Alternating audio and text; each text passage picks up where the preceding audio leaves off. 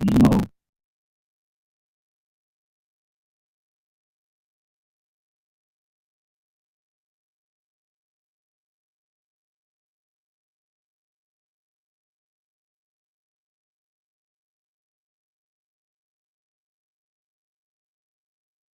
Why would it not be?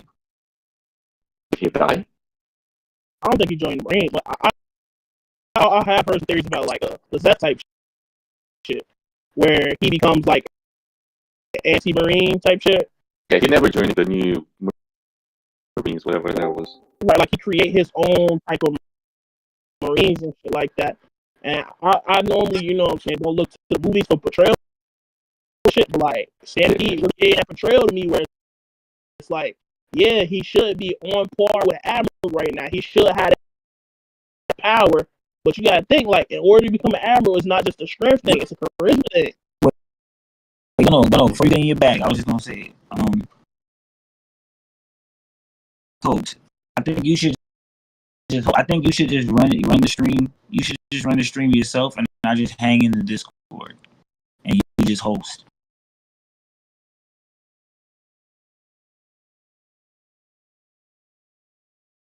You just host through Restream and not just hang in the Discord.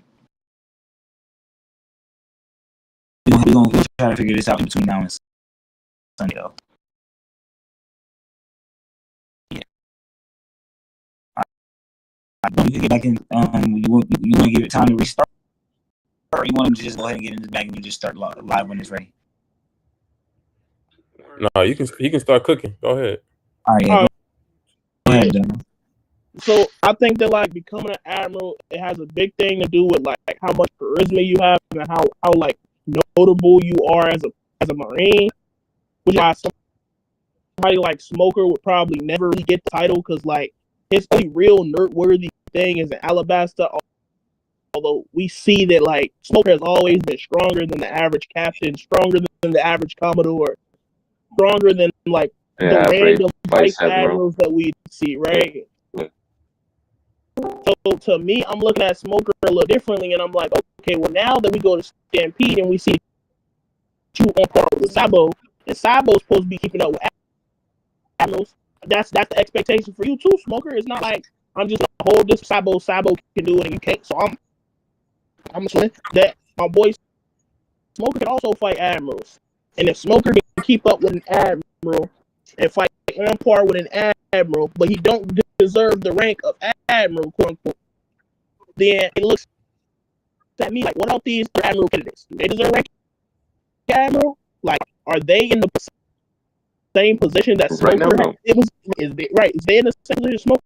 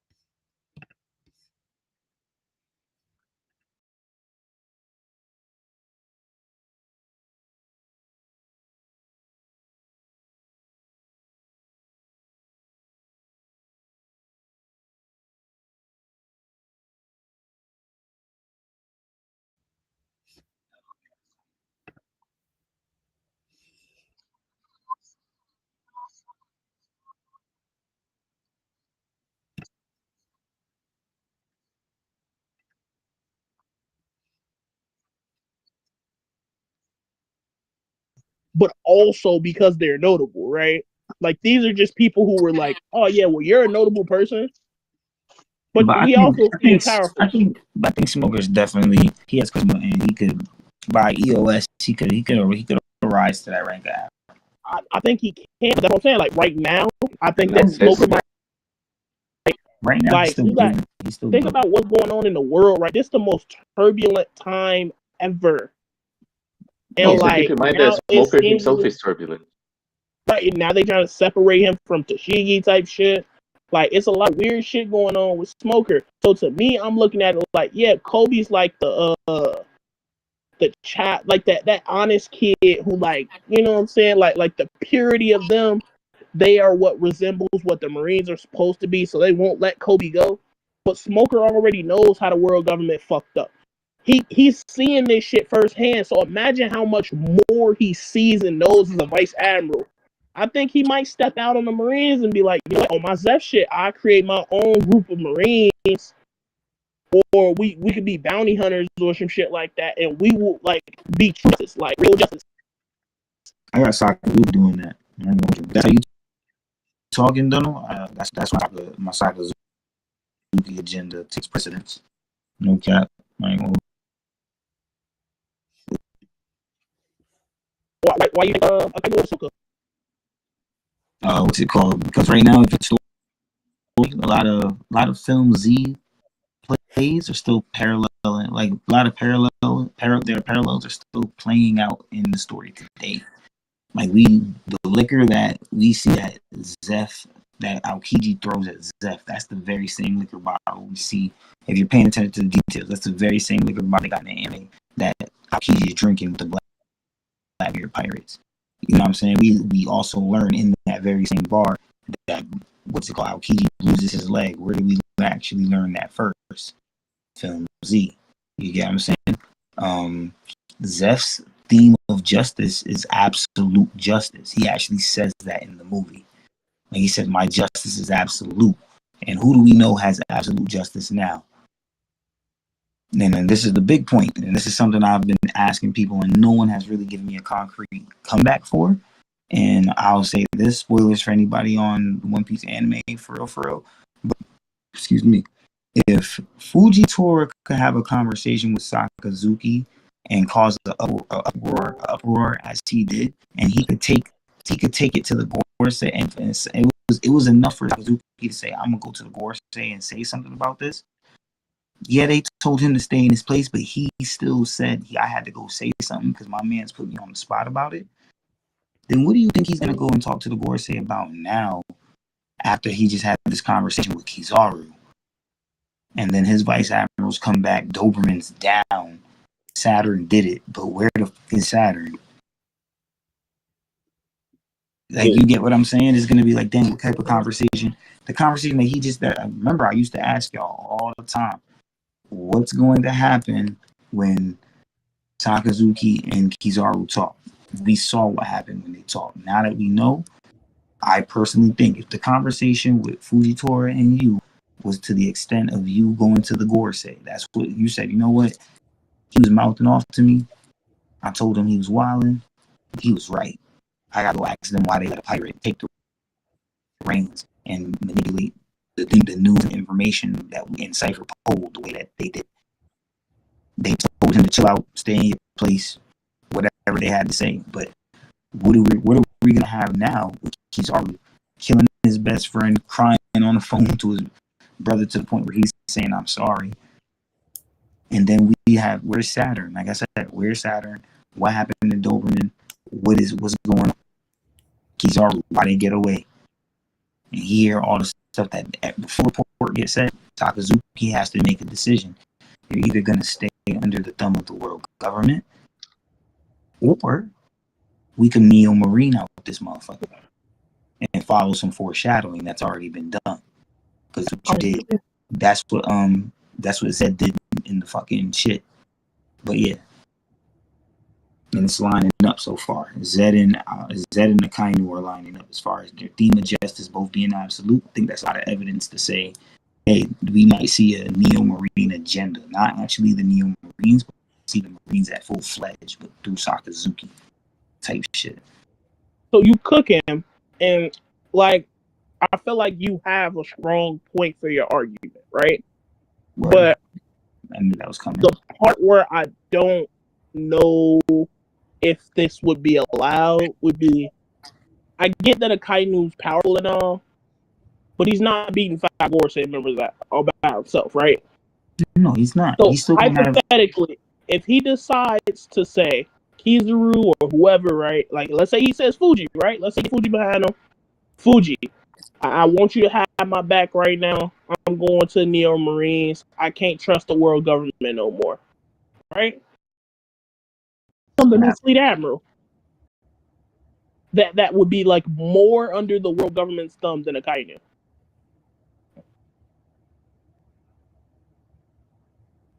I don't know, because I don't think there's gonna be. If there is, it'll have to be Green Bull if that's what you're trying to get at. Because that's what it sounds like. I was thinking it would be Green Bull, but I was just wondering. Like as I said it, it was more of like a gotcha. But then I'm like, Green Bull fit the bill.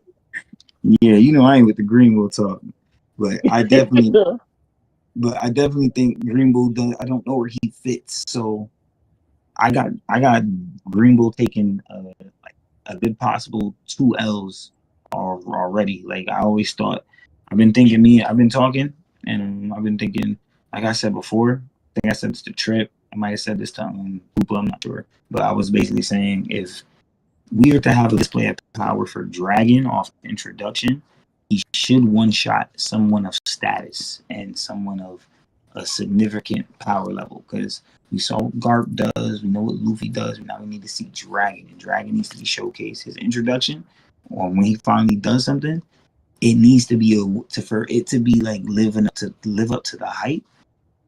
It needs to be a one-shot. He needs to one-shot like an admiral, and I can see that happening in Green Bull, where he's not out the story, but he's definitely down for the count like the fuck now.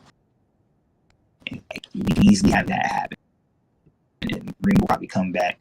Croco can knock him off for real. You know what I'm saying? Because I definitely have the Croco agenda on Green Bull right now. Okay. But definitely I would love to see Dragon. It could be a different relevant character, but it can't be no first commander or nothing like that. It gotta be somebody that's like, oh shoot, because we see Garp do the commanders. You get what I'm saying? Yeah. Luffy with help, how he deals with Yonko. You've been on the status of Yonko since Ivankov put you there. Input down. What is the world government? He put him above it. He put him on par with Whitebeard. Exactly. Under the influence of thinking Ace was the son of Dragon as well. Yep. The Navy and the world government want to take on Dragon and Whitebeard at the same time. To the way he was talking it up, practically suicide. So I don't want it to be known. Ever since I heard that, I said, okay, yeah, that top 1 conversation. I don't care what we ain't see yet. Fuck it. I want to see Dragon display his power. I want him to one-shot an admiral, maybe another Yonko. I don't think it's going to be that. But an admiral, we got admirals we could play. Zaru already lived for his cause. I know Blue ain't gonna like that, but if Dragon one-shot, he's lit. I'm not gonna lie to you, Blue, it's lit. I think we could have him knocking down Kuzan type shit too. Like on some, we already see the conflict between the Blackbeard pirates. Blackbeard might say him on some. You just beat Garp shit. You should be able to handle this. That's okay. No, let's talk about that. No. Hold on. That's actually interesting because Dunno, on that, can you drop that panel of the 12 people in the race for the One Piece? That's a very interesting thought process right there. Dragon versus Aokiji,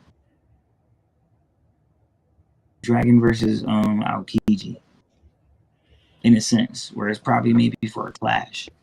You talking about the photo shoot? I got you. Yeah, Oda dropped that photo shoot for us. When Oda had him, he had him in the XXL. You know what I'm saying? You see him? Yeah, you see it. I see where you're going to. Now say Oda cooking. Look at the panel real quick. Yes. See, I ain't even trying to get loud. He got exactly. See, I know what you're talking about though. He got Kuzan paralleling Dragon. So there's an interesting dynamic there. You posted the wrong panel. Don't know. It's the one. No, you talking about this.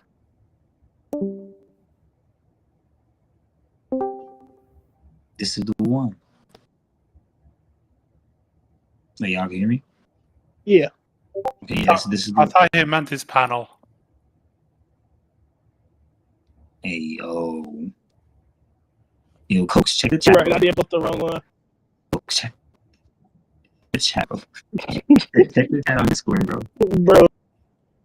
Hey, Send it out the panel, bro. It all depends on who finds. Yeah. That one. No, drop the one under. Just the one under. That's crazy. the person who lays claim to the One Piece. I'm speechless. I don't even know how to respond to that. I don't think I will. I didn't either.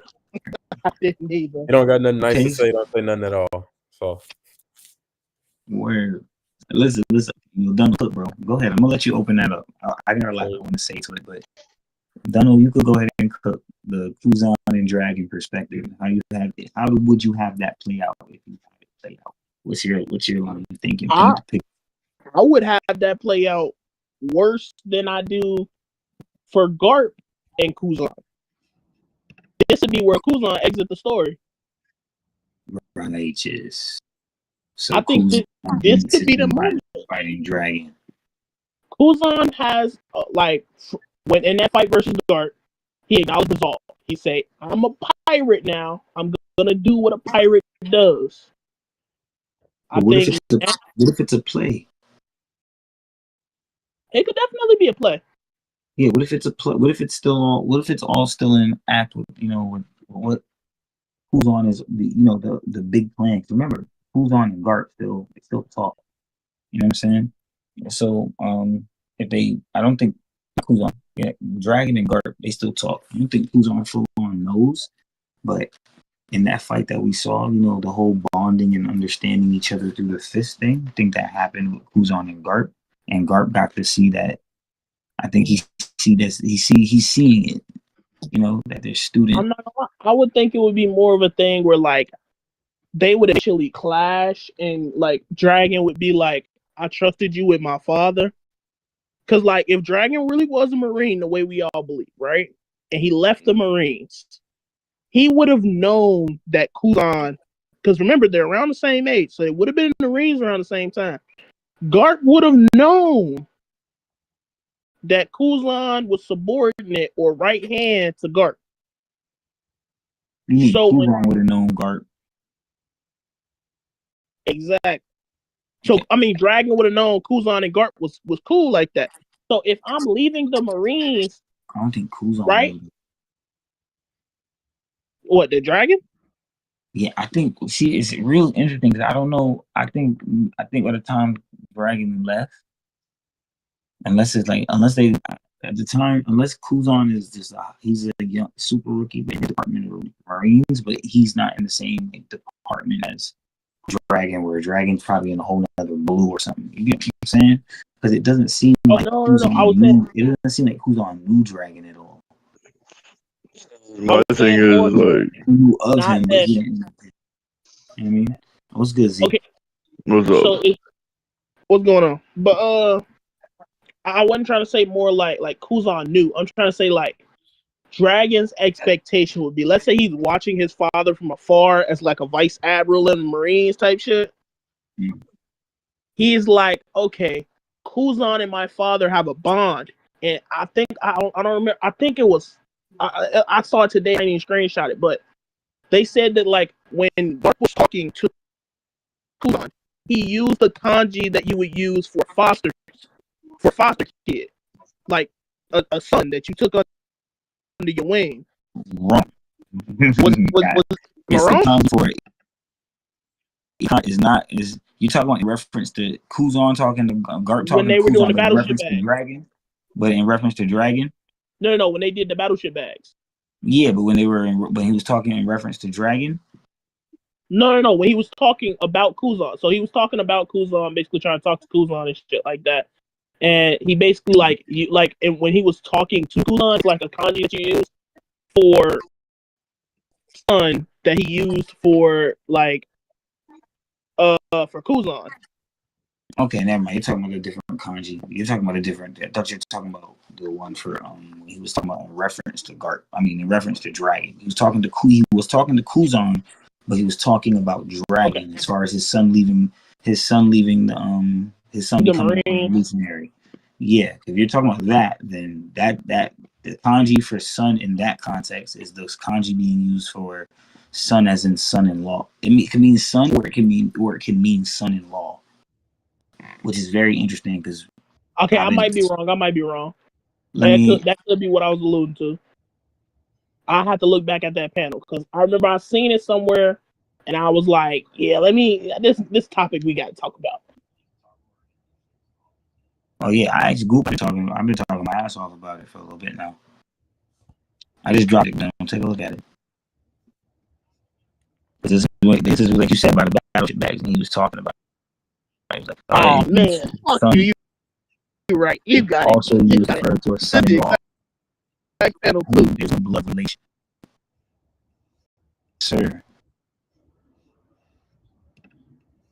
And he was talking about that. He was talking about dragon. So this could mean that dragon is not an official monkey.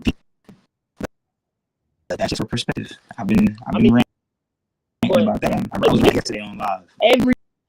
Everybody's an official monkey D once you get the inherited will. Sabo wasn't, and he inherited Ace's will. But I always say he inherited Ace's will. He inherited Ace's D. So once you inherit the will, you get the D. No difference. Whoa. So is he a Whoa. goal or is he a poor cat now? Sadibo. You got the honorary movie. Bro. Sadibo. I'm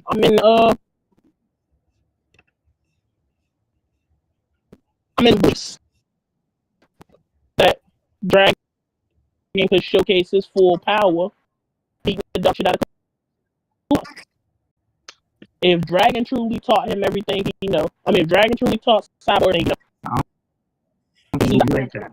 I don't think it's gonna play out if they fight. I don't think it's gonna play out like that. I think it's like when I say that, I mean like it's like a cop out. Like Oda would have Dragon and Kuzan make alliances or hatch some plan they had cooking up that we don't know about or some type of bullshit. Because you gotta think about it, right? You gotta think about it. Dragon already got this whole thing with Sakazuki. You know what I mean? Like a real vendetta thing.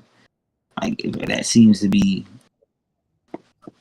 off of a lot of malice, right? So when I think about people like when I think about Kuzan and what he's doing, he's talking about I'm trying. I had to try and kill him. Blah blah.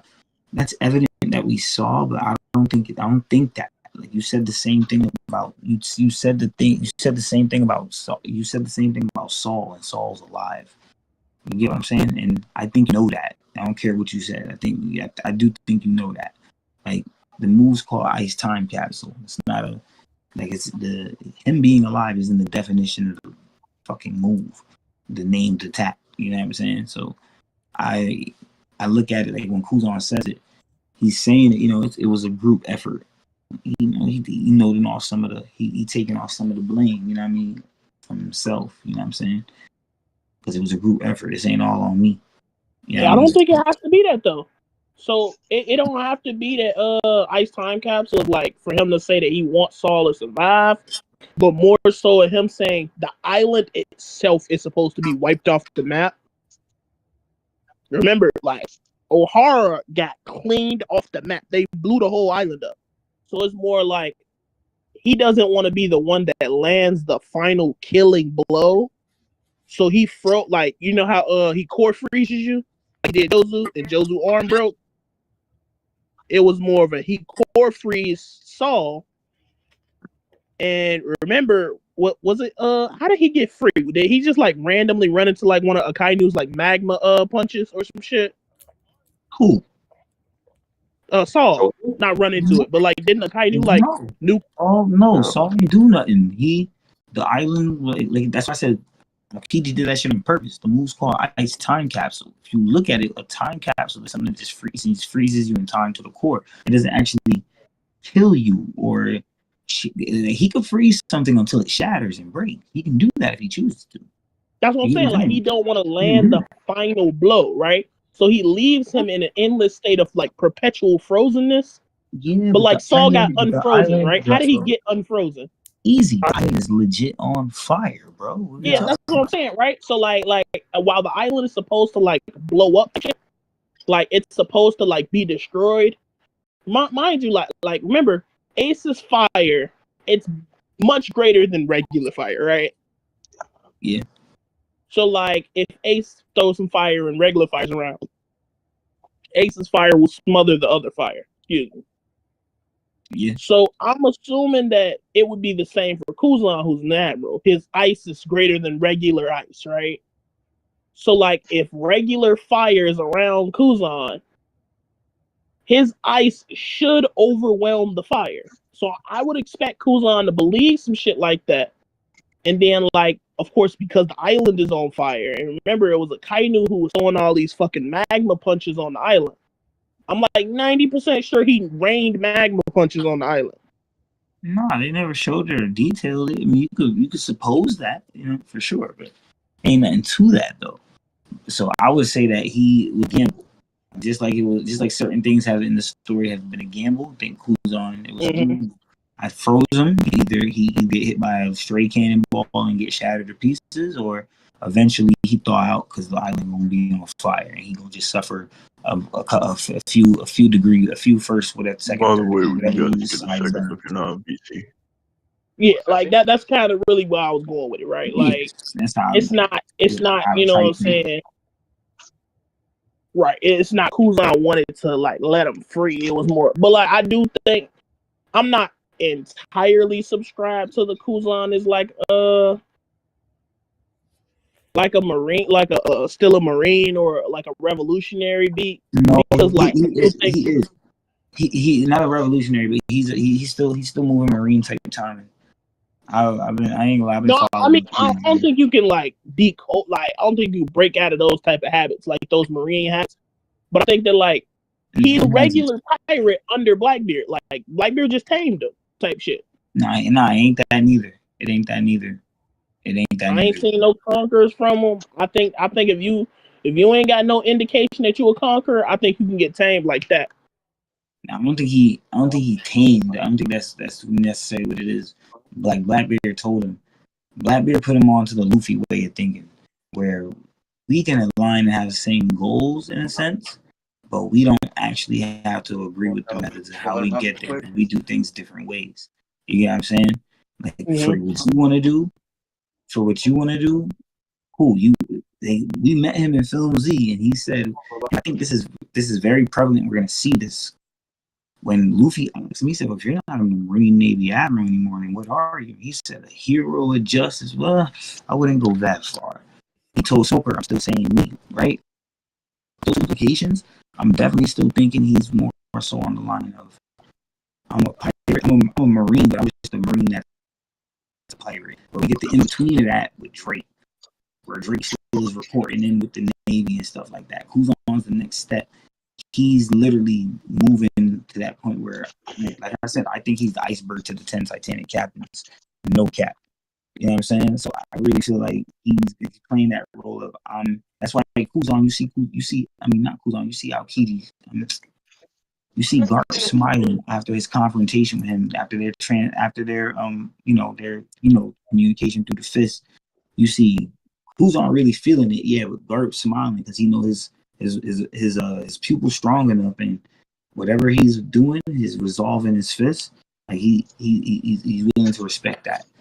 So he might not know whatever he's actually doing, but I think, like I said, I think Kuzan is on some sword shit. Even check this out, the chapter of the fight where he's called Kuzan, the 10 Titanic captain. In the anime, it's I think it's Aokiji, the former Navy vice admiral. The former Navy admiral. I'm like, so why are we still branching the Navy brand on him and not just calling, like, the episode is not, they literally just took it and flipped it. We're still pointing in the Navy direction. In the episode before that, you literally see Kuzan walk up to Kobe and pat him on the head, where it's like, yo, we don't get that in the manga, bro. Yeah, we don't. And he lets us know there's admirals that know of sword because he's a former admiral. and he knows of sword. You get what I'm saying to you? So now for anyone's, I don't know if the admirals know about sword. I don't know. He's an admiral and he knows of sword. So I don't know if that may be something he's directly tied into, or he's just on that thing. But to me, he left it. He gave up his marine. He gave up his marine code, but he probably still, you know what I mean? I don't know. And to your point, I mean, when Kobe told him like, I'm not a bargaining chip. I'm a member of sword.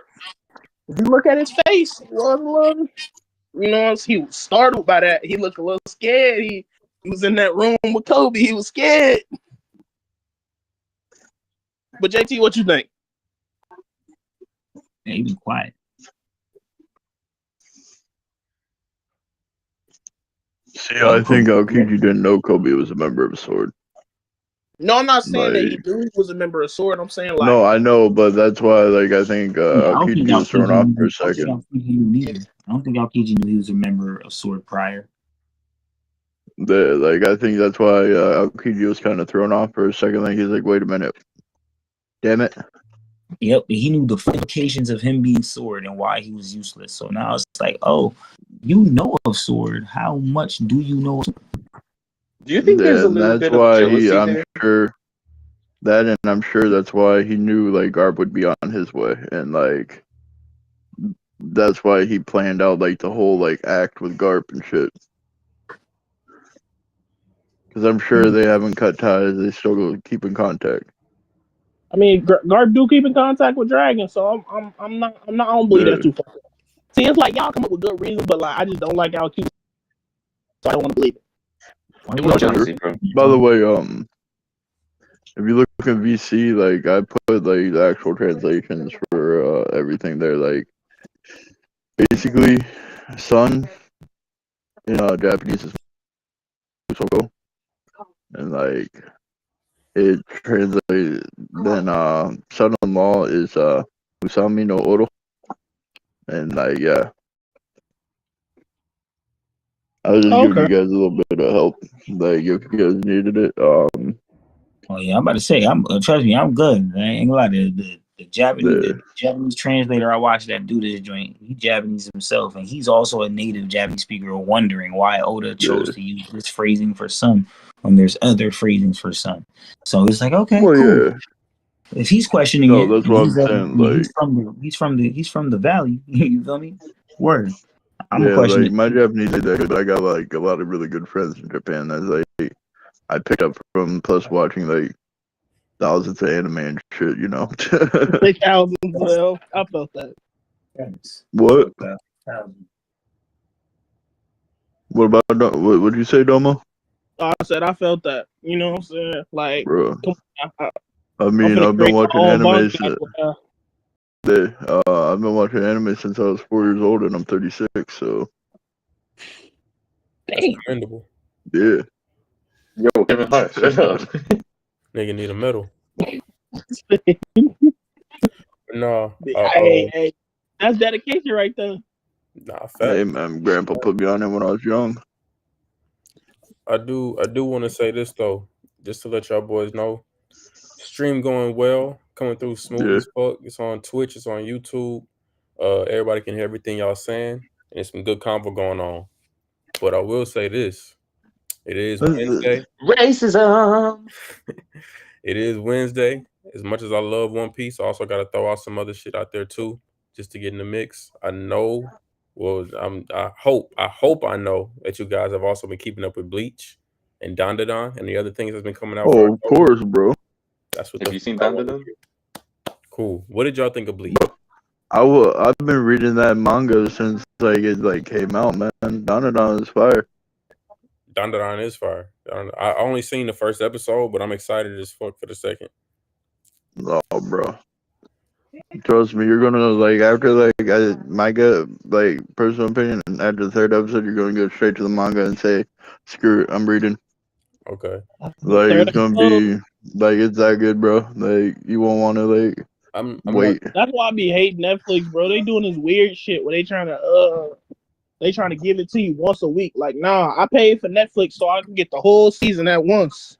Yeah, but Netflix don't think business. They think it's money. So Crunchyroll and all these other sites Yeah. that's also streaming, just like we are going to do this shit week for week for week and stretch it and make money.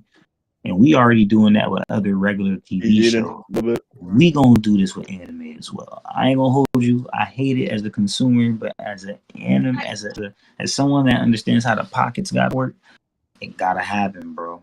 I don't think you understand, Mark. Like I went through this when I was like 12, trying to watch Ben 10 and shit. Every episode, every Saturday morning. Like, bro, be mad at I Demon thought Slayer. we was Bro. done with this.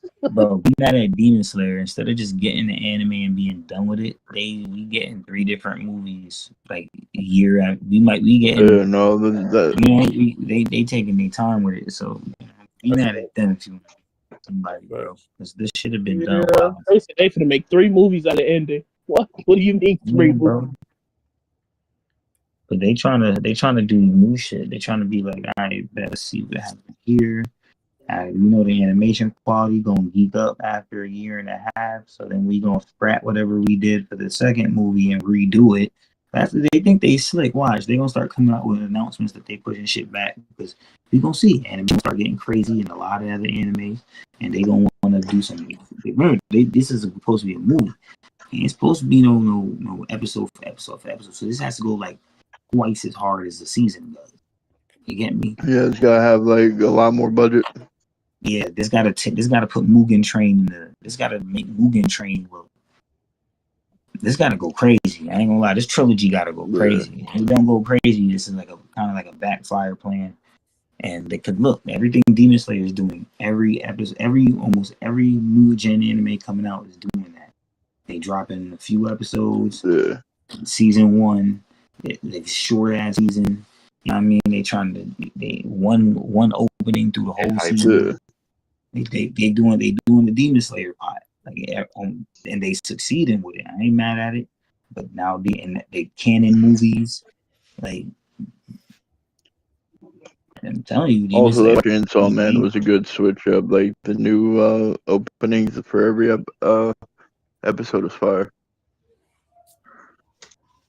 what? Chainsaw Man popped up with that shit. But so by the way, what was your thoughts on Bleach? The first episode of Core 3?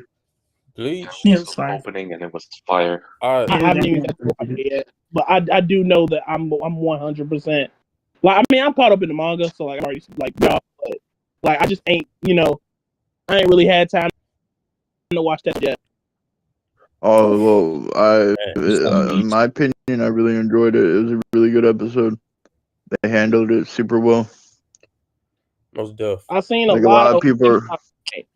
Like What? they did Ichibe's death pretty well though. I'm gonna be real with you. So, There's no way you could look at that and look at the malevolent shrine and be like, okay, so he was clearly influenced by this. Clearly. bro, no, 100%. Like Sukuna, like literally, that whole technique copied my boy's flow. Ichibe's, bro. Hey. You sabe Ichibe. No, man. I thought Bleach episode 1, season 3 was so good as a season opener. I feel like it low key could have been the season finale for last season, and that would have ended perfectly. Well, yeah, that's why like they ended it like how they did. Like they cut it off, made it like way more like suspense filled. Yeah. Like for season, like the end of Core 2. Yeah. And then like once it started back up, we got like the continuation. Like I couldn't have like been happier with like how they handled it. And a lot of people were kind of upset that it like was kind of a like rehashing for like the first 6 minutes, but it's been a year, bro.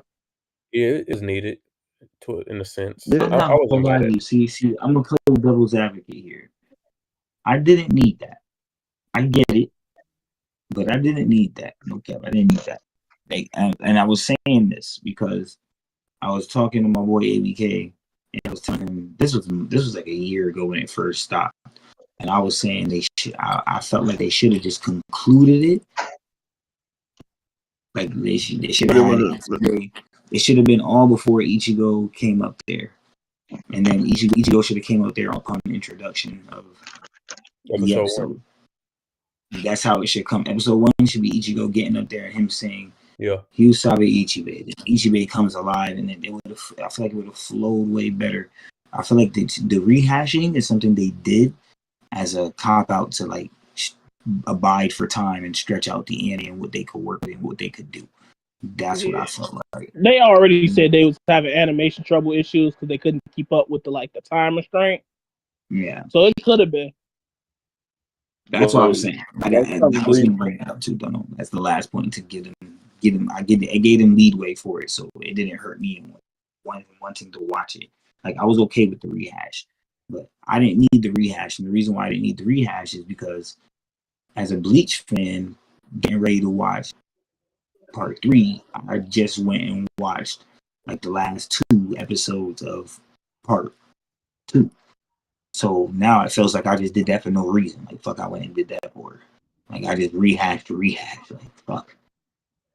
So maybe I blame maybe I blame that on me more.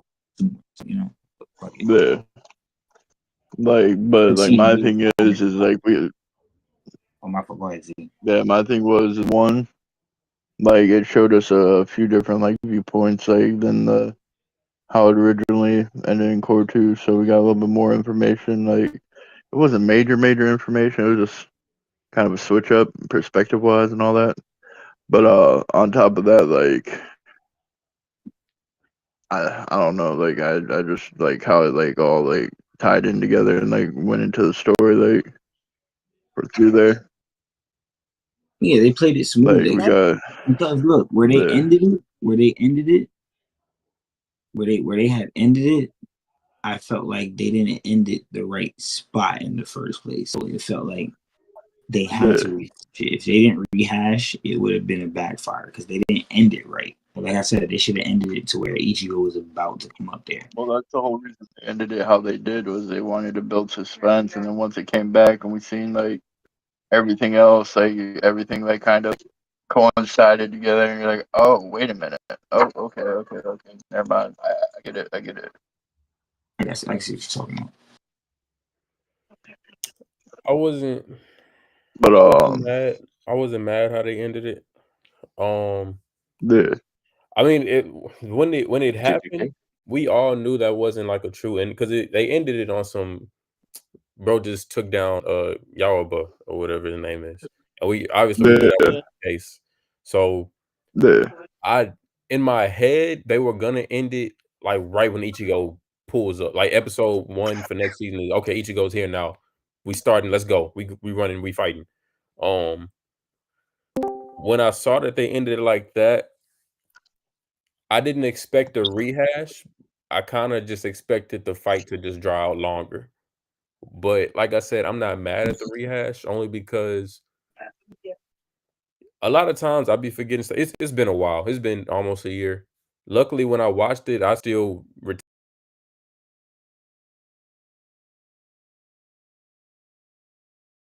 wasn't just crazy long, but it was long-ish for a rehash. Like you gotta rehash that, Coach. You froze up.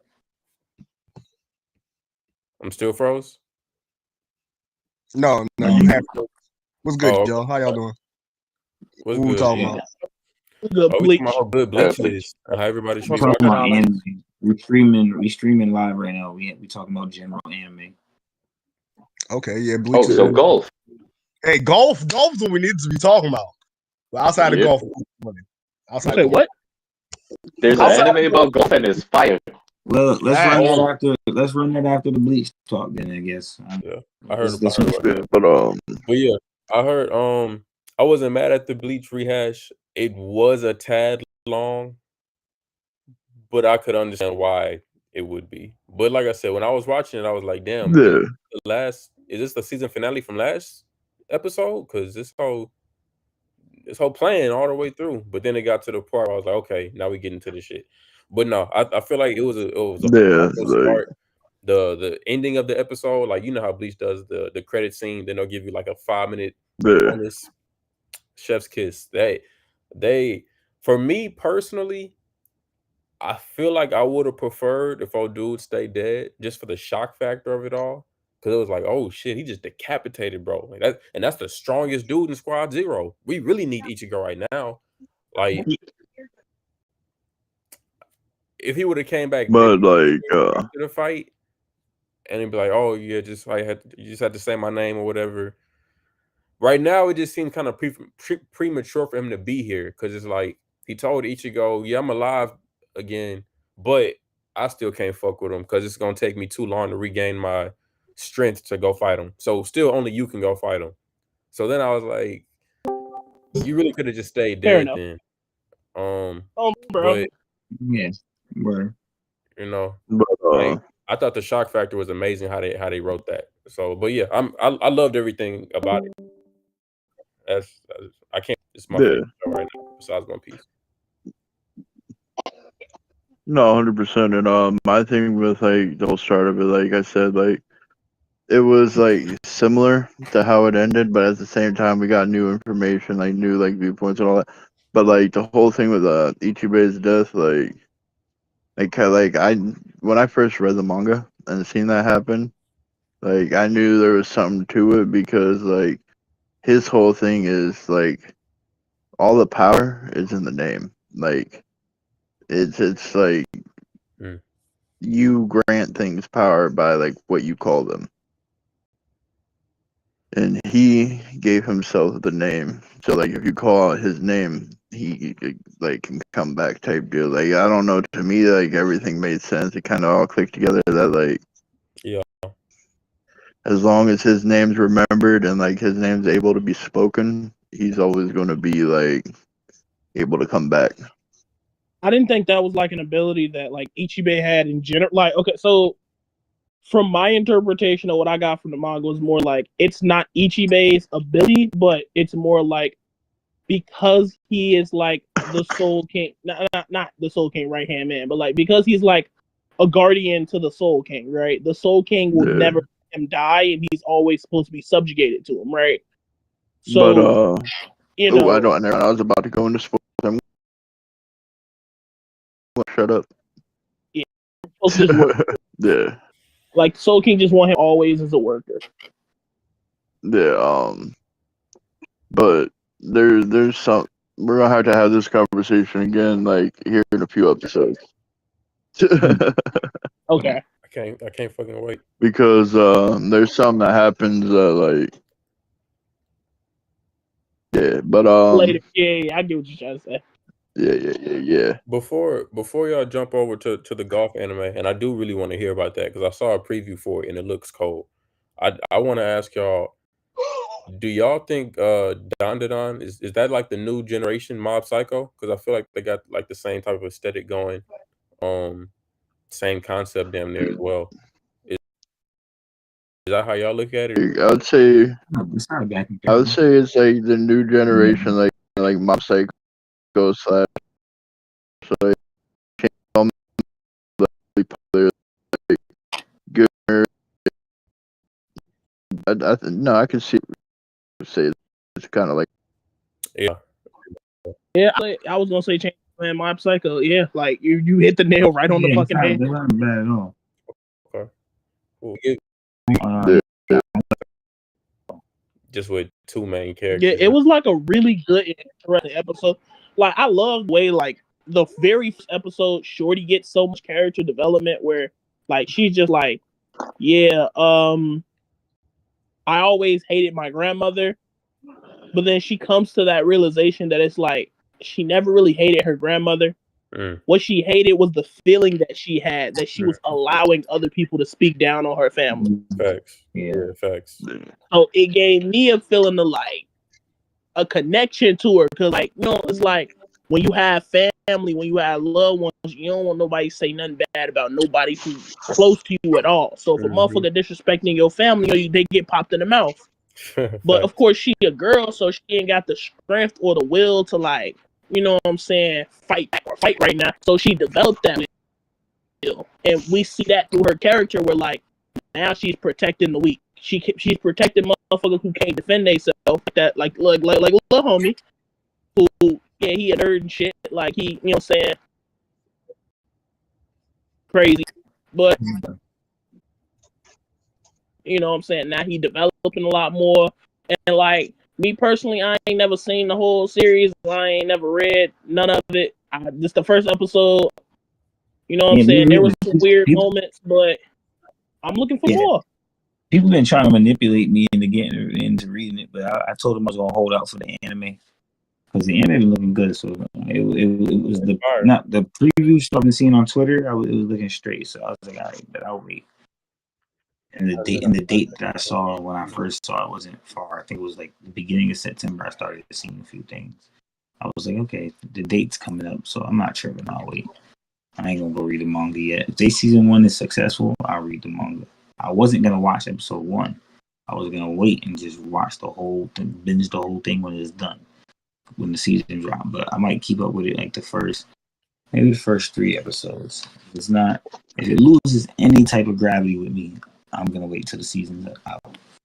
So it's on a short leash because of all the hype it got. That's the same for sure. Like I said, like the same thing I did for if you're not, yeah.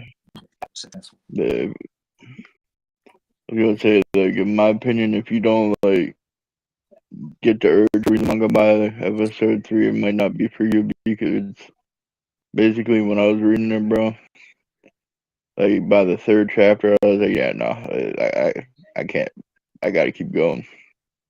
I gotta figure out like what goes on. Episode 1 chapter. Episode 1, like, is more so like. I don't really know exactly how many chapters they like fully like. I'm pretty sure it was like.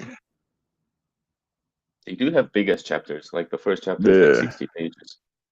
Okay. Yeah. I'll just. I think it was like a good like. Yeah, I would say it was probably all chapter 1, and we might have got a little bit of like sprinkles from chapter 2 a little bit. Oh, that's fine. But yeah.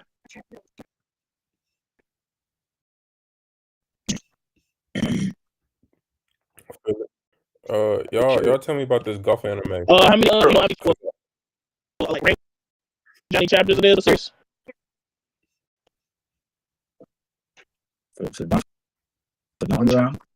Yeah, for Don John. Yeah, well, actually, I just mentioned it though. Maybe look up and see though. Probably on the manga. It's probably 169. It's got 169 chapters. So what? 6? But that's a good read though. Yeah, you about to say that's enough to get into. Like you said, like right. If it's 60 chapters and it's one some, that should be a really, really good read for me. But my whole thing is like Marco said, if it don't that first 3 episodes, I would probably give it about 5. But yeah, that first 5. Yeah, that's what I said. If it loses any gravity, gotta go. Yeah. Half a season. What do y'all get of the first episode scale of 1 to 10? I would say it was just all like me, like my scaling is like super critical from what people say, but like I don't have no such thing as like a 9 or a 10 and there's I don't think I even have an 8 right now, but I would say it was like a solid like 6.97. Like it was okay better than like a lot, like personally. I was gonna say it's about 7.5, 8. I give it the exact rating it had got. I give it like an 8. Well, it got an 8.8. I give it like an 8.5. 8. What is 8, 8.5. All right, that's cool. I gave it about an 8, so I'm not mad at that. It was a cool opening episode because I feel like I said it before on stream on Twitch where I was like, we really got through a lot for an introductory episode. Like we introduced some characters, we developed some characters. We jumped from that to talking about the aliens and talking about the ghosts, and bringing it all together. So they kind of had they made up a lot of ground in one episode. So I felt like the pacing was really good for everything they introduced. Oh no, they did a really good job. Yeah, facts. I'm excited. Y'all, what day does it come out? Do y'all know what day it drops? I don't know. Like I was sitting there trying to figure out like when they were doing this core's episodes of Bleach and found out like they're doing them every Saturday. Yeah, it must be one Oh of the no, days I of the just week. checked on Netflix to say every Thursday. Oh, so tomorrow. Yeah, it's a next episode Thursday. Turn that shit up there. Bet. I like it. Yeah, so, we lit tomorrow. Facts. I'm shit. It should be like tomorrow morning, probably like round 2. Netflix dropped round 2. I bet. Yeah, I'm gonna be streaming it on Twitch then. Say less. That's what I like to hear. Yeah. So boom. Tell me about this golf anime. Like I said, I watched a trailer on Twitter, and it just seemed like he was like on some real meticulous shit. I didn't get to see a lot, but I liked what I saw. What's y'all perspective? I love action anime. I'm more of a. I need fighting for this to be really interesting to me. I really can't like slice of life. I can't get into it. I can't get into mecha anime unless it's fucking Power Rangers or Voltron. What about Death Note? Yeah, do you like Attack on Titan? I can get Attack on Titan, but I had ended up dropping Attack on Titan like after the second season. I was gonna say like literally flesh mechs. Yeah, but what about Death Note? I like Death Note too. Death Note for sure. Oh yeah. Okay. All right. You don't like Code Geass? That was my next. No, I don't. Oh. I tried. I couldn't get into it. How many episodes you seen? 5. Like it's real. Like I'm really somebody who try to give everything a good flush, but like at a certain point, I'll be like, okay. So you flush I'm twice. not paying attention to this. I'm paying attention to my phone. I ain't gonna lie, bro. I feel like if you like Death Note, you'd like Code Geass if you watch more of it, because it's like mental chess. They go at it. Everybody was saying that like, the whole chess reference with that thing. So that's why I was trying to watch it. But I don't know. Like I just couldn't get it. But the anime we're talking about is called Rising Impact.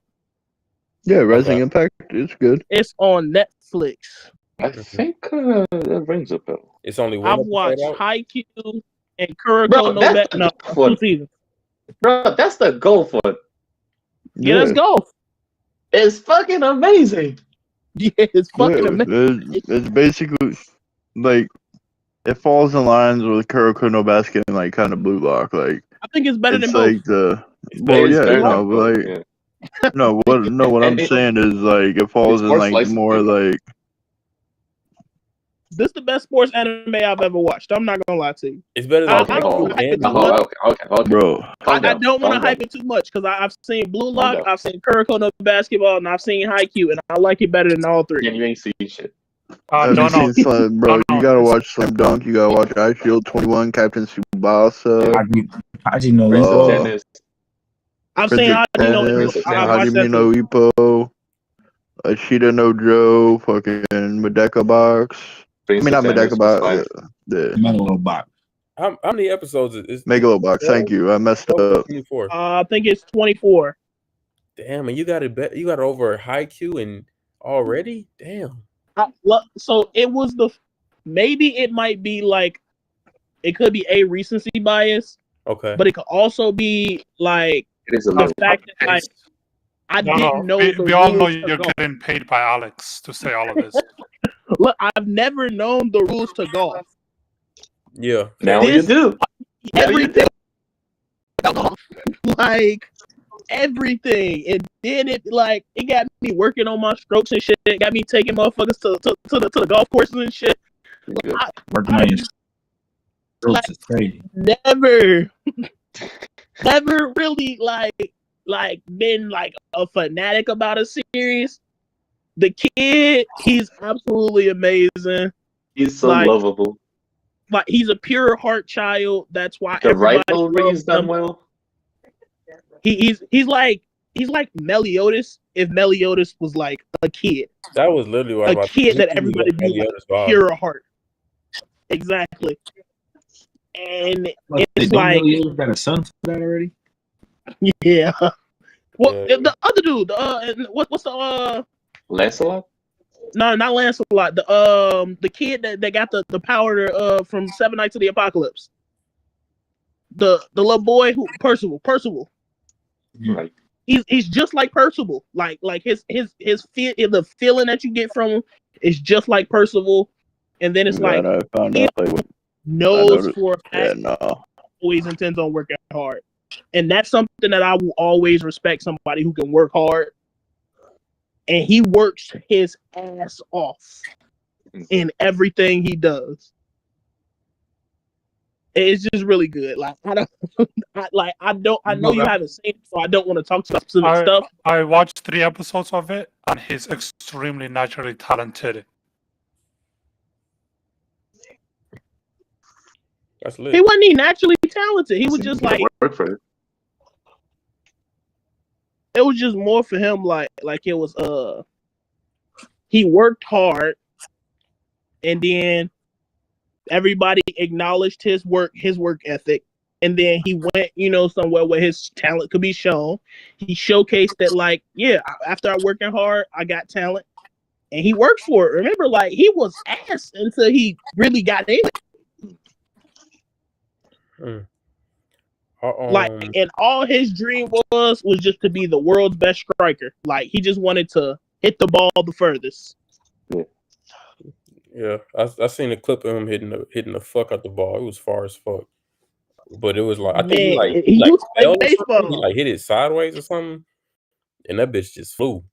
And I was like, "Damn, is he okay?" And then it was like, I don't think he made it, but it was like close. And he be so creative with the shots. Like every fucking shot is like I care about every stroke, and he does. Like, and he takes care and effort into every stroke. He's really good with this shit. I really enjoyed this anime. At first, first episode, I'm like, oh yeah, I'm just like watching it so I can go to sleep. Like if it's like a little TV show, a movie you throw on before you go to sleep. Sound about right. I end up staying the whole night watching the whole season. Then season 2 came out. I was like, yeah, I couldn't wait for it. Yeah. Another fire sports anime people kind of sleep on is that ping pong anime. Can't remember the name of it off the top, but that thing was amazing. On Netflix? I don't know if it's on Netflix. I know the first time I watched it was on Night Anime. I don't know if it's a sports anime, but do you guys remember Air Gear? Of course.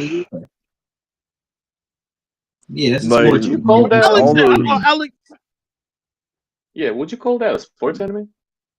Yeah, it was yeah. Okay. Yeah. Like I liked everybody everybody was dripped out like crazy in Air Gear, bro. Yeah, the Air Gear was tough until they just didn't continue it. Really, they should have continued it. Yeah.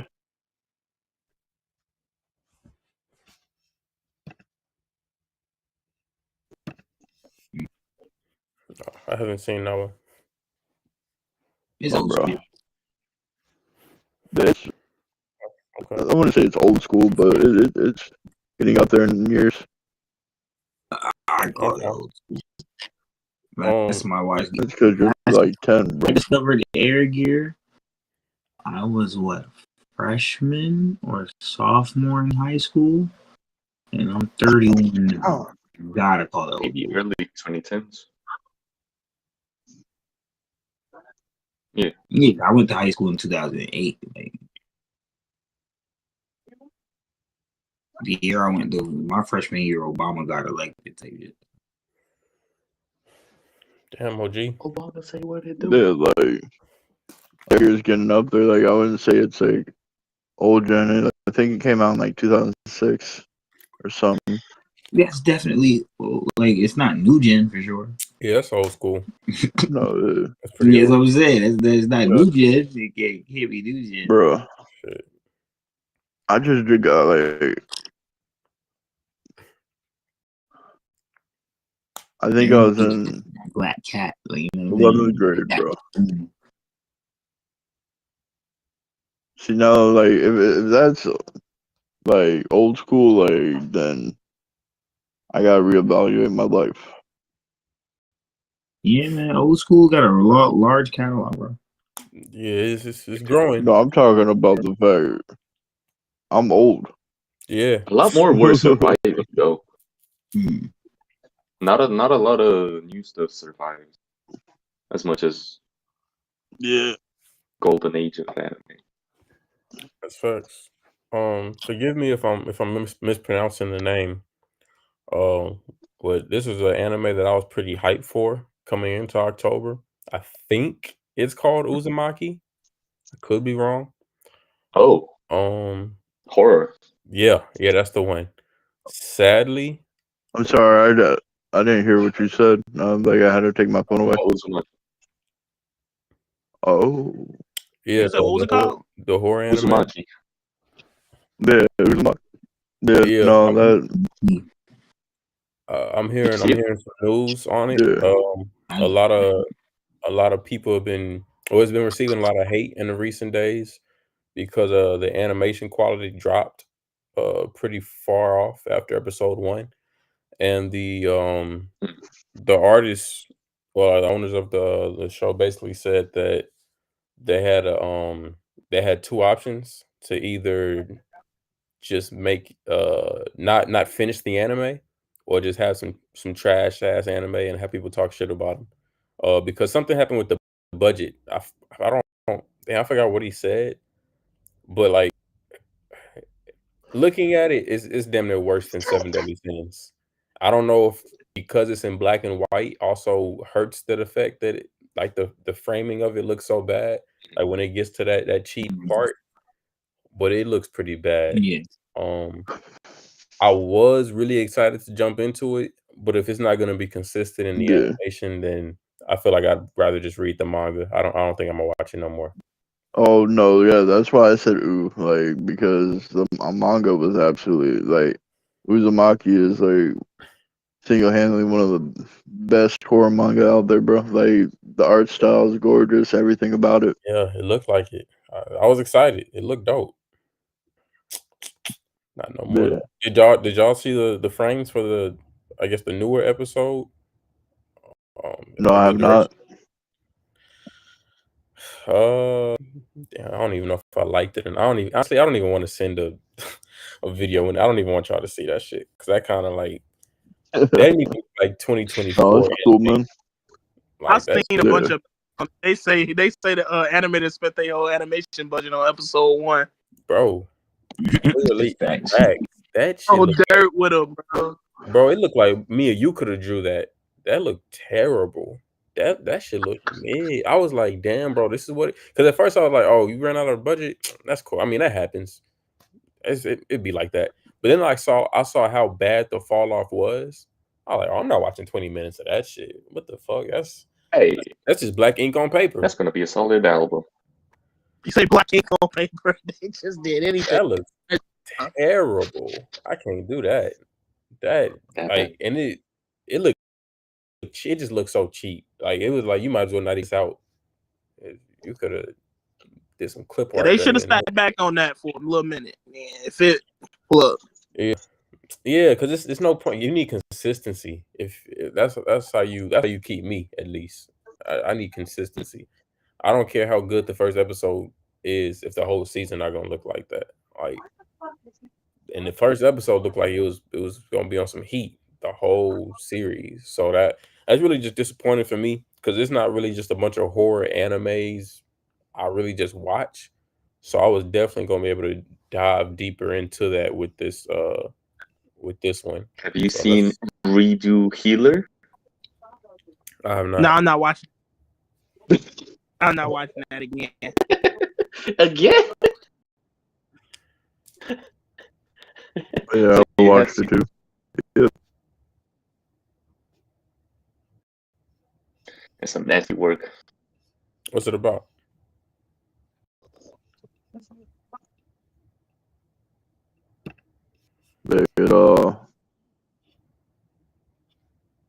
It's definitely Oh, I'm gonna let you go. I was gonna say me coming from like an MMO like gaming environment, like it put a lot of stuff into perspective, like how like people treat like the healers and shit of the group. So, but yeah, no, it was some wild shit. Do y'all watch ReZero? I seen that came back. Yeah, I enjoyed it. Okay, I'm not caught up, but I know season 1 is one of the most like shock factor, just grab you seasons I've seen out of any anime. Like the first episode, grabbed the fuck out of me. It was like, damn, it's a crazy amount of character development the MC has to go through just to be in the show. Like I couldn't even imagine seeing your loved ones just pass every single day and having to relive that shit while you're also dying. So it's like, man, he be going through it. ReZero is definitely like that's one of those like perspective shift animes also where like it changes like your outlook on things. You're like, damn, like how would I handle that and shit? Like, yeah, it definitely makes you think. Not sure, but I really enjoy anime that kind of make you think more and like are more thought provoking. Same. That's why I fuck with Steins Gate. Steins Gate. Bro, Steins Gate single-handedly like the best. Like, I don't care what anybody says. If you want to like see like one of the best like time travel like storylines, Steins Gate every day of the week. I don't give a fuck what anybody says. Nah, it's dope. I still haven't seen season 2. Is season 2 better than season 1? For me, like it's hard to get over season 1, but like season 2 is like I think like equal to it. Like, but I have heard a lot of people say that it's better. Okay. But like I hold season 1 at like really high regards. Same. Yeah, season 1 is hard as fuck. Yeah, Steins Gate, Death Note, Code Geass, those make me think a lot. Those damn near favorite type of animes. You gotta like really put your head to some shit, understand what's going on. Attack on Titan, it's a lot of so much shit going on with that.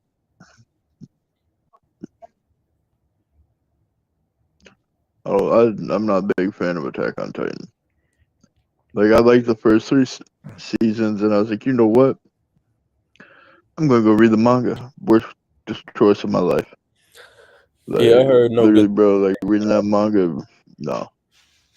Like the ending literally ruined everything for me. Like I just like completely stopped watching the anime, stopped reading the manga. Like I was like, nope, I'm done. Which show are you talking I about, don't give Z? a fuck what happens. Attack on Titan. Oh shit. I'm sad to hear that for you. Like no, it straight got like it was like that one time you go in the kitchen and like you reach in the fridge to get some milk and like take a drink and it's sour as fuck and you just like, yeah, nah, I'm good. Never mind. I'm good. Damn. Crazy. That's in my. I ain't gonna lie. That's in my AOT. My top 5 all time list. I ain't gonna hold you. He said that ending really did something to him. Yeah, no, that was horrible. One thing I did want to talk about today, I already typed it in chat though, but it's the bullshit that motherfuckers keep trying to tell me that the Ace novel is not canon. I'm sorry, the Ace manga. The Ace manga is not canon. It's canon.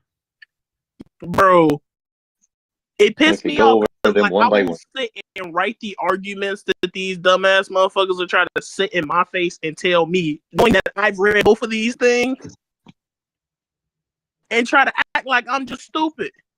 If you don't believe that it's canon due to one fucking contradiction, fine, just like get out my face. But right? it's referencing official work though, bro. No, wait. The only contradiction in the story is that Deuce finds Ace devil fruit randomly in the sea, and he shares the food, and he shares the devil fruit with them, rather than Deuce and Ace find Ace's devil fruit on a ship, and they eat the devil fruit together. That's the only contradiction in the series. These dumbass niggas think Deuce found out that Rogers was Ace's son in the manga, which never happened. They say Ace chose the name for Deuce in the novel, and he chose the name for Deuce in the manga. No, dumbass, you just ain't got no reading comprehension, because in the fucking manga, he literally says, Ace, I'll be your number 2, you'll be number 1. And then Ace says, well, I'll call you Mass Deuce. That's a great pen name, right? And then that's when Deuce says, don't make up pen names for me. Is that not Ace giving him his fucking name? Yeah. Or trying to. Then they talk about Vice Admiral Draw. Like it's not multiple fucking time skips throughout the fucking series. Y'all act like we going to every fucking island Ace went to. We skipped some islands. Congratulations. They talk about Asuka being like a relevant character. We skipped some fucking islands. Congratulations. Then they talk about the final fight with Whitebeard. Like Ace didn't tell fucking Thatch, hey Thatch, I want you to be the person who dictates which battle is which for me and Whitebeard. Deuce says that he thinks that he's been trying to keep good count of the fucking fights. And then after the 99th fight, he says that this may be the final fight between the two, indicating that it may not have actually been the 99th fight that he was recording. So Deuce is wrong. That's all we see. Deuce is wrong in the novel. Who you debating, bro? Bro, like I don't like. I'll just be in like a random like Discord. I'll text and be like, "Oh yeah, Ace is strong. Like he real powerful." Based on what? Ace novel, Ace manga. You know what I'm saying? He got these feats here. Nah. The novel and the manga contradict. Like where are they? Because I know they haven't read the series. Because like there's no way you should be just like this fucking like disconnected from the series. So where the fuck do they get these talking points from? Like, I mean, I run into people all the time who read the series and they will still tell me.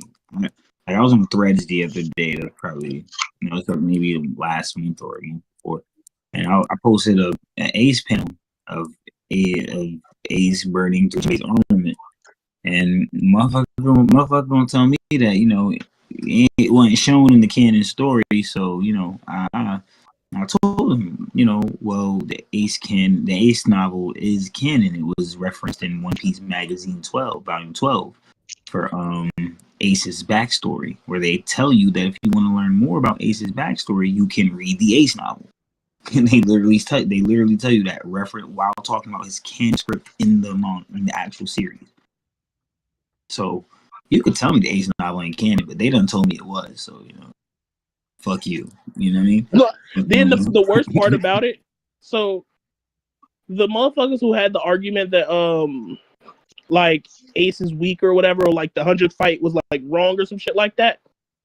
Oda himself approved the fucking 100th fight.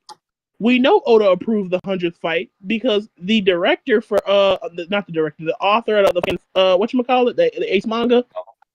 He literally had a conversation with Oda where Oda was like, "Oh yeah, I want to be the one that draws this specific panel." So Oda drew one of the panels for them. Oh, I think I put it in the server already. Where's Kinicity? I saw you update the server last night. Oh yeah, we got Sanji now. I'm done with Zoro fans. It's confirmed. Zoro is 100% equal to Sanji. That's lip cut. You haven't been around Blue lately. It came from Oda. It's over with. Sorry. That's what you're saying. That's what you're saying. You gotta be done with Sanji fans, because right now it's the Sanji fans that think you guys take it easy. We heard you. Oh, you gone, man? All right, you take it easy. It's Sanji fans that think Zoro that Sanji's far surpassed Zoro and stuff like that. Right? Bro, they be pissing me off. Like I don't get how the fuck you want to argue that Sanji beats Zoro. That's just stupid. We know Zoro wins. He's silent right now. Yeah. Well, the argument for Sanji being over Zoro is kind of very obvious unless you're blinding yourself for your bias or whatever. When it just limited yourself. Son called you Fuji. Just know if you Fuji, I got respect for you, though. No. For example, right? Let me ask JV this. JV, if a character has the AP of a Yonko, are they Yonko level? No. Depends on my bias. Why do you say no, Dono? What about you? You need other factors to become a Yonko. Thank you can have Yonko level strength, but not Yonko level speed. Yes, thank you. So the other stats mattered, right? Yeah, when Zoro blocked that attack from Big Mom and Kaido, even though it was an incredible feat, I didn't look at him as Yonko level for being able to take on and for Barto attack, or like even like deflect that attack. Yeah. Or even same with the king. Kaido, I didn't look at him as Yonko. Yeah. Same with the king from Dressrosa, which was stated to have a punch that can knock out Yonkos. It takes him it takes him over an hour just to charge up that attack. If he can't land that attack, he's done. He's dead. Right. So I wouldn't scale him to a Yonko level simply because he has a Yonko level attack. Like his other stats also matter, like speed, observation, like your other hakis, your experience, your everything matters, right? Yeah. So when it comes to Sanji and Zoro, I give Zoro armament, AP, strength, conquers, all the power essentially, right? But when it comes to Sanji, he has the speed, he has the observation, he has the hacks, he has the regeneration, he has the flight, he has the mobility, he has all of the other things that actually matter in a fight. So to me, it's like Flash versus, it's like comparing Flash to Hulk. Hulk is powerful, sure, but how is he going to land an attack on Flash? Just doesn't make any sense unless Flash allows it or the writing allows it, which were bad writing, in my opinion. Sanji just outskills him in all the important stats, essentially. So although Zoro has more strength, has more AP, has more damage, has more... The speed matters, observation matters, mobility matters, your hacks matters, your durability and your regeneration matters. And Sanji showed he has better at all of these stats than Zoro. And those are the important stats that matter for you. Okay. You just had to open the can open. Did you? I'm low-key waiting on Goo to finish eating so he can dispute everything you just said, because I feel like something brewing in him right now. I think I definitely joined at the wrong time. You feel me? Because that's not even a conversation I'm willing to entertain. And I just woke up. No, feel free to entertain it, bro. Absolutely not. Absolutely. He's standing on that. I do think Sanji's faster than Zoro. I don't think it's by much. I think it's marginal. Like pretty much anybody can. Like Sanji was performing the same feat that Zoro was performing the same feat that Sanji was, blitzing the shit out of King. Like King wasn't able to perceive him when he was blitzing the shit out of him with like Onigiri and shit.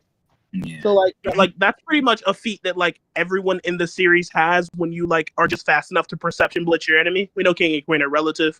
No, John. Okay, first of all, if you're saying if you're making the argument that King and Queen is like that when you you already try lost. to defend this type of a point. Don't know if you're saying that King and Queen are relative in speed, you already lost the argument because Queen in his base form was reacting to hybrid Marco. We know Marco's not trying against either of them, so you're using a suppressed Marco like for like a gotcha, but like it wouldn't mean anything because Marco isn't trying. You're saying Marco wasn't trying because his goal was to stall them, but you have to be trying to stall them.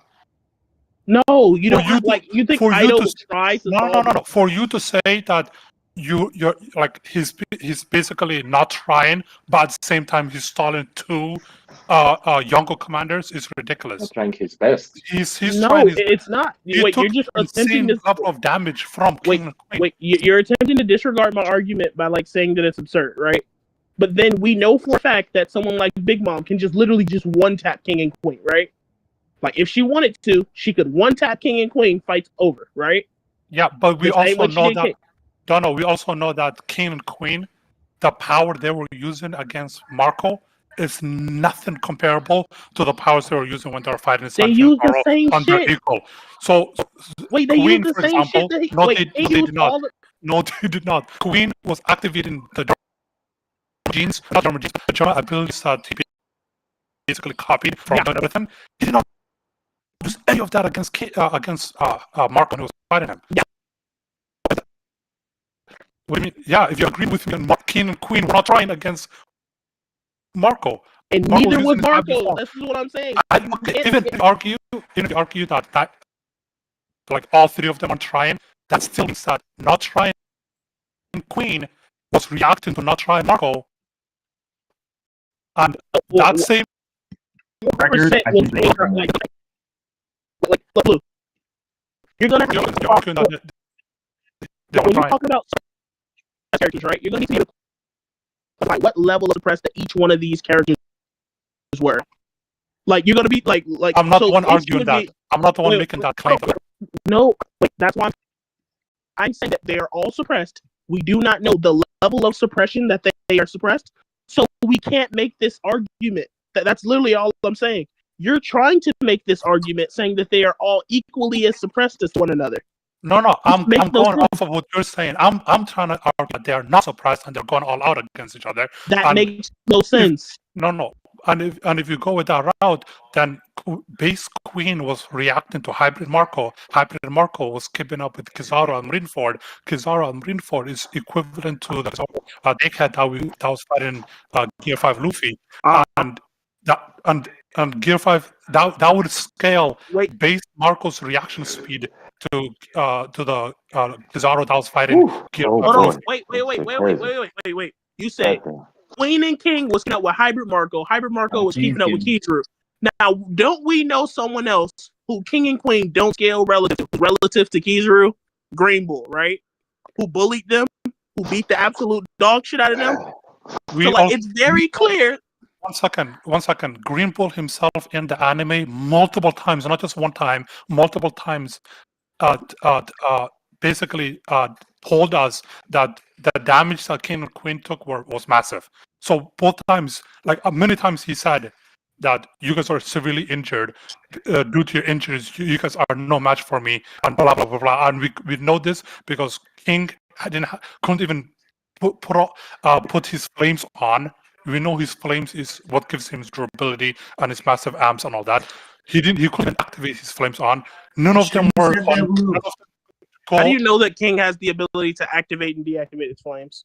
We've seen him activate and deactivate his flames when he was fighting Zoro. Zoro himself told us that when he turns off his flames, then he gets Zoro says when the flames are off. That's all he says. He says when the flames go off, then I'm able to hit him. That's all Zoro says. That's what I'm saying. Like I don't think King has control over the flames. So we know that King can turn off his flames on and off. I mean, no, me personally, I've been like a long time arbiter of the fact that like he can't control it. It just goes off and on randomly. Damn. I don't know if I co-sign that though. Yeah, right. Here's my thing though, right? If he knows for a fact that Zoro can't hurt him, look. If he knows Zoro can't hurt him, drop the whole battle. King's ability, and y'all both disagree on how the ability even works. Shit. It's not gonna go anywhere. It's a lot of things that you're gonna have to prove to try to get Sanji relative to Gear 5 Luffy, which makes no fucking sense. Like Zoro isn't Yonko level, and neither is Sanji. Neither is King and Queen. Also, like let's keep that in mind because King and Queen are relative to Base Kaido. Base Kaido is not Yonko. Hold on. My dog Zoro come from a whole different kind of cloth. Don't do that. When you say stuff like they're not Yonko level and stuff like that. You're trying to push the agenda that I'm talking about power and strength. I'm not talking about that. I'm talking about specifically every talking about category. speed. I'm talking In about every speed. category, they lose. Just speed. Every category, they lose. Not okay. Flat out like that. Let's argue speed then. That Okay. just one. We don't need to argue all the categories, just one, because that's what I want to argue. Okay. Okay. So you are making the argument that hybrid Marco against King and Queen was not going all out. Yeah. Can you quantify how much he was going all out or how much he was not going all out? No. Okay, so the argument can be he was going 99.9% or he was going 0.1%. You can literally make any argument at that point. Yeah. Which makes your argument ridiculous. No, it doesn't. Okay, so tell me why he was not going 99.9%. Oh, because that wouldn't be going all out. I mean, it was like 99.9%. That would be. So instead of saying Marco was at 100%, I'm going to argue that he was at 99.9999% repeating. That would also qualify with your statement of you saying he was not going all out.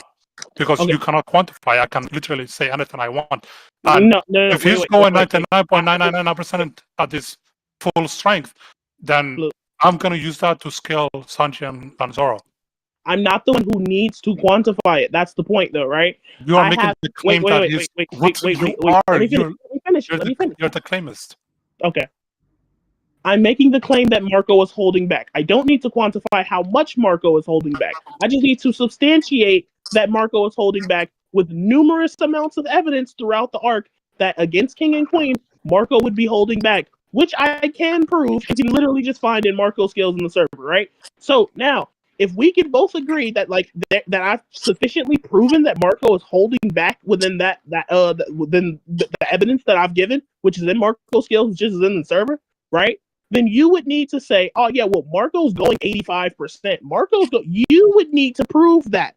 Because if I were to say that Marco's holding back, I'm not saying that Marco's holding back a specific amount unless Marco were to tell us that he's holding back a specific amount, right?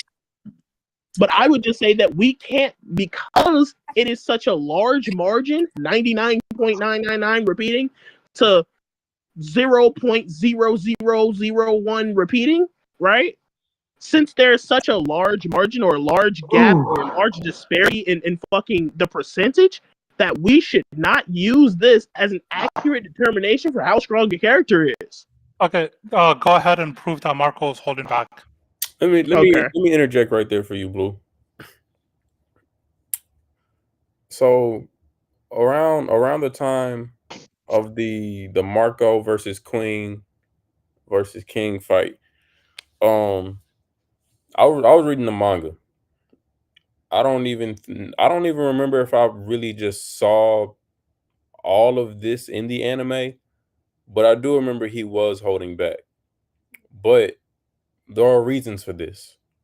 Now, the one thing I'll say is it's hard to qualify how much he held back, only because of the speech that he gave on the island where he was being a fucking pilgrim and farming and shit to the cat and dog when they asked him to come.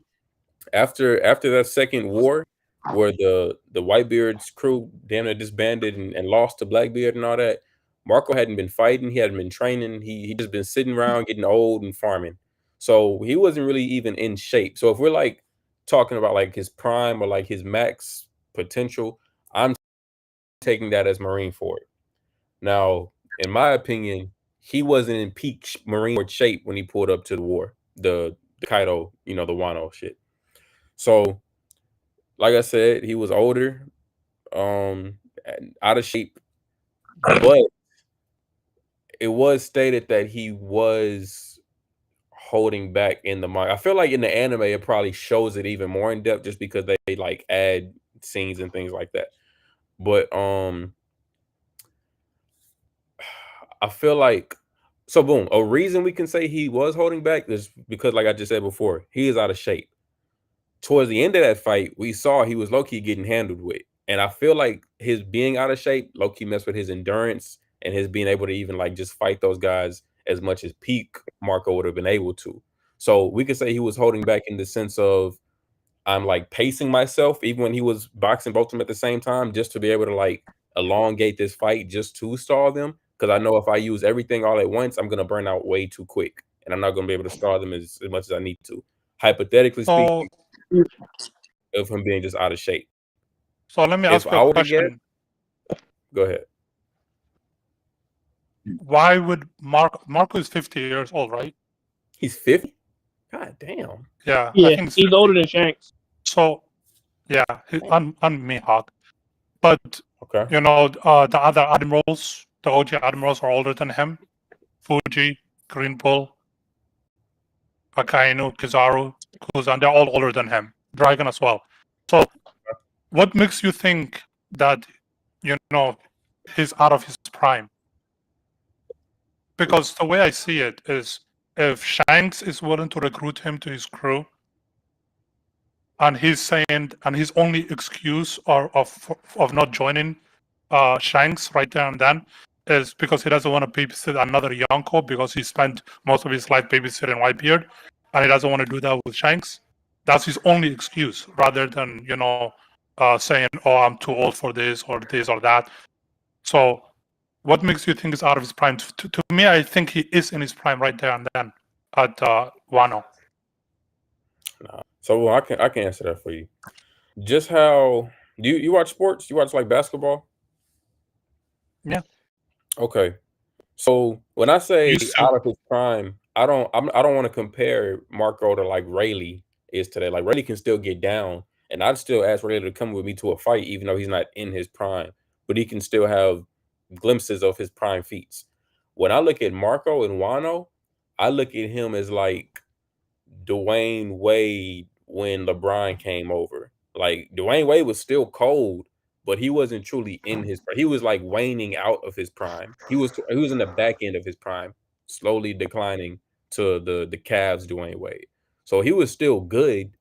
Just like I said, that King and Queen fight towards the end, he was gassed. He was getting, I'm not gonna say he was getting slapped around, but he got knocked into a debris and he was out. He was like, all right, yeah, I'm done. That's all the energy I got. In his prime, Marco, he would have been able to get back up and be like, all right, come on, round 2, let's get back to it. Now, could he have still fought? Possibly. But one, he did say, all right, my job is done. I was just here to stall guys, so the main act can now go on and they can handle you. Point 1. Yeah, but that's a good point.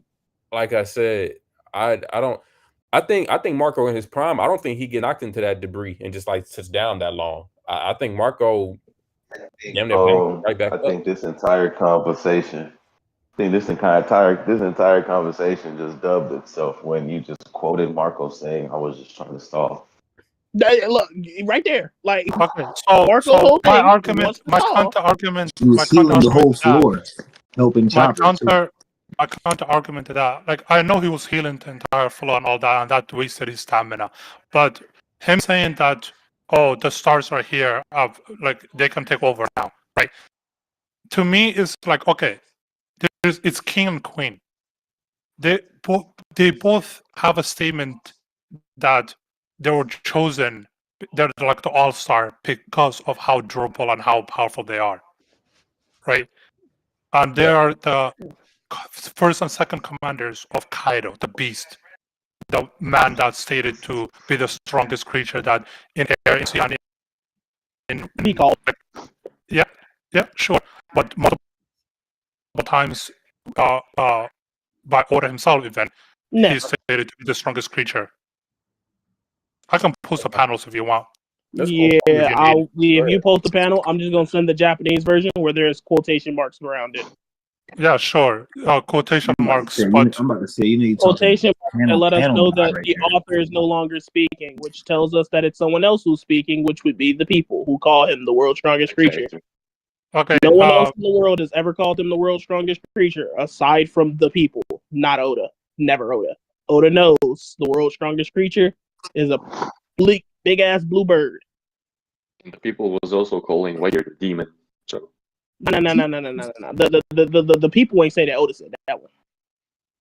Marco agenda. Go. no, I'm talking about when But, Marineford was starting, Dono, and like people were singing about Whitebeard being a demon and all that. Oh yeah. But also, like, the whole point to the Marco, like the whole fight was that Marco wasn't supposed to fight King and Queen. He knew that his place was not fighting King and Queen, which is why he literally tells Robin and the rest of them that they are the ones who are supposed to take on any of the named commanders, right? The Marco, like, at best wanted to deal with a fucking headliner. Like, he was not trying to take on any members of the Tobiropo, which is why he told Robin and Zoro, why are you guys here? You guys are the muscle, telling them that he is not the muscle. They are. He's not a fighter. So Another why would thing he Marco fight wouldn't have said one of the just top now. five? Why would he fight two of the top 5 strongest people on this island if he is saying that he's not a fighter? He's a Like, real how does nigga, that man. make sense? Then he literally keeps telling us, hey, yeah, I'm only holding these 2 off for 2 other people to shine. And then guess who those 2 people were? It was Zoro and fucking Sanji.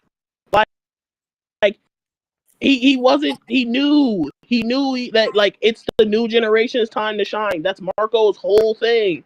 It's the new generation's time to shine. Let them shine. I think You know the 3 people. 3 You people think made. what, bro? Do you think what? What's going on? What you thinking? I was just gonna say if I could be wrong. This is just like my speculation off reading the manga. Like I said, I don't even remember if I watched the whole fight in anime. But if I had to guess, I think I was only going somewhere between 70 and 80%. That's still a lot for Marco. I don't even think he's going 70 to 80%. Like, if you think about it, look at how Big Mom treats Queen, right? We see Big Mom versus Queen, and then the outcome comes out to be, oh my god, a guy worth 1 billion berries, she beat him in 2 hits. That's how they look at that's how we're supposed to look at a commander versus a Yonko, right? Yeah, Big Mom literally no diff the fuck out of King, right? I mean, out of Queen, right? We know King and Queen are relative, right? So, like, we would say that Big Mom would also do the exact same shit to King, right?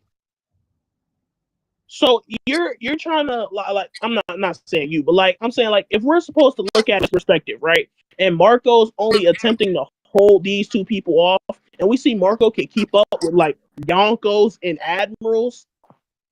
It's abundantly clear that he wasn't even, like, he's not even probably using maybe like 10% of his power. That's like Kaido versus the Rooftop Nova. Like, he's just playing around with them. He's just he's just testing out his food for real.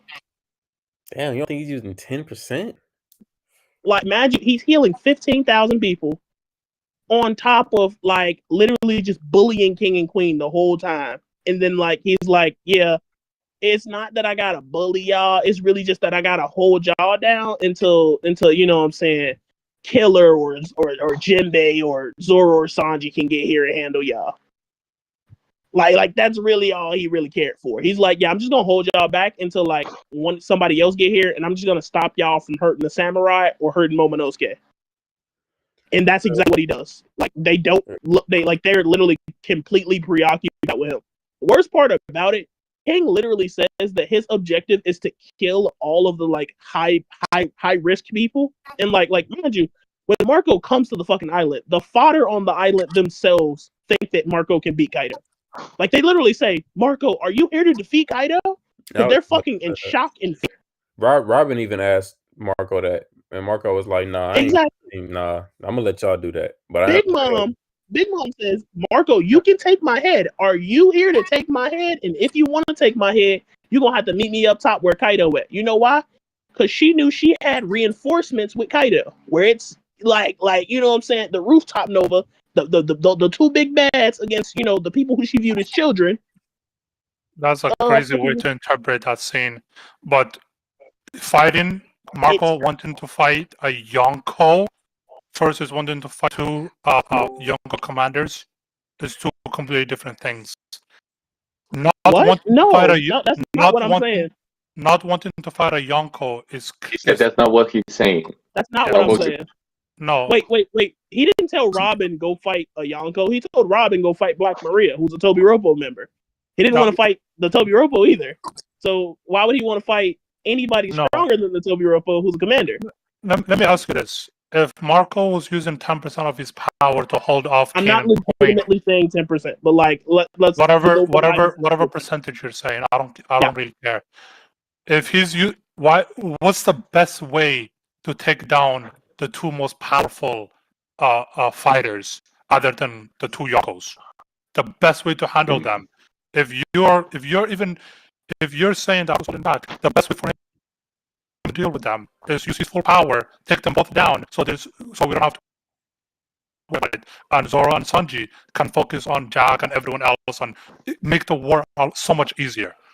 Why would he waste his stamina and his energy and his time holding off two people when he can easily take them down by your because own there argument? are numerous people on the island who can take on Jack. There are very few people on the island, and I mean, like, there are literally 5 people on the island named Killer, Zoro, Sanji, Jinbei. Those are the only people who I can see going up against King, right? You're not answering my question though. I'm saying if Marco is holding back against King and Queen and he can easily take them down if he wants full power. Yeah. Why didn't he go full power and take them both down? Because that would have helped the war so much. Because his goal would give the other people, like you just mentioned, Killer, Zoro, Sanji's, everyone else that you mentioned, it would give them other opponents to focus on if King and Queen are out of the picture. And Marco didn't even waste 5 minutes if you use his full power by your own logic to take them both down. So why didn't he take them both down and not waste however long he wasted? I'm gonna respond to it. I got you. Let me finish though. Okay. He also got beaten to a pulp by He's these gonna people. continue. If he's holding back, why would he allow himself to get beaten up like that? Okay. You want to go? I'm waiting. Are you ready? Okay. So the reason why he would allow for himself, quote unquote, to get beaten up like that is one, because he's sluggish, because he's draining all of his stamina, healing 25,000 people. The reason why he just doesn't use all of his full power and immediately net diff like King and Queen is because, as he said before, this is not his fight. He is not supposed to be one of the leaders of the fight. He is not supposed to be a muscle. He is not supposed to be the muscle. So since he is not the muscle, he is not one of the main fighters. He won't be taking on any of the main fighters. So King and Queen, he's going to leave them the fuck alone for right now. He's going to let them do what they do, right? Well, I'm sorry. King and Queen, he's not going to leave them alone and let them do what they do, right? Because if they do what they do and they're left to their own advances, they could take out Momonosuke. They could do something significantly detrimental to the raid, right? So instead of Marco defeating them, right, and it be Marco beat these amount of people, so Marco and the Alliance beat Kaido, right, where Luffy and his commanders haven't truly proven themselves as Yonko candidates, right, as people who deserve the title of Yonko, right? He steps in as an intermediary for a temporary time until someone capable can step in and handle this fight. Which is why the moment he sees Zoro get healed, he's like, all right, I'm cool. You handle this. The moment he sees Sanji there, he leaves that shit alone and he's like, all right, you handle Queen. And guess what they do? They go to work. Let me backdoor that response. Because I'm not mad at anything you said. I think another key piece was Marco. I look at Marco as a freelance vendor at this war. He's with the Straw Hats, but he's not a Straw Hat. I feel like the timing of everything right now, Marco was really big on, okay, it's a new generation. It's their time. Actually, Blue, I'm on board with everything you were saying. When Marco showed up, logically, it makes the most sense for Marco to do everything you just said. For him to go up, go fight either go fight either Big Mom or do something Yonko level, because as soon as he showed up, a lot of people viewed Marco as the strongest person here on the Alliance. So I'm like, okay, if that's the case, Marco, bring your bitch ass up there because we need you. People are dying. Let's go. But I feel like Marco, not only like in his self in mind, was like the new generation needs to shine. I feel like even like foreshadowing, he knew when this is all over, credit is gonna get dished out. not Pierce Morgan, Morgan, the bird nigga, Bird Morgan. He's gonna write who did what, and and how. So that credit, I feel like Marco wanted to primarily go to Straw Hats. I don't even think Marco really wants his name to be involved like that. I feel like he wants all the credit to go to the next generation of pirates, which is why he's kind of just stalling King and Queen so the true stars can like be the stars. But yes, it does make more sense for Marco to have gone up and fight one of the Yonkos, especially since you just lost your last fight against a Yonko in a big war. So that would have been a I would have Blackbeard demoralized that man. Exactly. So I would think we want some type of get back or whatever. I mean, I guess so. That is what that is. But yeah, like, that's what the whole thing was like. After war, he was like, everybody dying on me. Like that's why I really want to see what Blackbeard did. Cause like Blackbeard, really ripped his spirit and his heart. Like he really. Facts. We almost didn't get Marco. Everybody dead on him. We were lucky he even pulled up to help that little kid.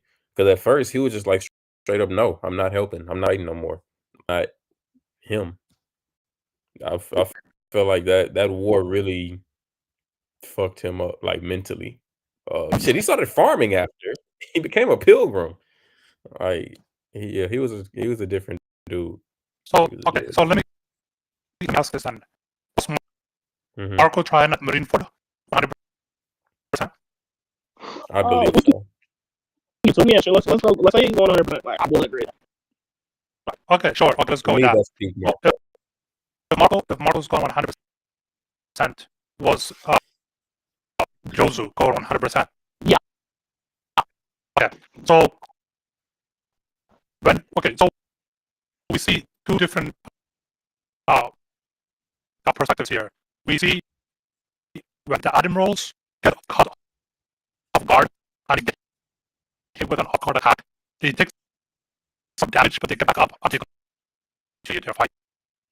When Jozu and Marco get off guard and get off guard, they take significant damage, showing that there's a level between the admirals and the commanders.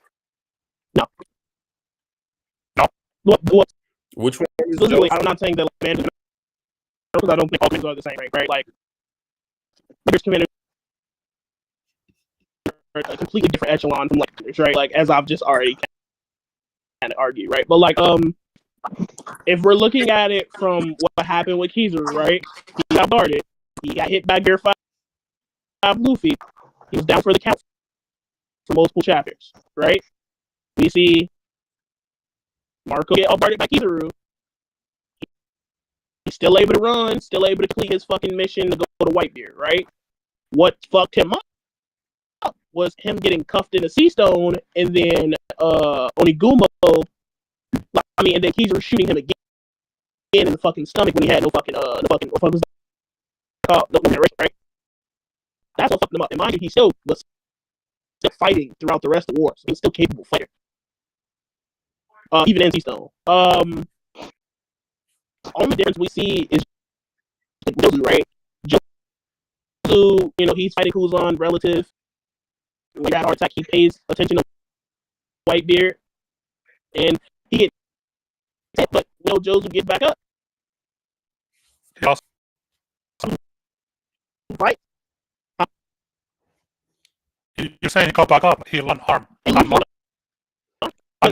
due to Kuzan's ability. Yeah, I'm saying when the admirals or when Blackbeard or when Akainu get hit off guard by Whitebeard, we see that they get damaged. Like clearly, they weren't like aware of the attack. They weren't prepared for the attack to come at them. So they were off guard. They got hit by another Yonko or another person on the tier, and they get hit extremely hard with an off-guard attack. And they got like no serious damage. But when the players get hit, Like only a significant damage from of Blackbeard and Akainu no, or Blackbeard's Kizaru. different because he's an outlier. But like when Kizaru hit, he's fucked up. When Akainu gets hit, he's fucked up. When did Kizaru get hit on before? I'm talking about by Kizaru doesn't get off-guarded in Marineford. That's kind of fight though, right? Well, But he didn't the get place where off-guarded in they had us either. We he saw that does get- happen. Okay, so then we Kizaru definitely also just- off-guard. That's right. Wait, if you don't believe Kizaru off-guarded, then there's nothing to scale him off of, like relative to the off-guard that Marco got.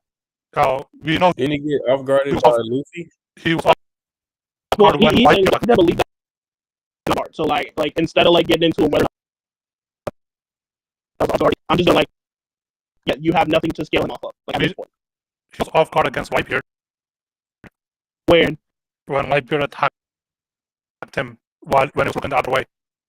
are you talking about when he used Future Sight to like literally turn light? Future Although sight, can you prove he used future sight? Regardless, he literally has a low ability, and Whitebeard cannot literally use Haki. We know he can use Haki because he stated he can use Haki. When did he say that he can still use Haki? He literally tries to use Haki and has a heart attack. The people he was fighting, like when he, for example, when he put his weapon through Kuzan. Yeah, because he put Kuzan reliable. What are you saying that they're lying? I'm saying prove they're reliable. Prove they even know Haki. Prove they can visualize Haki. Prove that they're worth their shit. Prove anything. Tell us they're worth it. They The fact that they know what Haki is to begin with. Everyone knows what Haki is. If you're in the new world, you know what Haki is. Again, that's another point. If they're new world pirates, so they know what is. That's another. I know what they're talking about. Yeah, so being able to sense Haki is entirely different from knowing about the concept. Okay. Kuzan acknowledged that was fine after that attack because he didn't say that wasn't a hack yet. He didn't tell them they were wrong. He acknowledged that he that they were does right. tell them they're right. He say Kuzan got hit He's with not dead. Haki, he's dead, and then he says, "No, you idiots." Yeah, he said, "No, I'm not dead." That's what he means by. Well, he never. Well, we don't know what he means, right? Contextually, he could mean no to both of the questions, right? Both of the statements, right? They jump to two conclusions, right? And he just says no, like you're wrong. So like we don't know if he's talking about individual conclusions. Are you both of them together? Are you making the argument that Whitebeard, like at all of Marineford did not use Haki? Yeah, can't use Haki at all. Hey, before y'all go down this rabbit hole of what the fuck was being done in Marineford and what wasn't, what is the actual what y'all trying to get at? Because originally I heard some Zoro and Sanji equal shit. Now we at Marco Marineford. I'm confused as to He wants that Sanji has equal to speed to like Gear 5 Luffy and the rest of it, which is not gonna happen. But he's going to try to argue like the admirals are relative to like King and Queen and Marco, and Sanji's fast or relative to Marco because they're all able to blitz Queen. Although this isn't going to work like that, he's going to try. No, that's not what I was going with. I never said King and Queen will be relative to anyone. The argument is that Marco at Wano went all out. That's my argument. This is where I'm coming from.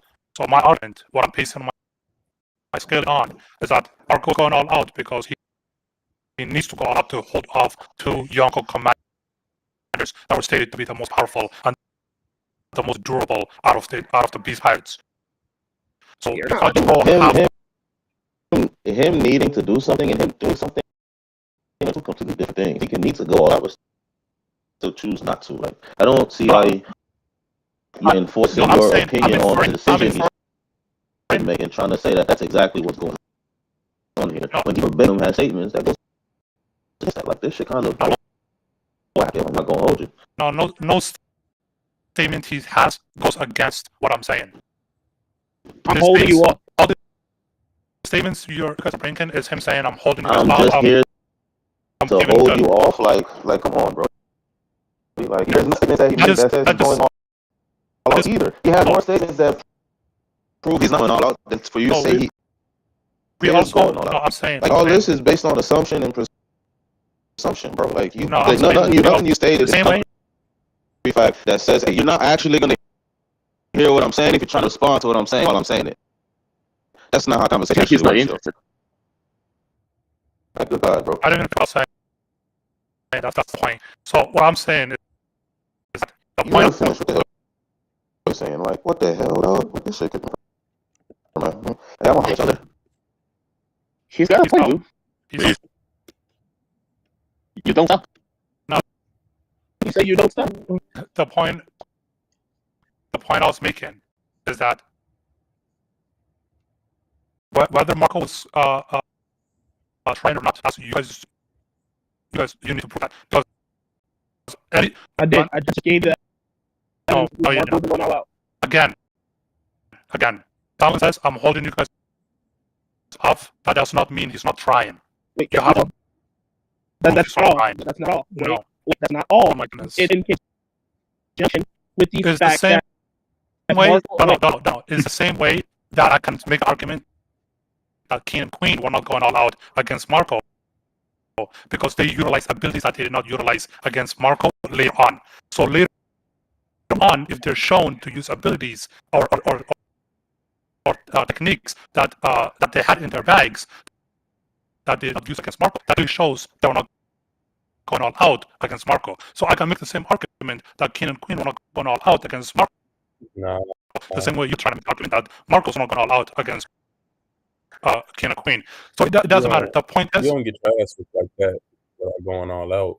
Them niggas were getting tagged up by one dude. They was going all out. They was low key getting embarrassed. It's a good thing that their Yonkos didn't see that because they was low key getting handled at the beginning of that fight. They was going. back. no. That was That's fine. But I'm saying, if the main focus of King and Queen was to focus on his Lunarian genes and his durability and how he's when flames on, he cannot be damaged at all. And Zoro is making that claim that like whether flames are on, no, like your damage like is nullified, like doesn't do anything. And even Egghead Zoro, when it's fighting the Seraphims, which were stated multiple times that they are young, they're still don't they lack experience and all that stuff.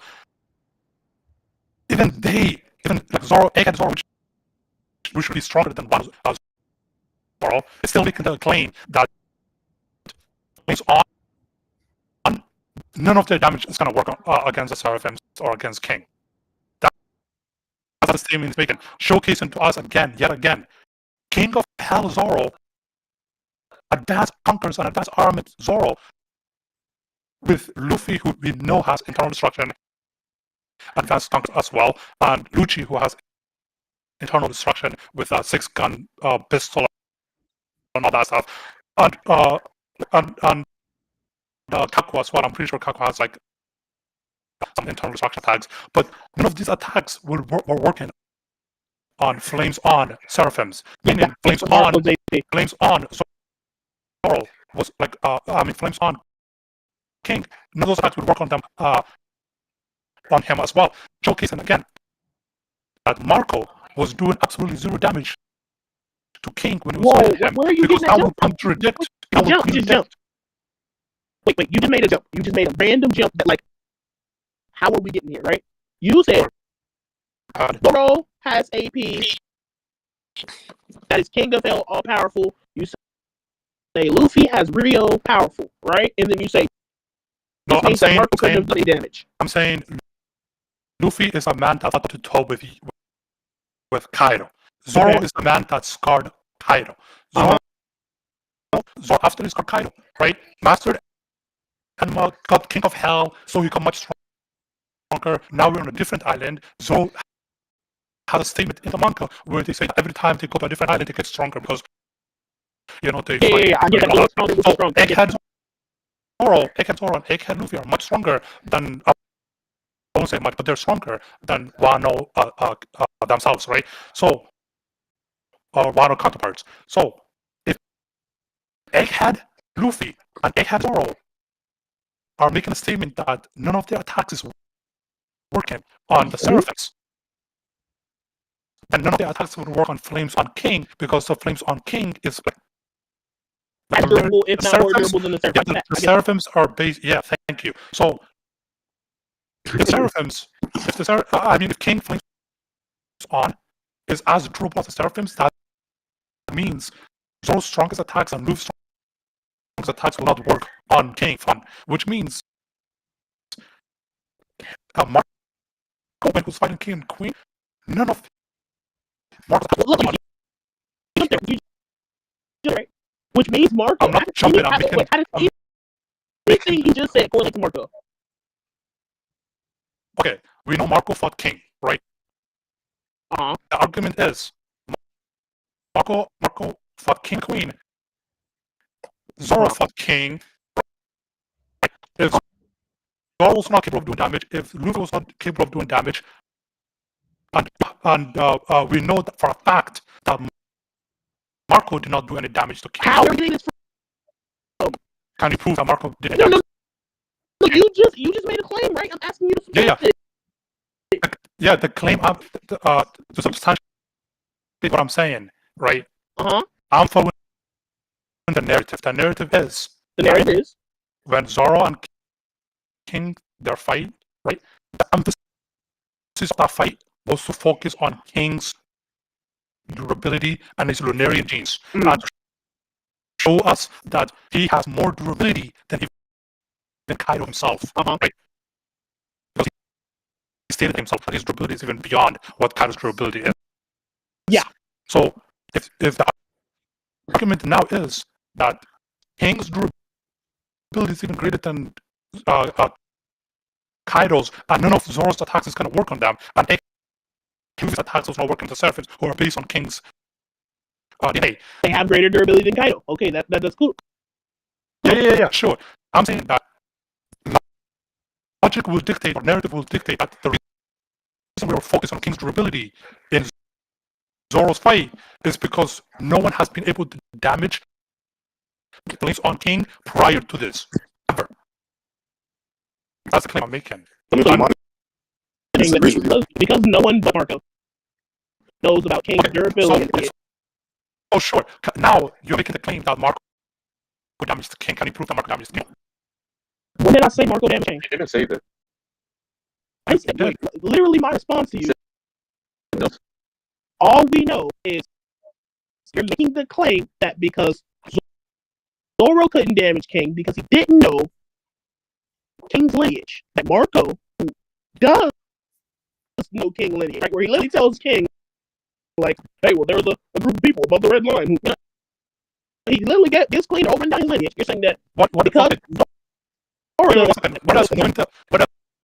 does knowing the lineage help you with in this case? Wait. So no lineage means nothing then? No. If you know the lineage, you know how their fire and their ability works, and you know when they, like what Zoro learned, especially in the fight with King, is then when their flames are off, they get faster. When their flames are on, they are more durable, and none of these attacks work. That's what he learned. Okay. What does Marco knowing? Oh, King's Lunarian. What does that tell him other than what Zoro learned? Nothing. It just tells him everything that you know. Thank you. Okay, thank you. Okay, so wait. Now, can you show me? Let me finish my statement, right?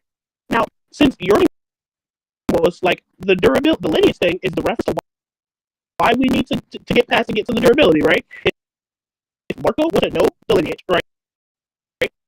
it wouldn't be outside the narrative for him to ask King durability. But if you're We would simply only saying that, have wait, let me finish, bro. Let me finish. you make a Yeah, false let him finish, analogy here, though. You're basically saying because he knows the King's Lunarian or King's DNA No. or King's This is why you should let me finish. you're not saying that because No, Marco knows this is King. why I said let me finish. Okay, go ahead. Okay, what I'm saying is that because Marco knows his lineage, and your argument is that the entire narrative is that when you learn the lineage, you were able to hurt King, right? That's Then it's irrelevant. no, The it's not. lineage is No, irrelevant. it's not. Okay, listen. The lineage is not relevant because the lineage tells you what King's flames on and flames off is. Right? That's what What tells does that you. mean? Now, what does that mean? More durable. Yeah, flames on more durable. Flames on, flames off faster. That's what it means. Okay. Less durable and faster. You have to. When King and Marco were fighting, not a single time in the manga have we seen King's flames off. Uh-huh. The entire time. Yeah. So, from that, we can conclude that King did not take any damage because he never turned his flames.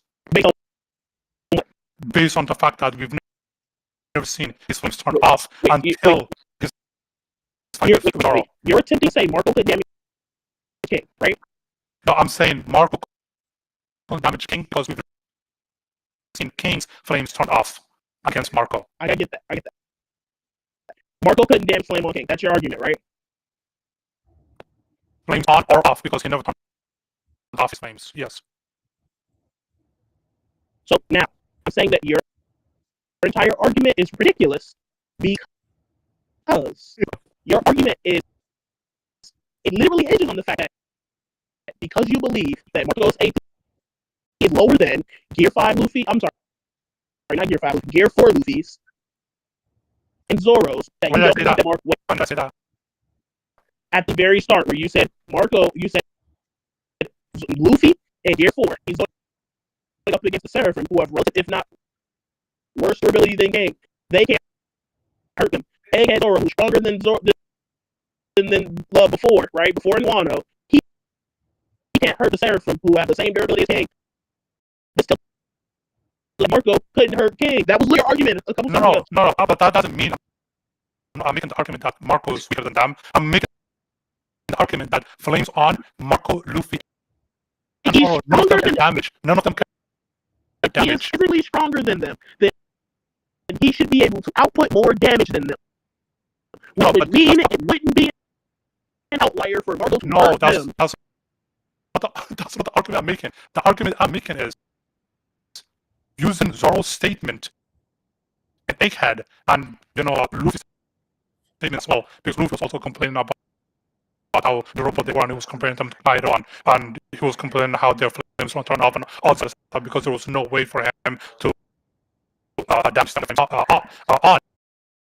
So the claim I'm making is that when the flames are on, no amount of damage, whether you're young level, whether you're admiral level, whether you're command, whether you're a buggy level, no amount of damage hurts them when the flames are on. That's the argument I'm making. So it doesn't matter if Marco's stronger than Gear 4 Luffy or if he's weaker than Gear 4 Luffy. None of the attacks he's doing is going to work. They're invincible in that thing, yes, right? Yes. Okay. Wait. No, hold on. Wait. You didn't need to jump into like 1,000 words to say, hey, I think they're invincible when their flames are on. I think anyone can damage them. I said it multiple times. You just didn't listen. Okay. Now, wait. So let me address that point, right? We know for a fact they're not invincible because Zoro said their durability increased, not that they're invincible, right? He said their durability increased, which means that there is a threshold that they could take, right? We also see Marco damage one, so we know for a fact that they can be damaged with their flames on. Okay, we so know you made 2 points. You made 2 points. Zoro does say that they're invincible with the flames on in Egghead. I can post that if you want. can you post a panel of you saying the claim you made is which is Marco damages King? Can you post that panel? Yeah. And show us in the anime and in the manga that I don't King need to was show you damaged. manga. I'll just show you like the consistency. No, I don't see actual damage being done King because Okay, I would use it. I'm telling you, that's what I would use. I'm saying just prove to me that King. okay, yeah, that's fine. That's fine. Yes. If you wait, hold on. Oh no. You want the panel of Zoro Santa Invincible? Yeah, I need that. Okay, sure. No, if you want to post a panel with like blood coming out of. Yeah, I'm finna mouth, go. he can see that's true. So that's what I'm do. Yeah, we got the color version. Yeah, and you have some of them that's not even color. It's a circle with a white dot, which showcases clearly it's not rock.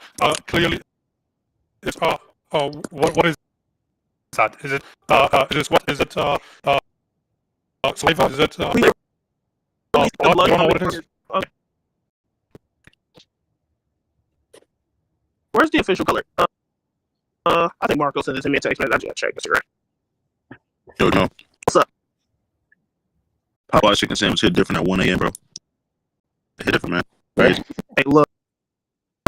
You don't understand how crazy Popeye's chicken sandwich got. At the early start, man. I seen people get stabbed.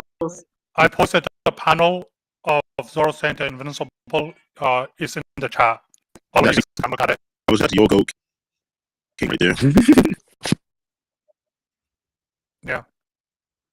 And I can also post That's a Yogo King. This was embarrassing, bro. It's a good thing Kaido ain't say this shit. That shit was embarrassing. So here's him literally leaking blood. Leaking blood. Can you zoom in on the dot that's dotted red at the bottom, and the one right above it that's like not colored at all? Yeah, it could be rubble blood and coming blood. from his mouth. Like what? Okay, Okay, so, one second. So you're saying, the Wait, dot that. also, wait. Can I address your Oh point my first? goodness. Wait, can I address this? The panel you sent, since you sent yours first.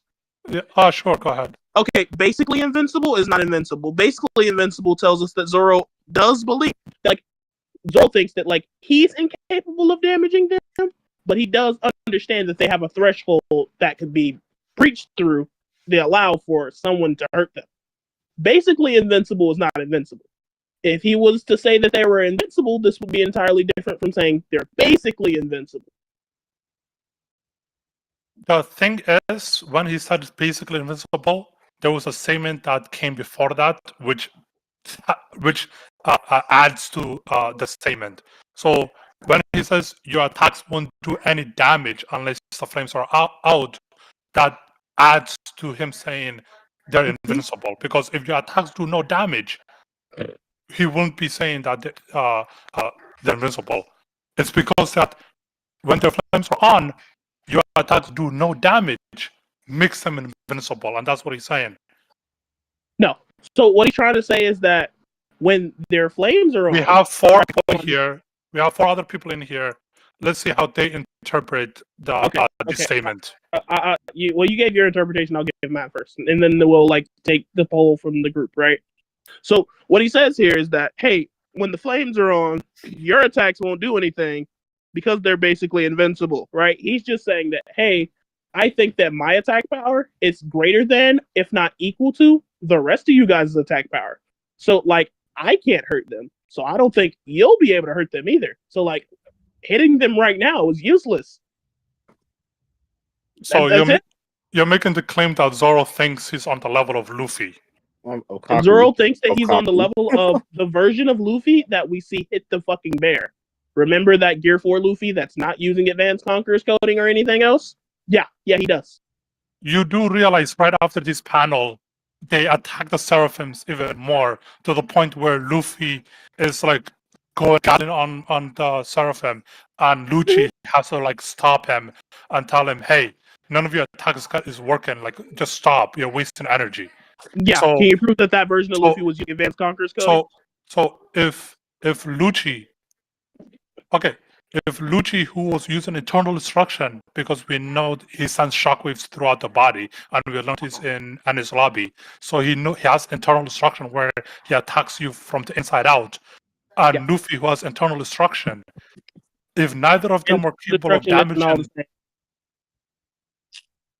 like there are levels to Internal Destruction in One Piece, as we see with like Law's Gamma Knife, Rio being like a low level version of Internal Destruction that like Luffy thinks is too shallow for Kaido, who we just agreed is like more durable than the Seraphim, right? There's a difference. Like, unless we can prove that, wait, let me finish, right? So unless we can prove that like Luffy used Advanced Conquer coding against these Seraphim, like I think that like all of this would be irrelevant, because guess what? The only thing that was able to damage Kaido, or significantly damage Kaido, right, that wasn't shallow, right, for Kaido, right, would be Advanced Conqueror's coding. It's funny you say that, because what would make the most sense here? Like, let's use logic, right? So we came from Wano, where these guys were fighting Kaido, and to beat Kaido, they had to awaken Internal Destruction and Advance Conqueror's Haki, right? No. So how did they beat Kaido? Oh, they didn't need to like beat Kaido with Advanced Conqueror's coding and Internal Destruction. You said that they needed it, but like I don't think they needed it. You think they could have been Kaido without Internal Destruction and Advanced Conqueror's Haki? Yeah. Does anyone else agree with that? I don't agree with that. Dono thinks that they could have been Kaido without Internal Destruction and without. Are you talking about everyone or a 1v1? No, and anyone together, like, they all didn't have Internal Destruction, like Rio and shit like that. I think they'll like just beat on Kaido to like he's like pretty much like, don't forget like Kid doesn't have Internal Destruction, so like they'll just pound him into the ground until Kaido kind of like is knocked out, and then like it's just over from that point on. Like Kaido will wake up like nothing happened in the morning, but like it wouldn't be like an actual fight for him, but it would just be like more of like his head ringing type shit. Like the same way that like when Luffy was beating his ass and sobered him up, and like right before Udon, like they could do the exact same shit, but if like the entire fucking alliance jumped in and fucking Kid, Law, and everybody else is doing the same shit. Also, we see that like when Law drops the rocks on him, it hurt him.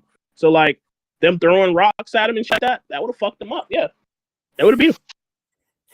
You're a troll. Yeah, I greatly disagree with that point, even though I'm on your side with I hope y'all not still discussing, Zoro and Sanji being equal. But yeah, they do. I definitely don't think that Kaido was beatable without Advanced Conqueror's Haki at all. Yeah, I'm on that side too. He's saying jumpable, not beatable. I don't think Kaido loses a fight without Ryu or Advanced Conqueror's Haki. Yeah, it's pretty logical. JV, explain this panel on like how you understand it. Man. Yeah, the Zoro panel. Like, what's y'all interpretation of the Zoro panel? Where's Zoro panel? Y'all posted it in the chat. Yeah, read it and explain it how you understand it. Is it in the chat? I'm looking for it. Yeah, it's in the chat. Just scroll up. Oh, the one that he posted, the about King and shit. Yeah, the Ifrit logic post. Where Zoro's like, in that case, watch the flames on their back. Yeah, attacks won't do any damage unless the flames are basically invincible when the fire's on. So I take that as Zoro himself just being the type of person he is. He's just making, he's just speaking on his experience in the King fight. But even yet and still, we know Zoro's not just like, I guess I'm not gonna say he's not smart, but at the same time, he's leaving out the part that while he was fighting King was also still putting defenses up while his flames were on. He wasn't just like flat out taking attacks and shit. After the whole King of Hell shit came into play. So, but at the same time, all he's saying is, you'll definitely be able to get effective attacks in when the flames are out, type shit. You know what I'm saying? So, I mean, it's pretty cut dry. What do you think about when the flames are on, and what Zoro thinks when their flames are on, and him saying your attacks won't do any damage? I just told you what I think he did. He just said shit I said. He's omitting some certain facts, because while he was fighting King and King's flames were on, like, you can take what he's saying and then go look at what was going on in the actual fight. Like, you can still do both things and pull a concrete conclusion as what's really going to take place when dealing with these type of individuals. You know what I'm saying? So in that King fight, King still, there was a point where King still had his flames on, and he was still putting up a dead zone noted to that while fighting King. You know what I'm saying? And King is acknowledging the fact that, yes, you know what I'm saying, like, you're strong. I'm not finna just like be taking that shit no more, type shit. You know, so you gotta understand that Blue was asking you the second time because he wanted you to say something that subscribes to his agenda, as opposed to the thing that contradicts his agenda. Okay, relax, Scoops. Okay, JV, what do you think? Am I wrong? You're always wrong. Okay. So that's why you asked him to.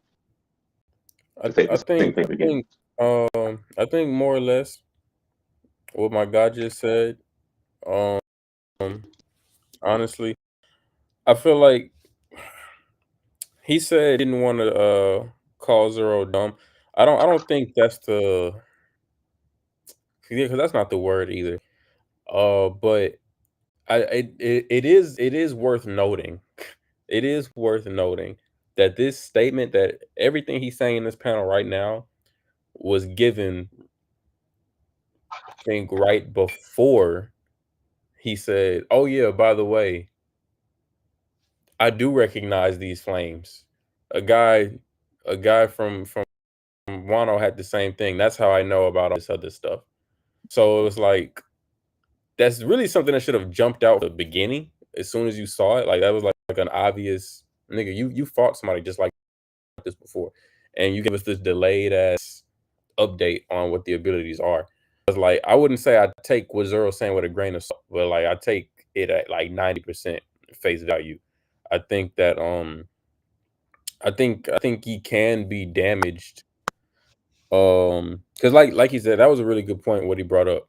What he's saying in the panel doesn't necessarily go hand in hand with what actually happened in the fight, because he was still defending it. It's not like he was walking around with his flames on with his guard down.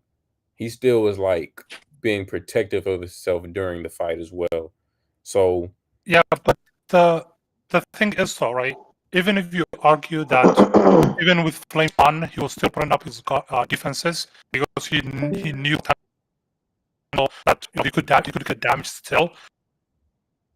But when it came to the Seraphims, who are basically they have the same DNA as King, their flames did not turn it off at all the entire time. So even though, like, obviously King was turning off his flames because he needed extra speed and he was overconfident and he was all this other stuff. Just his IQ was very low. But when it comes to the Seraphims, not a single time did they turn off their flames, and they kept their flames on the entire time. And even though Luffy was, getting upset and angry that their flames were not turning off, every time they use the devil fruits. What? That's only in the anime. That's only in the anime. So no, that happens in the manga. I don't watch the anime, bro. What are you talking about? Yeah, that happens in the manga too. It happens in the manga? Yeah.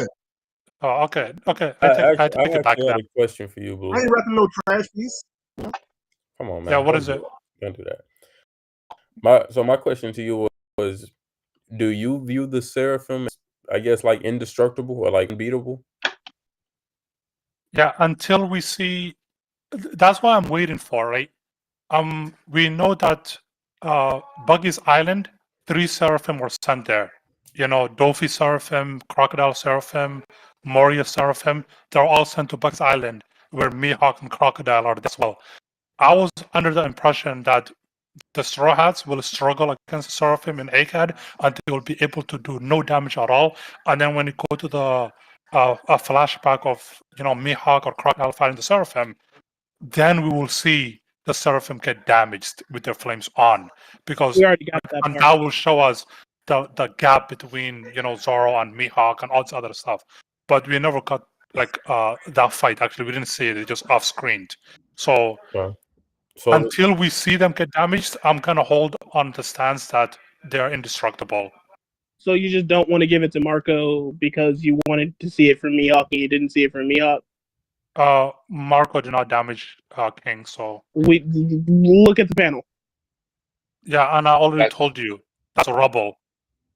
So the red That's blood red. dripping from his face is rubble. You do realize the colored manga makes many mistakes where they contradict the No. Others coloring, and then they correct it later on because of they got it wrong. There's sometimes where they draw something where Oda later on this time. Like, can you prove that it's rubble? Like, I need any evidence to tell me that this is rubble. This is clearly rubble because we know that King was hit into the building, number one, and number two, the narrative contradicts this because the narrative was focused on his durability against Zoro. Okay, why so would it focus on his durability? This is For Marco. example, why would it focus on his durability in the story and tell us how durable the narrators are and this is and all this other stuff, and then later on in Egghead, the Seraphims are based on his DNA, and the Seraphims have the same durability as him. And why would it focus on all of this after the fact when King was already damaged by Marco with a no-named attack? And by the way, because the attack that Marco used on King was a no-named attack, by the way. So if you're gonna make the argument that Marco, that was holding back, used a no-name attack and managed to damage King with his flames on, but Gear 4 Luffy in Egghead, because Egghead Gear 4 Luffy is much different than Whole Cake Island Gear 4 Luffy and Wano Gear 4 Luffy. So Egghead Gear 4 Luffy and Zoro Egghead and Lucci his internal destruction, and Kako, none of those people can even, are even close to holding back no-named attack Marco. If that's the argument you want to go with because you're a Marco dick rider, that's fine. No. Wait.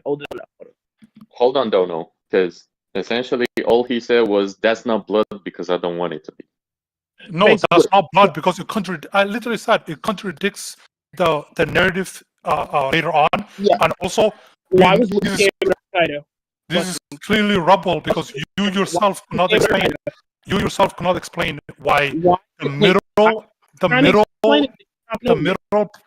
Is it an official color release or a fan-made color? Wait. Why would it be rubble when he just knocked him outside of the building? Like when King was on the rooftop and he knocks him away from the building. There's no buildings near him, so why would it be rubble? He knocked him into a building. He knocked him off the building. King was sitting on the building, and then Marco hits him, knocking him off the building. There's no rubble near King. He did the same thing with Queen. No, Queen got kicked through a building. King was standing on top of a building and got knocked away from it. Okay, maybe I'm remembering the anime then, because I'm telling you to reread the story. King was hit through a building as well. No, King was sitting on top of a building and then knocked away from it. Wait a minute, time out. Hold on, wait a second, gentlemen. Are you if you're arguing whether or not this panel Dono posted was that's blood coming off King, the anime clearly shows that that's blood. Trash piece. The anime doesn't show. The anime doesn't show this panel at all. We ain't gonna do all that. We're not gonna do all that. You're not stopping them.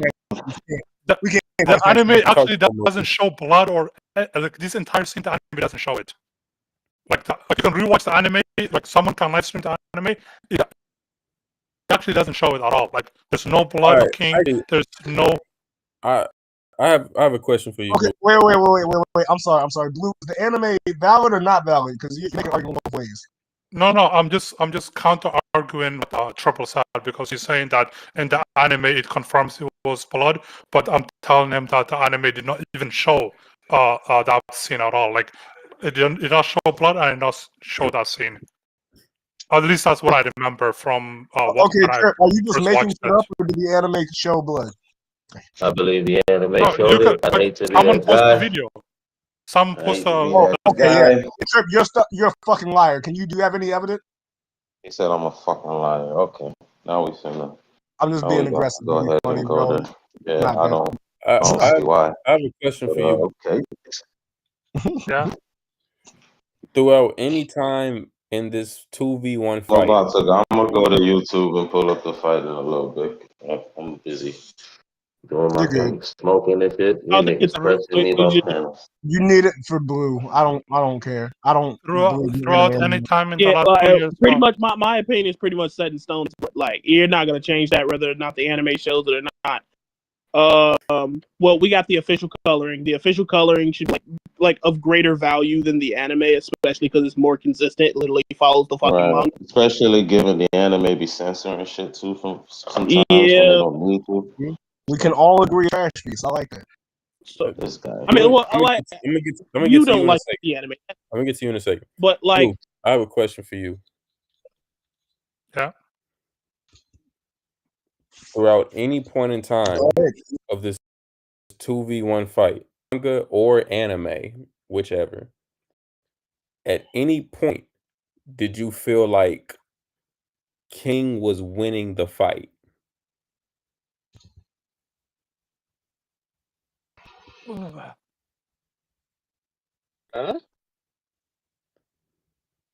When King and Queen were When I fighting Marco, first watched, when I first watched, I do remember that Marco was overwhelming them.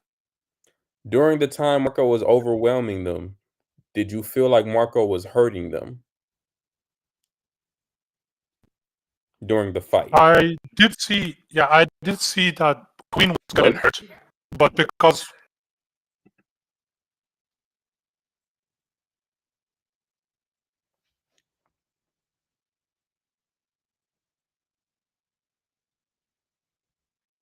I'm not even talking about bleeding. Like, just was he damaged? Was he's hurting him? Were his attacks hurting him?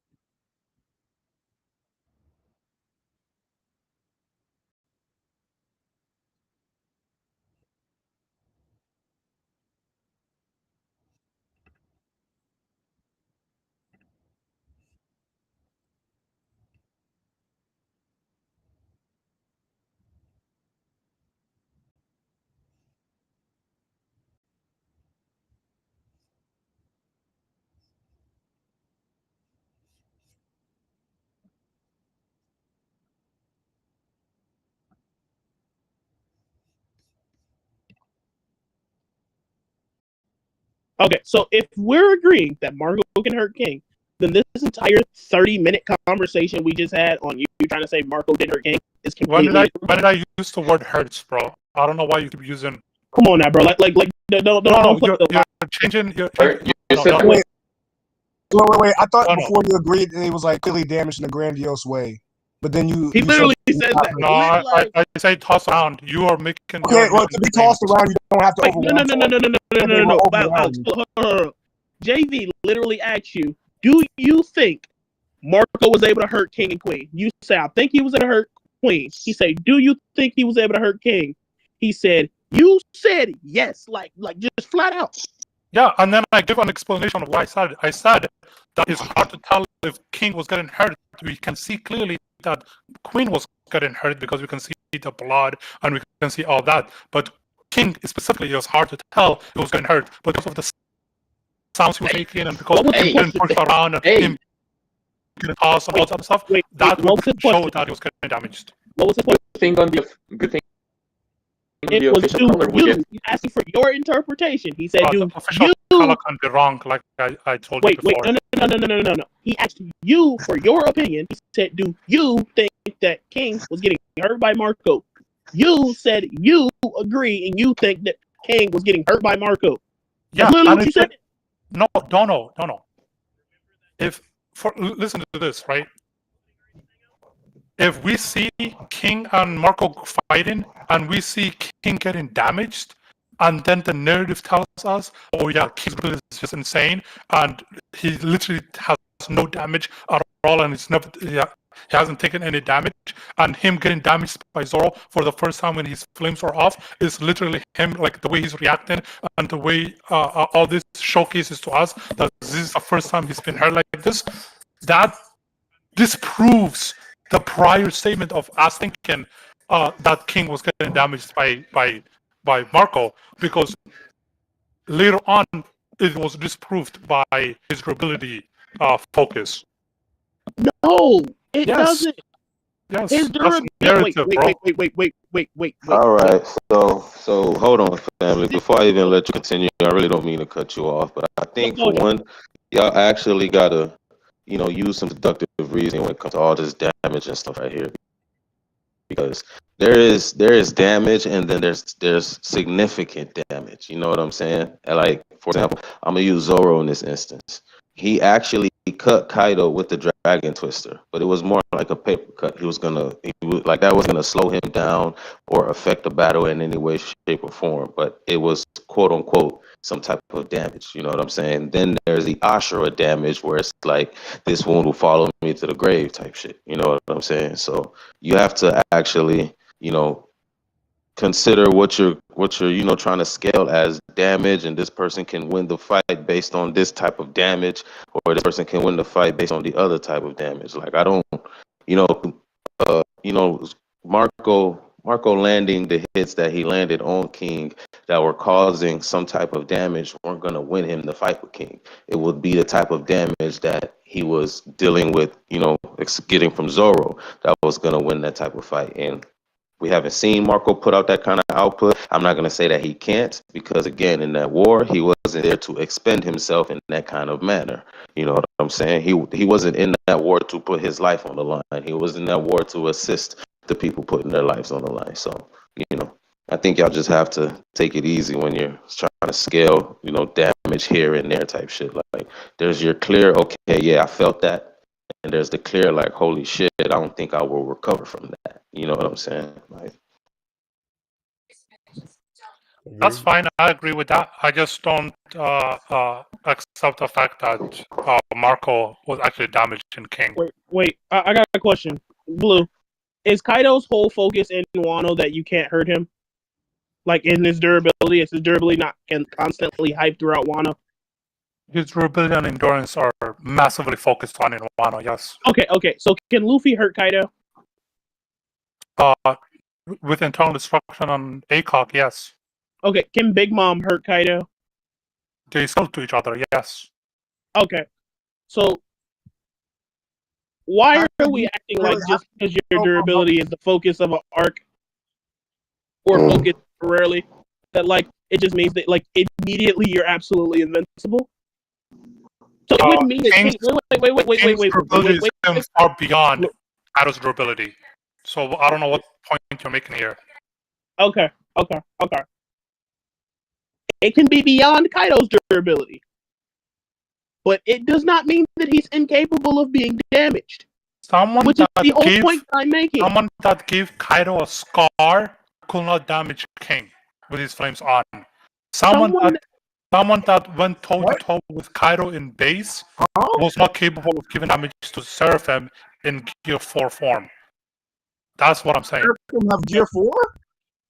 Yeah, Luffy was using Gear 4 against the Seraphims. Okay, did he use Rio against the Seraphims? Did he use Conqueror's coding against the Seraphims? Most likely, yes, because he most likely. Yes, so you don't know. So I'm saying using context. He definitely didn't use. He definitely didn't use context. No. I'm saying using context clues, we can deduce that if the fact that one. Hey, just your interpretation. Bro. Oh my goodness! If Luffy compared the Seraphims to Kaido, that's number one. If he's comparing them to Kaido, he knows that these guys are durable, or at least they have insane endurance, and they just keep getting back up. So if you're comparing them to Kaido, what should you do to combat Kaido? Use ACOG and Conqueror's Haki, like that you were using against Kaido. That's number one. Number two is that he was trying his hardest to turn off the flames of the Seraphims, or at least damage them through the flames, as well. But he was getting nowhere, and it got to the point where even Lucci, his own enemy, had to yell at him and tell him to, he's just wasting energy, just stop it already. None of that's gonna work. So if he's trying that hard with his enemies telling him to calm down, and if he's comparing the Seraphims to Kaido, and you're telling me that, oh yeah, all of this, that matter, and he's still not using his ACOG or Rio, that's crazy to me. Yeah, so you do realize that, like, Luffy is in base for 99% of the fight. He's fighting them in base, right? While protecting Lucci and Kaku, right? And then time was fighting them using Gear 4. Okay. Then he says, you know what, I'll free Lucci and Kaku because it's become more of a hassle to protect them than, like, let them free. And then, he's like, of course, I'll beat Rob Lucci if it comes to it, right? He then goes Gear 4. He hits him with a fucking Honga. Zoro hits them with a Purgatory Onigiri, and it does nothing. So what then? Oh, I'm sorry. Now he goes with Kong again because he thinks more punches will get through, right? Zoro goes for a Lion Song, right? And then he says, you can't keep getting like this. Knock it off already. Who are you? Kaido? I'm sorry, you can't keep getting up like this. Who are you? Kaido, right? He's saying this because he hasn't used any of these abilities, and he's wondering why the fuck they keep getting up like they're Kaido, because Kaido could get up from that. So he's saying what you're leaving out? Right after he said that, we had a time skip where they continued fighting the Seraphims until they basically Robin or whatever basically got to York and defeated her. And then they managed to put the Seraphims into bubbles and all that. And we know that they continued fighting because before the time skip happened, Luffy, Zoro, none of them had like significant damage on them. But when after York was defeated and everything like that, we can see like scratch marks or scuff marks and all this other stuff on Luffy, Zoro, Sanji, and everyone else. You do realize. We know that they continued fighting the Seraphims. So if you're making the argument that Luffy, compared them to Kaido, Luffy tried multiple different stronger attacks on them, and none of those attacks were working, and continued fighting off screen like a small time step, why would Luffy not use even more powerful attacks, even more attacks? And if he did do that, then we know none of that worked because the Seraphims took no damage during the bubbles. He did the opposite of that. Instead of staying in Gear 4 and going Gear 4 to continue fighting them, after Zoro said, yeah, you can just hurt them when their flames are off, you know what Luffy does? Tried to turn off their flames forcefully. No. It did not work. No. You know what Luffy does? He goes Sabo, he tries to fully turn off the flames, and then Lucci gets mad at him. And then goes time skip. Wait, instead of hitting them, mind you, the anime is different from the manga, right? So instead of hitting them, manga. Right, I just read the manga, like panel for panel. And like after Zoro says you cannot hurt them, right? To go off. Instead of Luffy using advanced conquer, do you know what Luffy decides to do? Instead of Luffy staying in Gear 4, which he just used, which he just admitted to use, he's fighting with Rob Lucci. Do you know what he did? He goes back to base because he recognizes that he can hurt them with their flames off if he's in base, so he doesn't even need Gear 4. He doesn't need advanced conquer coding. He doesn't need all these fucking abilities. Explain, even after time skip, the Seraphims have 0 damage on them, while they took extra damage than before they went to time skip. Because Vegapunk would literally have to recover, along with the fact that even if they didn't turn off their flames, it would give time for Vegapunk to get the bubble gun and put them in a bubble if they don't turn off their flames. So you're telling me that Luffy just chooses not to use conquer coding because remember, Vegapunk does not want any significant damage done to the Seraphim because they are his greatest masterpiece. Luffy directly apologized to Bonnie when he was fighting Esbear and told Bonnie, "I'm sorry, Bonnie, I have to go all out against him." And then Lucci and Luffy do a combined attack on Esbear. Luffy using Gear 4 and Lucci using his hybrid form. Both of them using internal destruction attacks and very powerful attacks at that, and showcasing that Luffy was not holding back for the sake of Vegapunk because he doesn't want to destroy Vegapunk's technology. Clearly, you're mistaken here. Yeah, when did he? Yeah, you go to the beginning of the fight when he was fighting Esbear. Yeah. He apologized to Bonnie because he was gonna fight someone that looked like Koma. Yeah. Her dad. Yeah. So he apologized to her, and then he immediately started fighting Esbear with all his might, like minus Gear 5. Wait. Then he gets more information, right?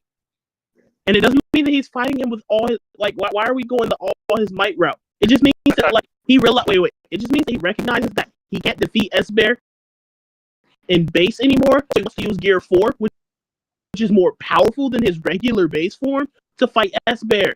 But then he realizes that Esbear is durable enough to just tank Gear 4 without hurt.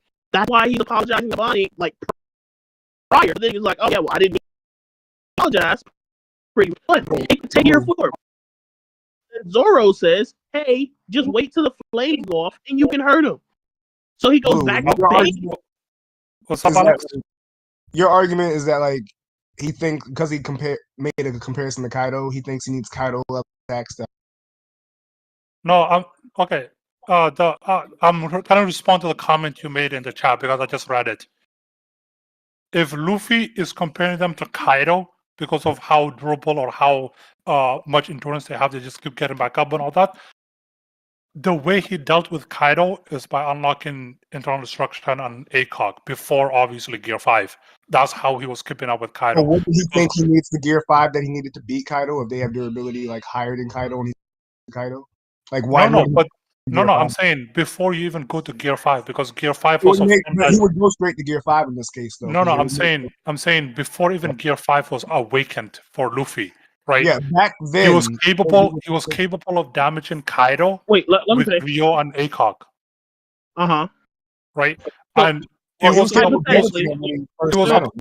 a point he pushed Kaido to a point. You just look here, right? His assumption is that Luffy uses ACOG and Rio, right? So you think Luffy used Rio and ACOG against the Seraphim, right? I'm saying if he's comparing them to Kaido. He would use Rio and ACOG, right? Yeah, the way he learned to bypass Kaido's scales and Kaido's durability is by awakening ACOG and internal instruction. So he would use them against character, him, right? a character compared to Kaido usually Oh use my those fucking abilities God. you Well, awakened. no, based Do on you that, think he compared used to it or Kaido, he not? would not use Goddamn. skills and go to Gear 5 because that was I'm Blue, saying it makes, hold on, Alex, absolutely Alex, I logical just need sense a yes or for no him to use it. Do you think Luffy used ACOG or Rio against the Seraphim? I think he did, yes.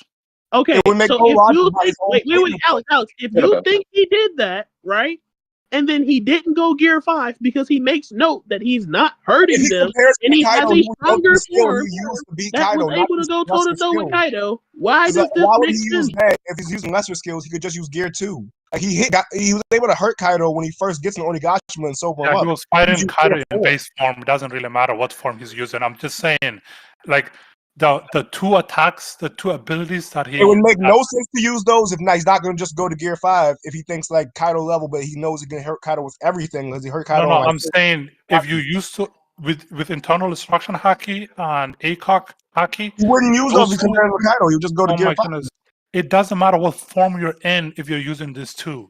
As long as you're using these two, you're capable of damaging Kaido. That's my argument. Okay, so why not go Gear 5 if he realizes now? Wait. He hits them with Conqueror's Coating, right? And it does no damage, right? We know Yeah, because hold it does on. no No, damage. that's not true. He damaged Kaido without that shit. He damaged Kaido in the beginning. Just let me finish, right? He didn't goes kick there. him. Wait, Alex. He goes Gear 4, right? Because remember, he says they're as durable as Kaido. He goes Gear 4. He hits them in Gear 4 with ACOG, right? That's what you believe, right? Yeah. Okay, so now he realizes that it's doing no damage in Gear 4 with ACOG. Why don't he go Gear 5? That's what I'm saying. Maybe he did go Gear 5 with a time skip. We don't know yet. We don't know what happened in the time skip. All we know is that they went in the time skip with less damage, It makes and then no they came sense out of the based time on your skip with logic more to say damage. maybe he did. Based on your logic, you would say he definitely did because he's going to skip to beat Like Kaido. you just said, I'm you saying just asked for logical consistency on Luffy's abilities. If he doesn't think he can hurt someone, he will go into a stronger ability or form. That's what you're saying, right? So you would have to argue that Luffy went into Gear 5 for the Seraphim. Yeah, For you S-Bear have to alone. argue he almost goes into that first. Like it makes less sense to say he uses ACOG or like Advanced Conquerors No, and not just go in Gear 5. every single Luffy went to Gear 5 times in Egghead. 5 times. Each time he went to Gear 5, except the first time he had food, a lot of food. Each time. So the first time he went against Lucci, he, maybe there was like enough time has passed on his journey to Egghead. He had enough time to eat and all this other stuff and recover. So, and they also had a banquet before they left Wano. So maybe, his strength was full. That's why he was easily capable of going to Gear 5. But every other time, he could not, go to Gear 5 without food. He had to had a lot of food before going to Gear 5. So When he if died. he came from but that was like I don't think he plot eats between Lucci and against Gear Kaido 5. when he went to Gear 5 twice. Hold on. That was Someone literally double check me. plot. He was like thinking Someone of double check me. Metro, I'm almost thinking of positive all the people he's not fighting eat for. between Lucci and Kizaru, and he goes Gear 5 on both of them. Can Say someone double that check again? Say that I'm again? pretty sure Luffy does not eat between Gear 5 on Lucci and Gear 5 on Kizaru. Yeah, he does. There's three chapters that we seen him eat. So when the Seraphims were defeated, He tells Frankie, "I need meat," and then when the Frankie, Seraphims were defeated, we see him eating a chicken drumstick and all this other stuff. I don't remember that. Let me go back. Wait. When are you specifically talking about? I'll be able to pull up the panel. When I'm talking about Alex. Alex, when are you specifically talking about? You talking about when he knocks out Kizaru and then he goes into that old state? No, after Kizaru he eats. Between Lucci and Kizaru, he goes Gear 5 back to back without ever eating in those fights. No, we see him eat. No. It's Lucci, the Seraphim, and then he's eating when he gets back when they have the fucking swords at York's neck. Yeah. When York was talking to the Gorosei, they were eating all the Straw Hats were eating except Lucci and Kaku. Okay.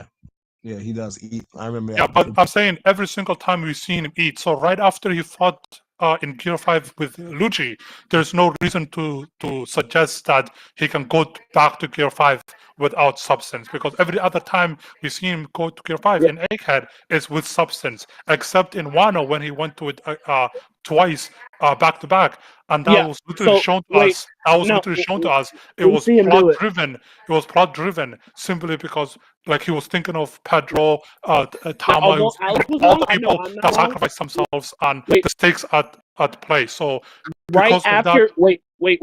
He goes Gear 5 right after Lucci, like literally after he beats up Lucci, and then like him, and then he goes old man form and runs away. The moment he like gets his regular body back, he goes back to Gear 5.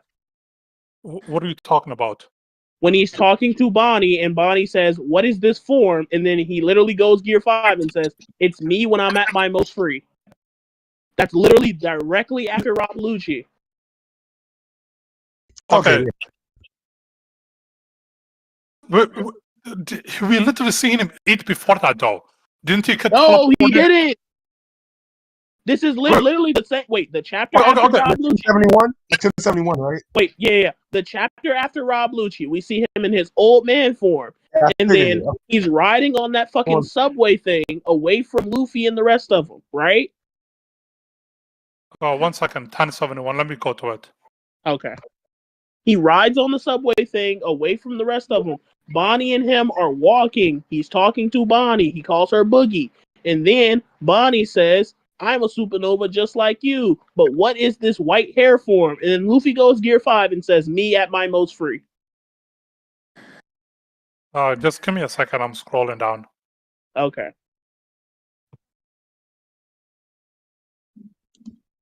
Okay. Where is it? How far down is it? I don't know. I mean, Alex the one that said 1071, so I'll probably find it before y'all. Yeah, I went to 1071 because of I heard that, and I couldn't find it. Yeah, it might be 1070. I went back a chapter just to make sure.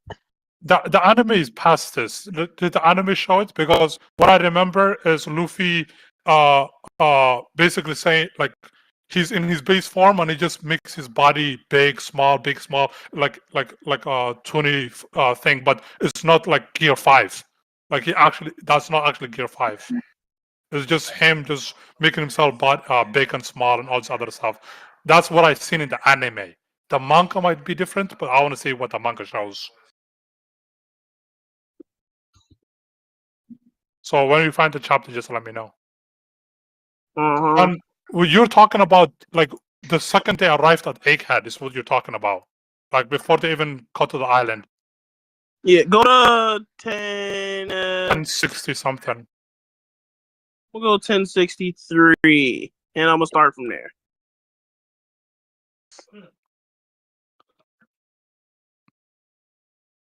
Oh no, they're already on the island at this point. It's before that. It's before that.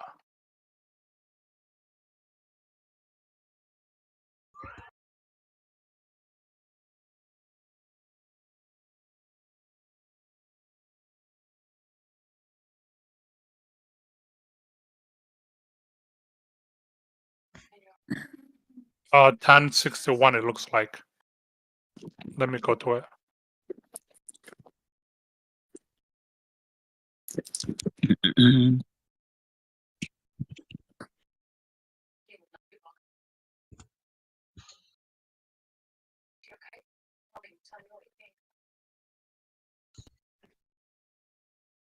Yeah, this is not Gear 5, bro.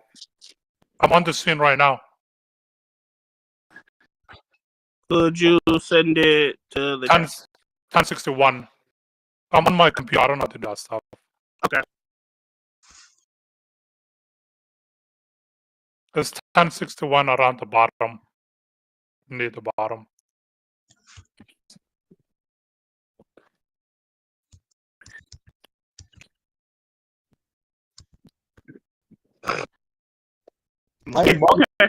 The white-haired woman, 1061. She doesn't see it until after the Lucci. No, the bounty poster. No. When she does the thing with the water. Yeah. He's like, yeah, that's me when I'm at my totally most free. Yeah, but it sounds like Gear 5, but it's clearly not. And the anime showed it's not. don't care what the anime showed. No, but I'm just saying the manga. You could have had me if the manga showed that, but all I remember was the anime. That's why.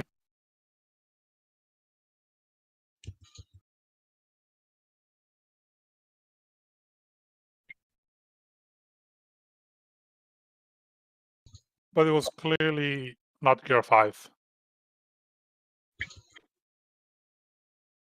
I mean, I think it's clearly Gear 5. Luffy's like she's asking about Gear 5.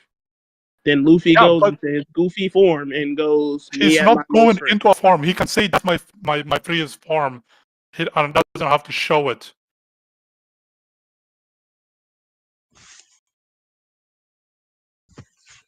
You saw what chapter again? 1061. 1061.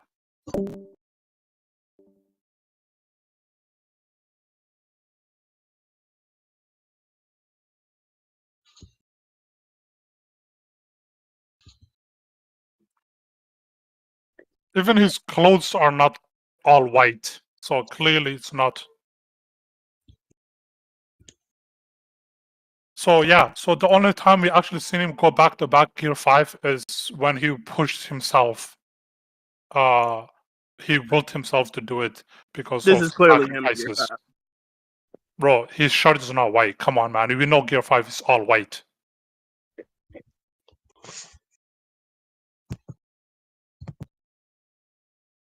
You're reaching.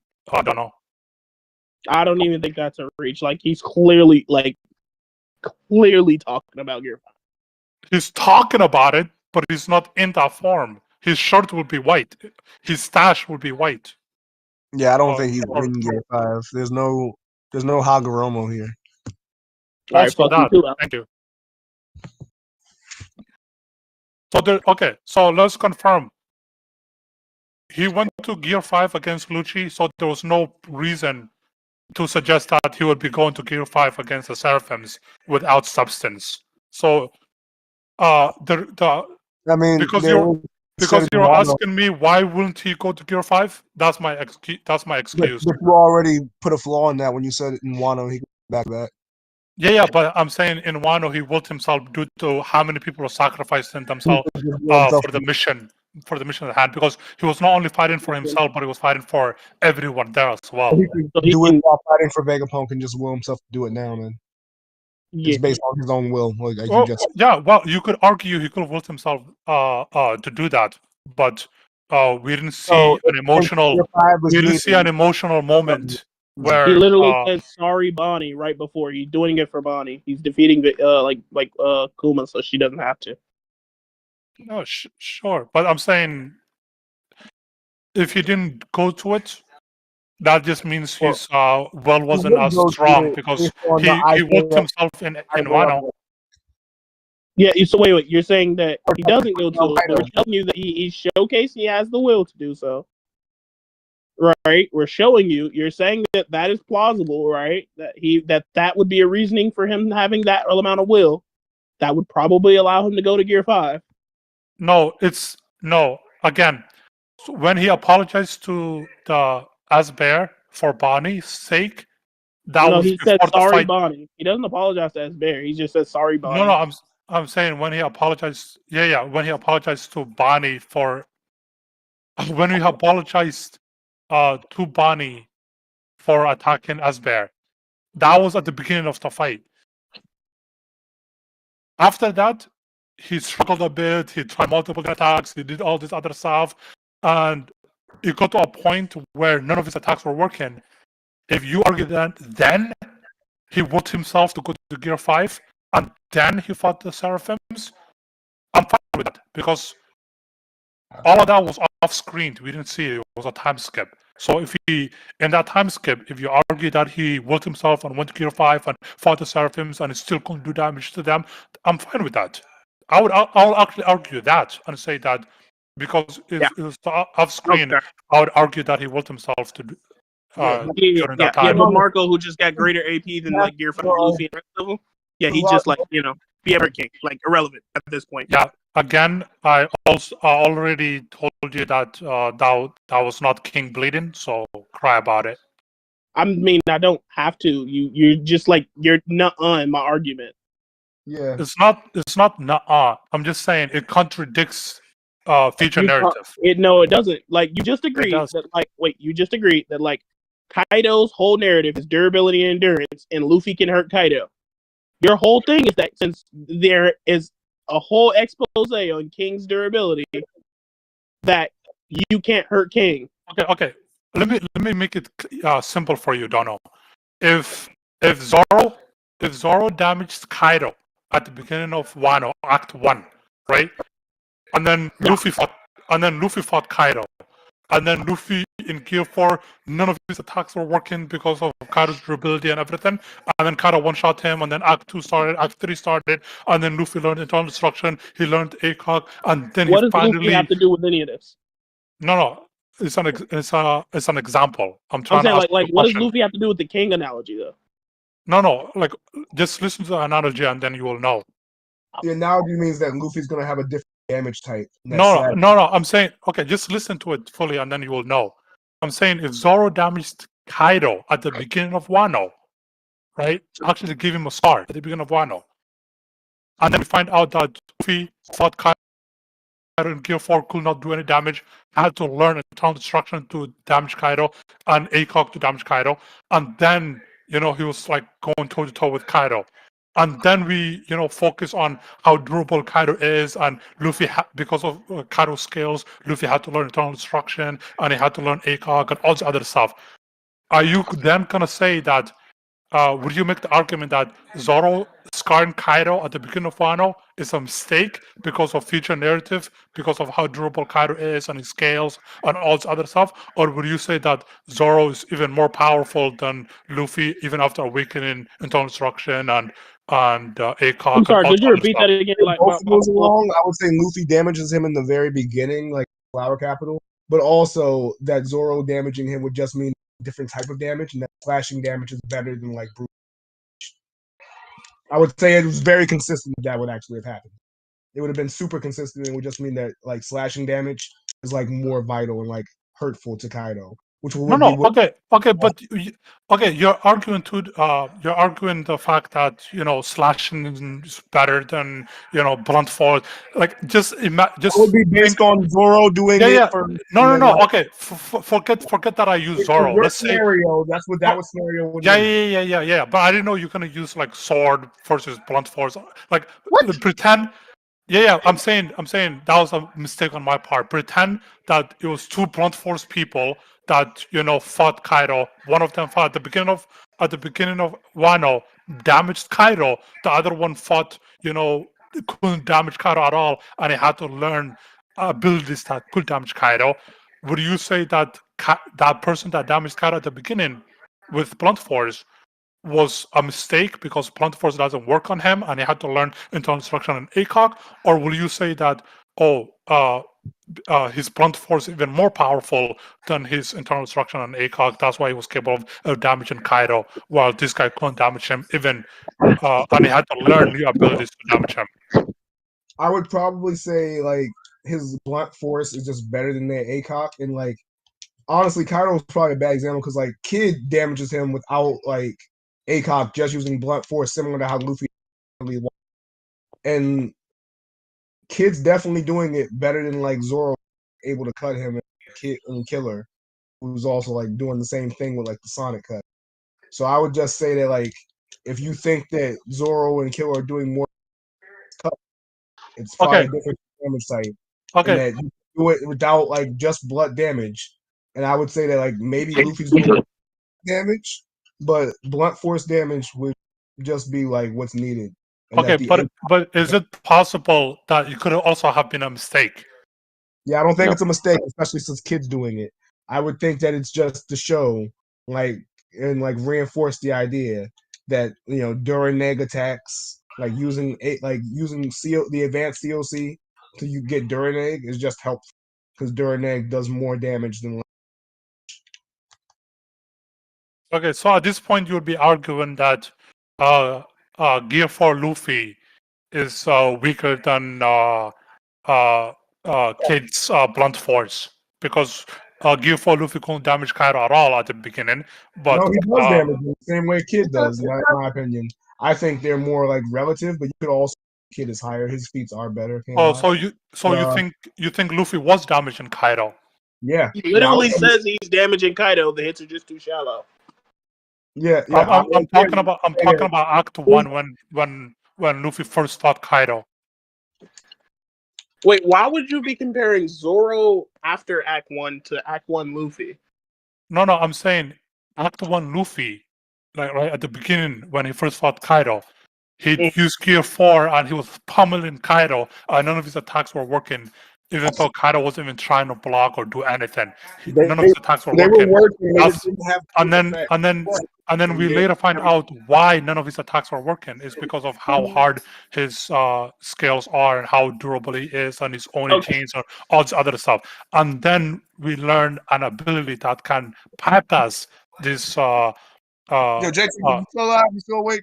You hearing any of this? Yeah, Cokes is dead. I figured. Yeah, I feel like we ruined this live stream, bro. We took over. No. He was enjoying this. I was quiet. Bro, he could barely get 2 words in. Because of you, I was quiet. Bro, I was quiet for the most part. Now you lying. I just started talking when you came in, Alex. Oh, here we go with the lies. Crazy. So he does a good lie though, because he knows I can't disprove it. Because I wasn't here for the parts before that. I wasn't here for the parts. Yeah, I have to apologize to him when the next time I see him on. Yeah, but I would say, yeah, blunt force damage does damage Kaido, and like it does work. To what degree depends on like how strong. So of course, stronger characters do it to more degree. I think getting a Wano and like Kid on the rooftop are kind of relative. But yeah, if you're just comparing feats, Kid's feats of damaging Kaido are like way better than. But still, yeah, like, I would say Kid was actually damaging Kaido while Luffy was not, because Kaido acknowledged Kid's attacks actually working, and he directly told Killer, Law, Luffy, Zoro, he said the same shit about Luffy and Kid that you guys are not actually mindless morons. You guys actually figured out a way to get past my defense. So he's actually acknowledging. He sobered me up. Yeah, he's actually acknowledging that their attacks was damaging him and they were bypassing his scales. Yeah, he tells Conqueror so that Luffy to sober him up. I mean, with Luffy, like, although I do disagree, I think like I said, I think both are kind of relative. The feats do back Kids is just like being greater. That's what I was gonna say. There's not much we can like. The feats are just on Kid's side. Like I would say they're both equal and like just using equal blunt force damage, but like. And that was reawakening Kid as well. That's crazy because after a week, it's not him. He was tossing. He was pushing Big Mom around like she was nothing. She overpowered her multiple times. We're not talking about Awakened Kid that like is like hurting Kaido. Yeah, but Awakened Kid is also using blunt force, in my opinion. Besides the railgun, of course, it's like most of his stuff he's doing is just blunt force. It's just with his magnetic thing, it's just all he's doing is just pushing her around and like overpowering her physical ability. Okay, yeah, I agree with that. Although not fully. Some of that is hacks though, because like he's magnetized. Yeah. But like for Big Mom, he could like he doesn't actually have to overpower her when he can like use hacks to like some blunt force to overpower her and like, the hacks to like make her work against her own self, like throw off her center of gravity and like, pull her own arm back. Okay. Type shit. I think this will be okay. You know about Gojo, right, Alex? Who? Gojo, the useless JJK sorcerer. Oh yeah. Oh, you know about the guy weaker than Yusa and Sukuna? Okay. Yeah, the guy that got split in half. Yeah, the guy that was. Okay, let's say he. Oh, so he's back on the bandwagon? Wait. Hold on. Alex, you back on the Yuta over Gojo agenda? Nah, I can't. Come on, bro. It's there. I'm telling you, it's there, bro. I can convince you. I can convince you. It's there. It's there. That shit there, bro. That shit was so good. Wait. Hold on. Right. Hold on. Wait. Mind you, during the fight, I think the only thing that what flipped you? What convinced you Gojo beats you? Going back through it, that whole fight, Gojo beats the fuck out of Yuta. Yuta didn't do enough when he came in at the end. Like for real. Yuta just doesn't do enough. He doesn't do enough and doesn't do a good enough job. I don't like it's so bad that like honestly, at the end of like everything, I'm still like, I don't know if if Yuta is really like, even in Gojo's body, I'm saying that I don't know if Yuta is like actually beating Kashimo. Kashimo's allowed to use this technique. Bro, stop it. Kashimo's like, don't. Okay, like you make me not even want to talk to you. Kashimo's not even like top 10. Oh, he definitely is, bro. You hating on Kashimo? Not top 10. He's definitely top 10. You hating on Kashimo? Definitely not top 10. Definitely top 10, bro. You hating on Kashimo? Nah, he's not top 10. So he'll probably get cooked by Sukuna, Maguna, 15-figure Sukuna. He get cooked by Yuta. He get cooked by Gojo. He get cooked by Rika. He get cooked by 15-figure Maguna. He get cooked by Shibuya Gojo. He get cooked by Volume 0 Gojo. He get cooked by Rika. He get cooked by Maharaga. He get cooked by Kenjaku. He get cooked by Takaba. He get his ass whooped by. He get his ass whooped by. Takaba is like a relative to Kenjaku. Knows that he wouldn't be a match for like Kashimo. Who the fuck? When did he say that? When he told him that like fighting against him would be as fulfilling for him as he wanted, but like he knows someone that could fight against him and give him a fight, being Sukuna. Are you talking about before he got all of his new abilities? He didn't get any new abilities. Yes, he does. He gets Geto's ability and he gets fucking everybody else's ability. Oh, talking about Kenjaku. Yeah, like, he doesn't get any stronger. Anything, I think he's actually weaker. What? Kenjaku gets stronger. He literally says that he got Wait. He literally told us he got stronger because he got Yuji's mother's ability. Yeah, no, he thinks that ability is nice. He likes having it. He's strong. He took her ability. He thinks that ability is nice and he likes having it. He literally says that if he didn't have it, he would have died in the fight versus Yuki. Yeah, because the ability was the answer card. Okay, so that ability is useful in combat. Yeah, but if he had his old ability, that increases the amount of the versatility of his attacks, right? Because he no longer has the blood manipulation that he used to. Yeah. Where are you getting that from? The fact that he was a Tomo member and when blood manipulation usually like the best one in the clan, like history, and then, like no longer has it. Where are you getting the fact that he no longer has it from? Oh, that he said he gave it up because you can only get like techniques. He's using technique to eat and like the mom's technique. So he has Geto's ability now, which is a brand new ability to him. That's far better than anything we've seen prior. No, it's not better. It's new. It's what he needs. No. Geto's ability is better than any fucking piercing blood. No, it's not. He just needs it for the Tengen plan because he can't get the Tengen plan off without Geto's ability. What are you piercing blood? Are you fucking dead ass about piercing blood, bro? Yeah, piercing blood's OP as shit, bro. No, the fuck it's not. It is most speed sound. So? That shit's OP, bro. We've seen hella motherfuckers dodge that shit. Sukuna struggled to dodge it. That shit's OP, bro. No, he didn't. He did. Choso almost hit him twice. He literally ran. He perception blitzed Choso.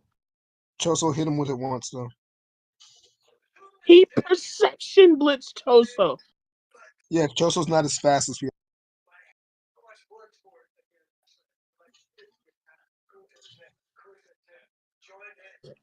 So again, hello motherfuckers is cooking Kenjaku.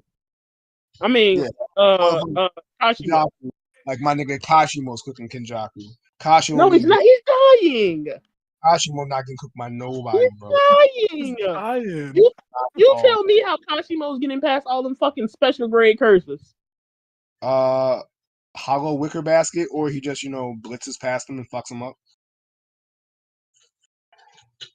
He might just like fry them each individually. You do realize Kashimo not even getting past Hikari. I mean Maki. Body and Hikari. He's not getting past Maki. While like risking his life for fun. He's not getting past Maki. Maki's stronger than like nobody. Hikari beats her. You do realize in the same attack, right? They take the same attack, right?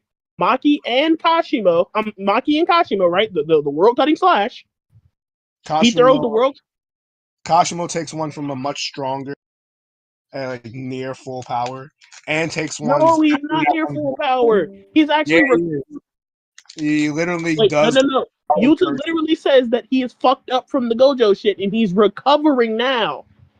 Yeah, he was recovering cursed energy reserves. He's actually at full power. That's why he saves that form, so he can go straight into like the full power, like revive cursed their form. And it's one of the things that Yorozu refused. Yeah, Yorozu just allowed for him to reach his original form, not original cursed energy, none of that. Yorozu was asking for the original form because, as she says, it fully heals you and put you back at full power. No. Wait. She means full power in reference to his abilities. Like, remember, he's able to fucking do the shit where he has 2 mouths and shit like that. That's what she's talking about. Because now he has 2 mouths. Nah, she means full power because it's gonna put him at full power, not necessarily energy reserves for fighting. Yes, in terms of physical capabilities, he can fight better because he has 2 mouths and 4 arms. Yeah, and it also heals him and powers. When did it say that? I need some evidence. Full power, bro. Yeah, so we both have an equal interpretation, but mine would hold more weight, considering we're literally told that he's still fucked up from the attack with Gojo, which is why he doesn't use his domain expansion. Yeah, full power wouldn't have to necessarily domain. It would just mean that he's in a form strong enough and at his most powerful form.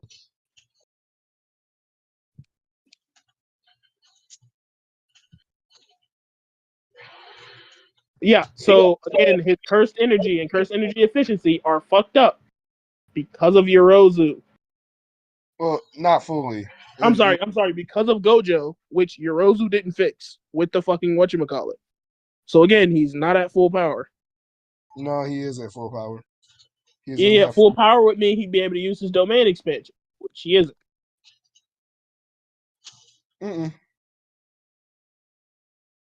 You just hate Yuta. You just don't want... No. He can be at full power and not be able to... He is not able to use his domain expansion against you. Most... You say against who? Yuta. I'm talking about for the Kashimo argument, right? You're saying that he's back at full power against Kashimo, which isn't true. He is at full power against Kashimo, and he's giving Kashimo. Kashimo is also doing and able to dodge these. Only dies to the net. What? No, the world. Wait. The world cutting slash literally took Kashimo's fucking arm. Yeah, because he's still able to dodge. Yeah, Maki's literally... Wait, mind you, he whispers the shit. Weaker Sukuna that has way less curse energy. He doesn't have way less curse energy. We're literally told that he has the same amount as Yuta, 5 times. Yeah, which means that he's nerfed. He's more than so that means that Yorozu didn't put him back at full power. No, he was back at full power, and these guys have been... That's why Yuji's landing these soul hitting. Yeah, and he said Yuji's landing soul hitting punches. He says, I'm on par with fucking Yuta, right? Yuji lands more soul hitting punches, and he says, "I'm still on par with Yuta." No. After the soul hitting punches, he never. He says it like 3 times. We get that statement like 3 times. I don't think we do. But regardless, again, he's been getting nerfed heavily since like the Kashimo fight, where he was like more than double, as Yuta even states near the end of that fight. No, during Gojo's fight, he's more than double Yuta. Nah, during the Kashimo fight, they never say anything about his cursed energy being like that much greater or higher. Nah, they do. He was hating on. Also, Yuta literally won. We know for a fact that like Yuta can use Rika inside of his domain. So if he gets into a domain battle with Gojo, he's literally just going to play a quick game of domain tug of war and then go send Rika to punch Gojo in the fucking mouth. Gojo's gonna lose his domain and then he's fucked from that point on. Enough to do a domain battle. He would. You say what? Yuta's not skilled enough to win a domain battle. He's not going to win a domain battle against Gojo, but he can pull off a win in a domain battle against Gojo by having Rika fuck up Gojo's domain, or his concentration for his domain. Yeah, he wouldn't have enough time. He'd lose the battle instantly. He wouldn't lose the battle instantly. What are you talking about? Yeah, he would. His domain doesn't do anything. Gojo and Sukuna have like quick hitting domains and like quick domain battles because they're so skilled. He doesn't have a way to do a quick domain battle. He does. He literally, it would just mean that Yuta and Gojo open their domains at the same time, which Yuta can do.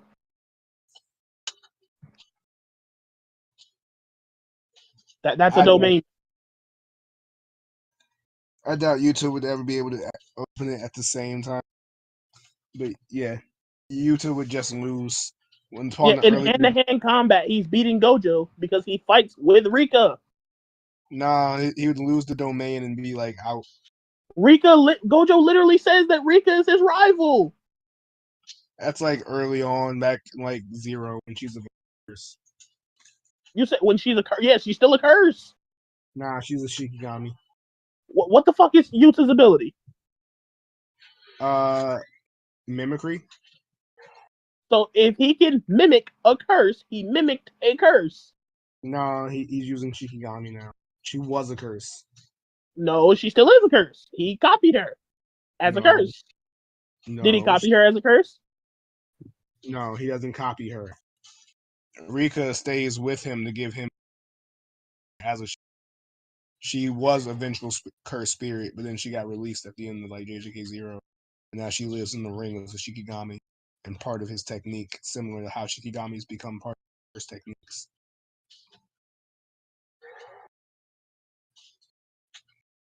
Okay, so it's the same Rika. No.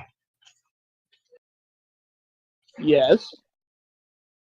No, it's a piece of her spirit. It's a piece of that same Rika. It's a copy of that same Rika. No, it's a piece of that original same. No. Yeah, it's a piece of that original same. I need evidence as to why they're different. Because the original one was a curse. That's why it can use reverse curse technique. Curses can't do that. Curses can use reverse curse technique. No, they can't. We literally see Jugo use reverse curse technique.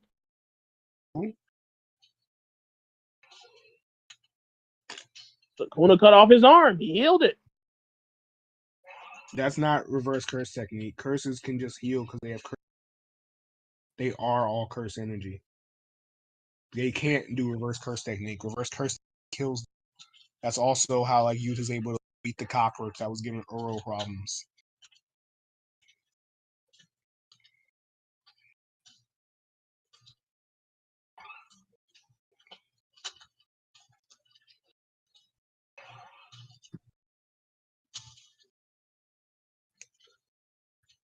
Wait, when did Rika use reverse curse technique? To heal Yuta at the end. after he like takes Gojo's body and shit. No, she doesn't. Yes, she does. No, she doesn't. Yeah, she does. Yuta just says he stayed with my body. Mm-mm. He says That's all he says. He says that she stayed with his body. No, that's not correct. She uses reverse curse technique to heal him up and make sure he survived.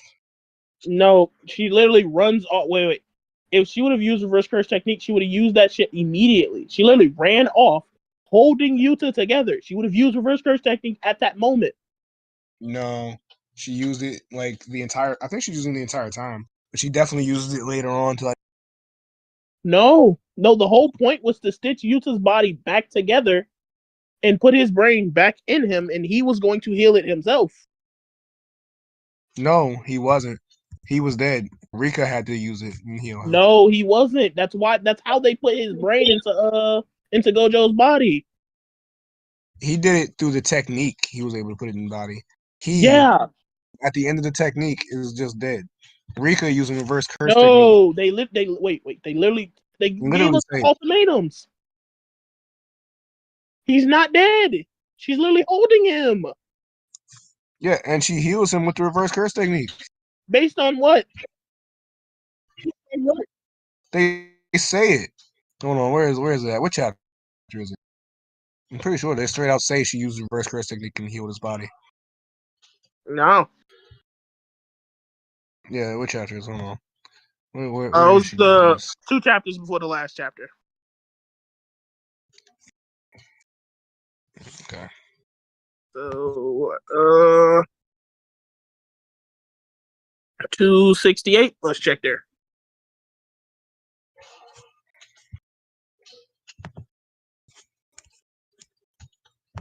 Yeah, this is when Sukuna dies.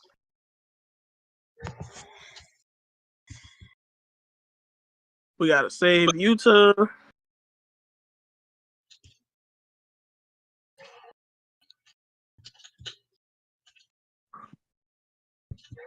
Yeah, when you're wrong on this, I'm gonna need you to agree that Yuta beats Gojo. No, because that still would be wrong. No.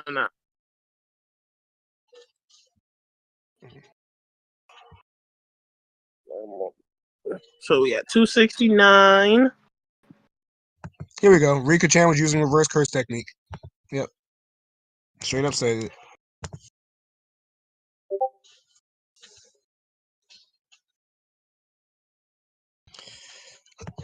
I'm pretty sure he says it early on too, when he says he's able to in the fight against Ryu, when he says he's used like Rika's reverse curse technique to like heal him.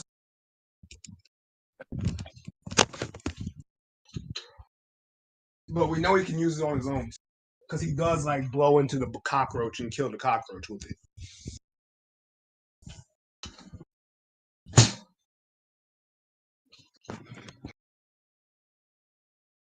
Yeah, so like Rika can use reverse curse technique. She's Shikigami. She's still relative to Gojo. Like she's still no. As a curse, she's relative to Gojo because curse is like she was an immortal curse. No. Wait. As a Shikigami, she's not nearly as powerful. She's only like a fragment of that power. No. She's just as powerful, but only temporarily for 5 minutes. I think she's only a fragment of that power in general. And yeah, I disagree. I disagree with that. We see she has the same abilities, and Rika has like everlasting evolving. So like she'd actually be stronger because like she's evolved multiple times, like in the Ryu fight. I don't think she does. I think she's actually like because she's a piece, she's nowhere near as strong. Devolved. Like in the Ryu fight, she like is able to somewhat attain a form similar to how she was Zero when she shot the love beam. And it's like stated that she's like able to use this power again. But I think that like she's only using it on a lower level because it's only her and a much weaker piece at that. Yeah, I disagree because like we see that like she's relative to Kenjaku already, and we know that like Ryu should have like a higher attack potency than Kenjaku, considering he like has the greatest AP in like all of pretty much history. Yeah, I think Kenjaku is just like weaker than he was before. No more blood manipulation. He not OP no more. Yeah, this is a past Kenjaku though. Wait, what? I'm talking about in the past, right? Kenjaku meets up with Ryu and he offers him the immortality, right? Yeah. So Ryu is still considered like the greatest. Oh yeah, output. That's true. Yeah. I mean, I wouldn't necessarily mean anything. Just like he punches harder. No. He's talking about his Granite Blast. Well, he's talking about in general. Like he has like the highest output, but having the highest output. But we know that like he's particularly prideful of the Granite Blast, which is like what he emphasizes is the most powerful thing in the world. Well, they actually emphasize that his Granite Blast and punches are like power. He likes the Granite Blast because of like how like he's able to like use it. Like it's long range versus just the punch type shit. But outside of that, like his punches and Granite Blast are the exact same. Like it's more so that his output is just the highest. So like if in same move, he would always have a stronger. Like if your move is naturally stronger, then your move is still going to be strong. Like his output doing the move would be more because he has the best output and he could do the most output. But that's like it doesn't mean like his Granite Blast hits harder than like. So he still have like higher AP than like original. Considering original still was like relative to Kenjaku. He has higher AP than like like original Ryu would have higher AP in terms of physical than like Kenjaku. No, I mean like the joint attack that Yuta and Rika did against Kenjaku, because they were relative to Kenjaku in that clash, that Ryu, who should be greater than like Kenjaku, where you admit it was stronger, Ryu should have higher AP than Yuta and Rika. You're throwing me out. What joint attack did Yuta and Rika do to Kenjaku? The love attack that like blew half his fucking arm off. You're talking about Geto. Okay, that's why. Yeah. Okay. Yeah, Geto. Yeah, that one is based on like the reading of it. I would say that I would argue you could say that one is probably stronger, but Yuta is stronger in the second one. So like, I don't know. No. You just said that like Rika regains part of her abilities, right? Yeah. Okay. And then she's able to overwhelm Ryu, right? Yep. We know Ryu has higher attack potency than Kenjaku. Yeah, Ryu has higher attack in terms of physicals. So, since he was able to overwhelm Kenjaku, you have Kenjaku over Geto, right? Then Yuta should be around Geto, which would mean Yuta's lower than Kenjaku, which would mean that Ryu is stronger than Rika.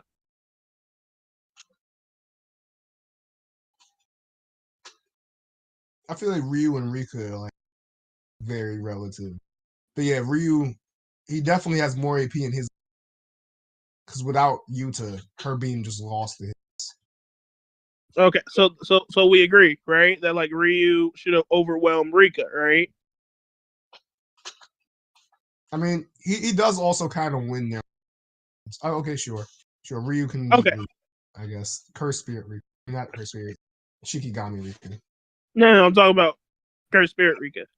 Nah, Curse Spirit Rika would have washed that clown. Shikigami Rika can have it. Curse Spirit Rika struggled with Geto. Are you saying that Geto's attack would be like stronger than Ryu's? Yes. Are you saying that Geto is stronger than Kenjaku? I think Geto versus Kenjaku is, but the skills, like Kenjaku has the greatest skill set, but Geto versus Geto. You say what? For Geto versus Ryu, I have Geto on. But yeah, Kenjaku versus Ryu, it's. I'm gonna just put it like this. This is how a fight going. Flat out, no bullshit.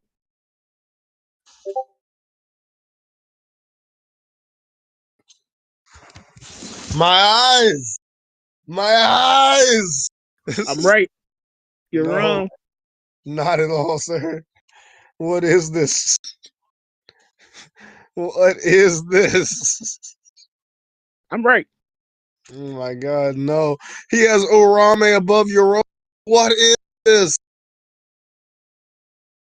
Yorozu, the only person other than possibly Kashimo who is implied to have shown or be able to show relative to the 20 finger Sukuna. The one that actually has the flashback where we see her be able to like hug and blitz 20 finger Sukuna before he realizes he's getting hugged. That one. Her below Orame and Ryu. What kind of sense is this? My God. Why is she so low? You have Takuma above her too? And oh my God. And Geto. Oh, at least I like Geto being there. But still, what? Oh my God. You fucking hate your Rosen. Oh my goodness. All right. May's getting the hella love. So, May above Naruto in what world? Oh my God. This is crazy. Nah, bro. Maybe is getting some love. I'm not gonna lie to you. Only because like that fight with fucking Kenjaku was goated, and I love to see the way she moved. That's what I got, bro. Yeah, I ain't got. Holy shit, Hikari's so down. Hikari's a great. Oh no, God, no. Oh God, Kashima. Oh my. Oh God, Kashima beside Chos. Oh my. The hating is crazy. The hating is crazy. Really, he getting cooked by anybody with a domain expansion. Not at all, bro. He's fine against people with domains. He was like, yeah, his like domain. I mean, like his cursed energy amplification is so good that he's very confident on like beating people in their domains. Like the reason why is because remember, originally domains weren't. Remember what Tengen said. Originally, domains weren't for like sure kills; they were more sure hit. Yeah, until his era. He's from the era that makes him about sure kills, like expecting a sure kill one. He was thrown off by the fact that Hikari had one from like the old era.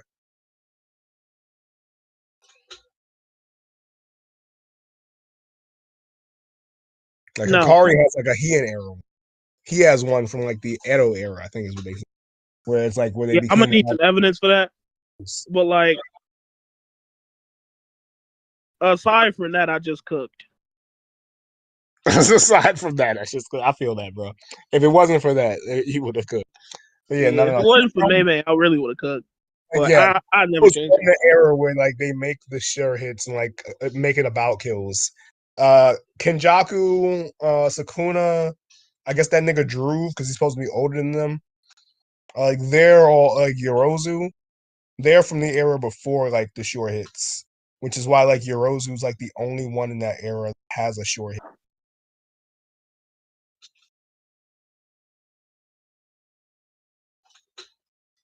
And even then, her short hit's not really good. I mean, it really is good. Like, it's really like a separate attack inside the turns into the short hit when it's finished. Yeah. Like, fear type shit. But yeah, she's the only one from the Heian era like a short. Everyone else doesn't have that. That's like something that came along during like Kashimo's era, which is why I used to be so hyped to see his domain. That never came.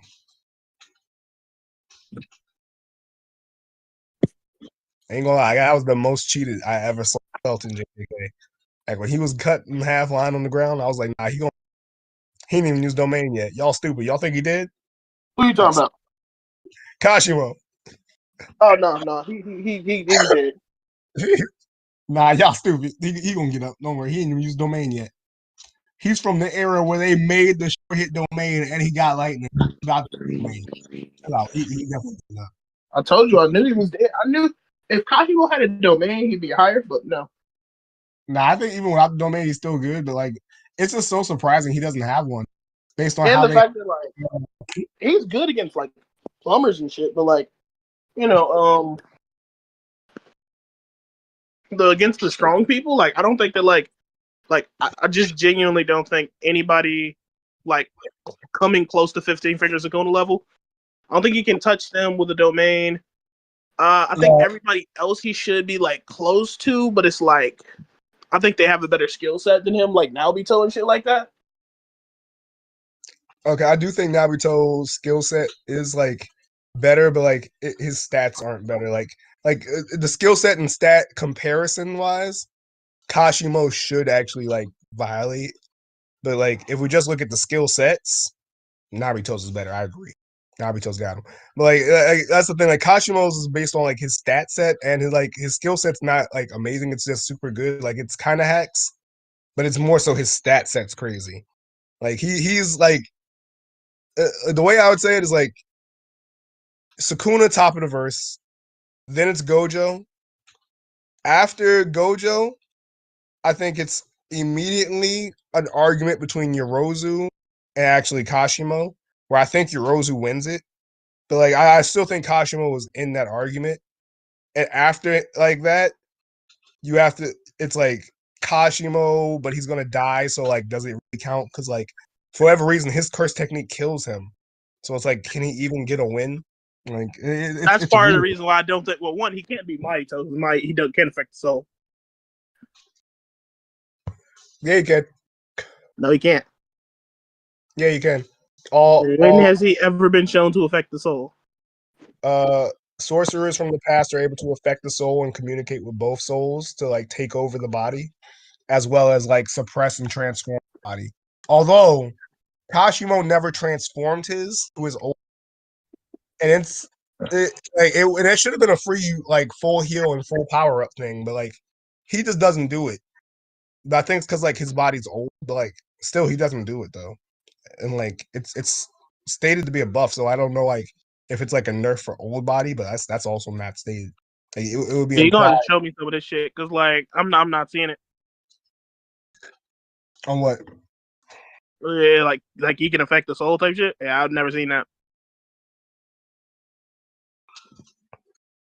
I got you, bro. I'll send it to you, bro. But yeah, but reincarnated sorcerers can all affect the soul. Everyone reincarnated, like even Reggie should be able to affect the soul. I think Yuki was accurately placed. She's below Toji, but like Yuki is not accurately placed either. No, Yuki should be like here.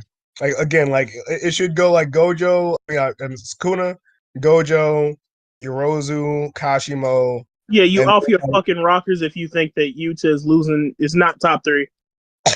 Nah, like Yuta's competing against. I guess Yuta could be like above Kashimo. It's tough. It's tough. He's very likely. No, he's like I don't get what you're trying to do. The moment Yuta uses his domain, Kashimo is fucked. He's really not. He really is. He does like he's going to throw up Hollow Wicker Basket, and then Rika's going to beat the shit out of him. No, he's only throwing up Hollow Wicker Basket when like he thinks it has like an insta hit, and when he sees that it's like sword based and there's no insta hit, he's putting that shit down the same way he did against like Hikari, and just like amping himself up with cursed energy and beating his ass. No, the whole thing is that Yuta can immediately fight within the domain. You know that, right? Like so he can use the fucking curse technique in the domain. So they're gonna fight in the domain. Kashimo can fight in the domain too. He only does the like, you do know that like Yuta's domain, it's insta hit, right? It's kind of not. It is like no matter where he throws the attack from, he's going to hit you. Yeah, those he could Hollow Wicker Basket, but he has to throw an attack first, and like Kashimo would blitz him and beat him up. No, he would not. He would. Yuta's able to keep up with Sukuna in combat. Yuta's able to. Yuta is faster than Maki. So is everyone else. No, Maki's able to dodge the world cutting slash. Only when like Sukuna's way weaker. No. Yes, after he's way weaker and like substantially multiple attacks. Especially from even the soul draining fist of Yuji. Yuji's fists were not doing anything. They really were. They really weren't. they literally were. They were targeting him and doing They were specific. targeting the barrier between him and Megami, trying to separate him from Megami. Megami stopped helping, so Megami stopped doing anything. He stopped at the barrier.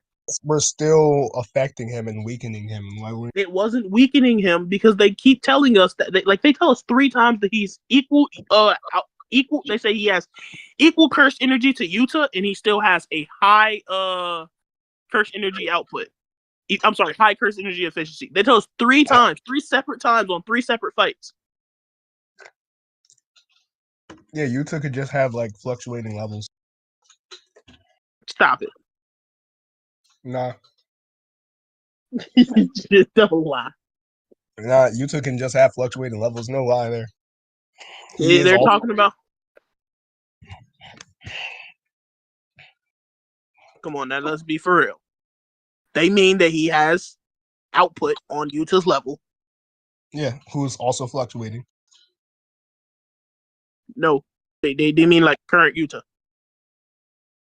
Yeah, the one that's fluctuating in the fight and like has been fighting, therefore, weighing himself out. Oh, right here.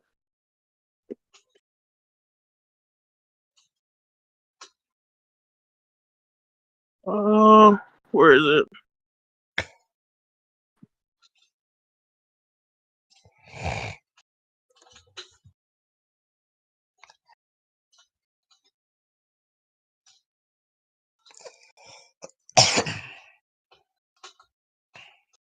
But yeah, not only can like all the revives the soul, Mahito gets hurt by attacks that like don't target the soul necessarily as well. It's just that because he can like reshape his like heal damage. And then the nigga hit Black Flash. Man, you not finna convince. Hell no, you not finna convince me. This nigga YouTube fucking bitch ass nigga fucking no. Hey, you don't know that Kashimo couldn't hit Flash. I'm talking about fucking Sukuna. Sukuna was hitting Black Flashes. You telling me that his output didn't recover? No, stop it. Yeah, they weren't recovering even with the Black Flashes because of Yuji. That's why he wasn't able to like do it. Otherwise, he would have destroyed Yuji's domain. Like his, no. He wasn't recovering the same way because he was kept getting nerfed. No. Wait. After the who did he hit a Black Flash? He hit a Black Flash on Yuji, and then hit one on LaRue. Hit 2 on Maki. Couldn't get in the zone against Yuta. Yuta shut that shit down. That's with Kashimo. Especially if Sukuna was like that weak. And then the fact that like part of the fight Rika wasn't even with him. So if remember Yuta wasn't even trying to kill Sukuna, but Sukuna's trying to kill Yuta. And then Gojo is trying to kill Sukuna. But we're comparing. Remember, Yuta also like straight up tells us that like even though like he's super strong with Rika, Hikari and Jackpot is just like over him. Who like Kashimo could have. Wait. He says Hikari when he's on a roll is able to beat him. Do you know why? Because we find out that Hikari had created some form of technology that allows for him to always get a jackpot. It's not no technology. What are you talking about? Yes, it was something that he had that allowed for him to always get a fucking jackpot. So whenever Hikari gets a jackpot, he's doing nothing else but constantly getting more and more jackpots. He's never gonna stop hitting jackpot. No, he can stop. Like literally, he just becomes lucky. Like he is trying to get a jackpot, and the way his domain is set up, that eventually, and like what did you say, like the first 5 to 6 tries, he will get a jackpot.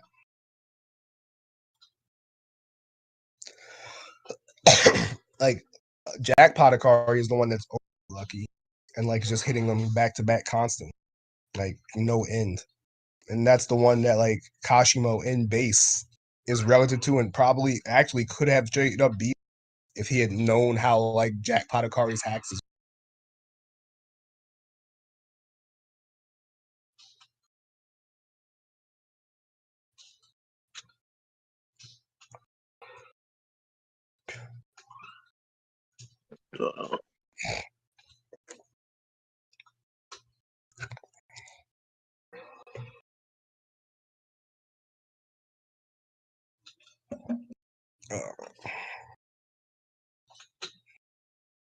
Yeah, I'm gonna send you a statement from Gege, literally saying that like once Akari hits a jackpot, he will always hit a jackpot when he's on a roll. Pretty sure that's not what it says.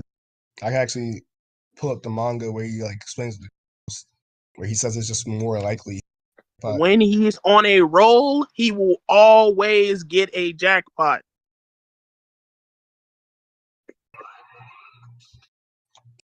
no chance base. That's literally the whole thing. That's why no one can beat Hikari except for Gojo, because Gojo doesn't have to fight him. No, everyone would have to fight him. Jackpot Akari can just be like it's a chance based thing. Like literally, how is jackpot? How's Hikari getting past Infinity? Oh, jackpot! He just heals through, keeps going, pushes enough force to keep going through it. Same way like Scorpion Slash did. Same way that who did?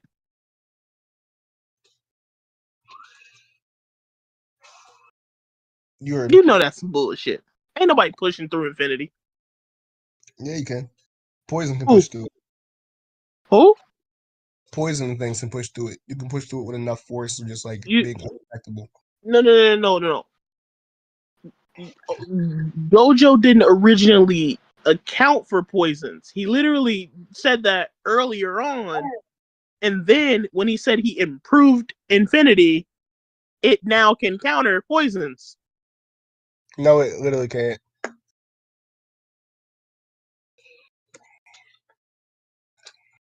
He improves it to start being able to like pick up on things when he's like not paying attention to them, to like start repelling everything. But we know like things can still get through, which is why he like remarks about poison, because air pressure can still get through, like which means like force can technically still get through. Same way like he's still able to breathe when he's using it. Like things can get through it. It's just that like filter those things. He is good enough to filter them. Like for the most part, if he like knows what it is.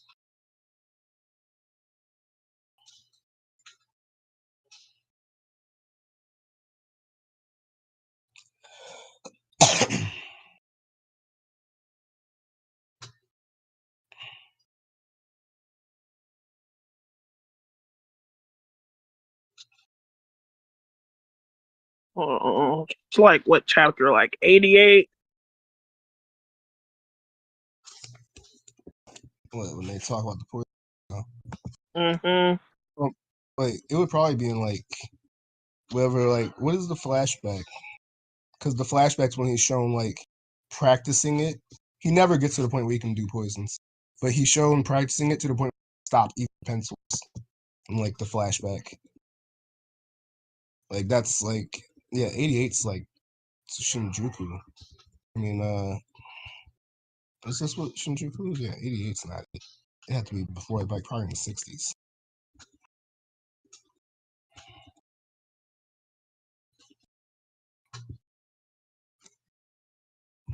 Let's go 63 for reason. 63 is too late. I think. Let's go 61.5. So what the fuck is 61.5 chapter? 0.5 chapter is just a Q&A. It's not an actual chapter. Or it is a chapter. I can't tell. I went too far down. But it's a Q&A. Okay. Previous chapter. It's before this shit. Oh my god.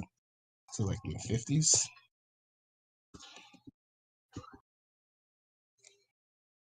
Let's go 46 real quick.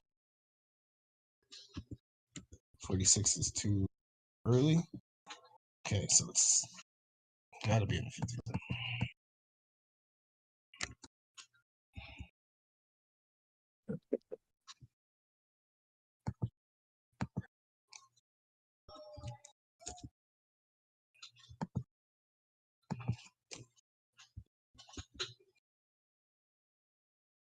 At this point, I'm convinced it can't be in the 50s, and I'm about to give up. Do you know when the flashback is at all? Nah, fuck it. I don't care no more. Yeah, in the flashback though, I can tell you never gets poisoned. No, in the flashback, he says some shit like, I'm trying to do some, but I want to get it past poison, right? After he dies, the fucking, he's trying to get it to, like, he's got it to the point where he can, like, filter out most other shit, not poison, right? But yeah, how the fuck is Akari gonna act like a poison? Well, I mean, in general, just, like, poisons just show things can get through undetected. Like, in that flashback, he shows he's able to, like, filter stuff out. Like, he's not able to get poisoned. Like, he's able to stop the pencils, but the eraser still hits him because he wasn't trying to, like, use Infinity Eraser. So, like, when they threw the eraser at him, it still hit the pencils. He was trying to make Infinity. So, like, anything, like, he's focused on, like, not getting through. No. Remember, he literally says that, like, after that, he, like, trained Infinity to be automatic. So, like, nothing gets in that he doesn't want to. No, stuff can still get in. Like, he's trained it to, like, just filter. That's all he says is, like, it's just that flashback. Like, that's the end of the training for them. Like that is it. Like he trained it to where he can filter through, but, like, it seems like if he's not, like, if like he hasn't already made a rule himself that thing can't get through, it can get through. That's why, like, the rubber eraser hits him. The pencils specifically don't.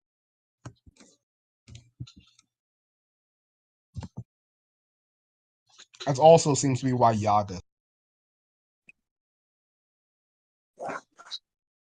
like, he just doesn't have, like, any stopping Yaga. Like, he never, like, tries to filter. Nuh-uh. Yeah.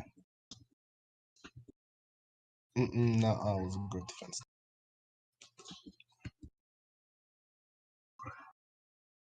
I want to go 75. I feel like this be my last. Yeah, hidden inventory. Okay. I'm close. Go to 76. Let's do 77. Just gotta feel like it would be faster and just go to this chapter.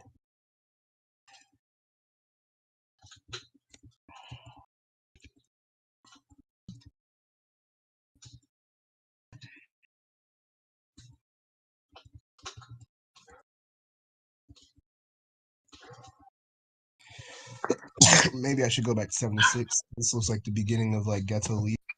Also, do Yuta have any poisons? Yuta? Mm-hmm. I don't think so.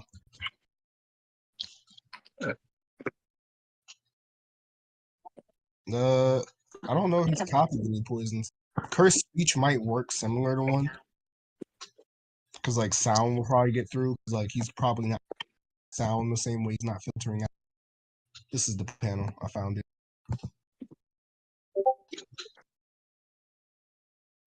Or the eraser hit him. What was it, like 85? 76. And this is a year after. This is what he says he's been doing. Like, right after the eraser hits him. Cause he's talking about how he, like, after eraser hits him, this is the, like, now I can do it automatically. So he was doing it automatically when the eraser hit him, but he just wasn't focusing on, like, erasers. He was trying to stop pencils, which is why, like, because they're doing a test to see if, like, they can throw pencils at him, and Geto swaps an eraser.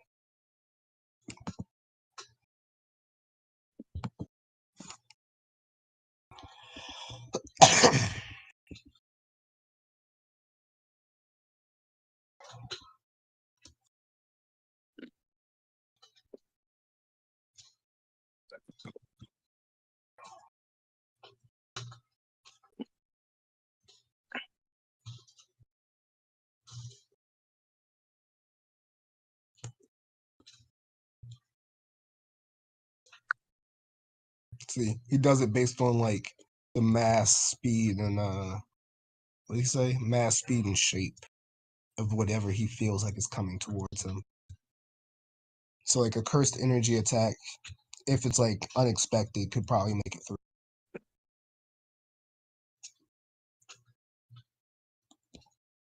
But with the glasses off, it'd probably be to make it through something like he doesn't see it. I don't know. I feel like the eye should work glasses on, so I don't know if that like matters too much on it.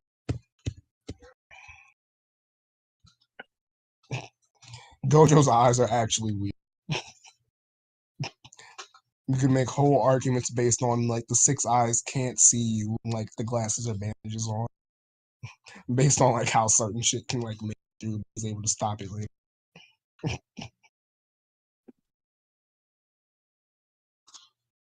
Like that man's eyes are magical.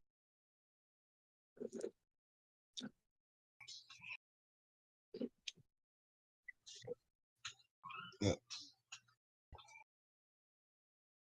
Okay.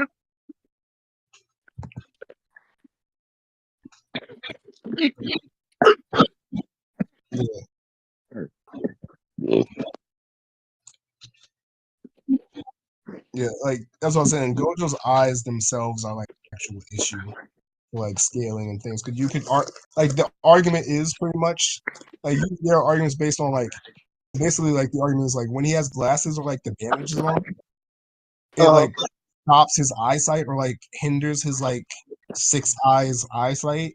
So like things he doesn't see hit him. But like is the 6 eyes not like better than like putting shades on to like hinder? You know what I mean? Weird little paradoxes.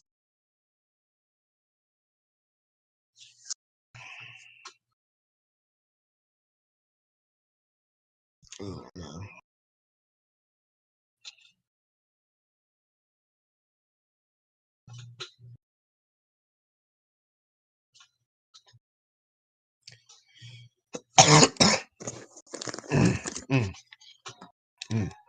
I got that bitch.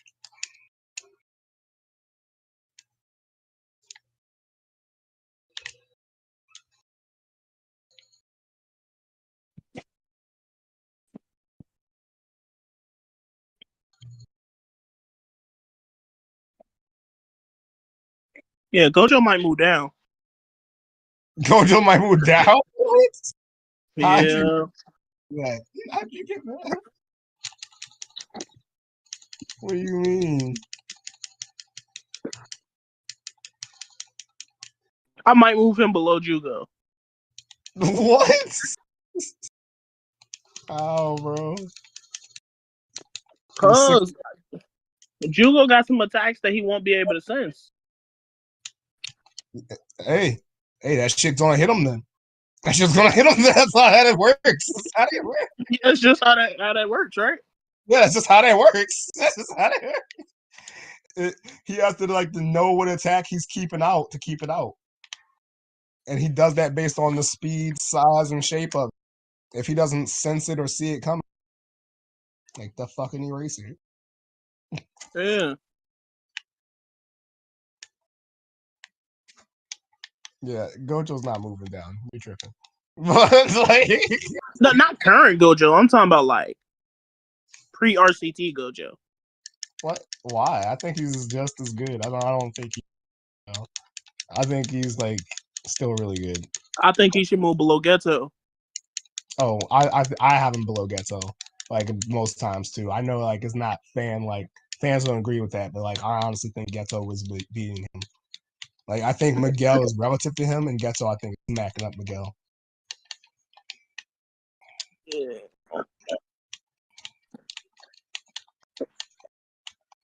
Like I hate when people say they think Toji is still Geto. You read the shit wrong. You read the shit wrong. It's like I wanted to move Miguel up. I just didn't really have a heart for it. I feel it.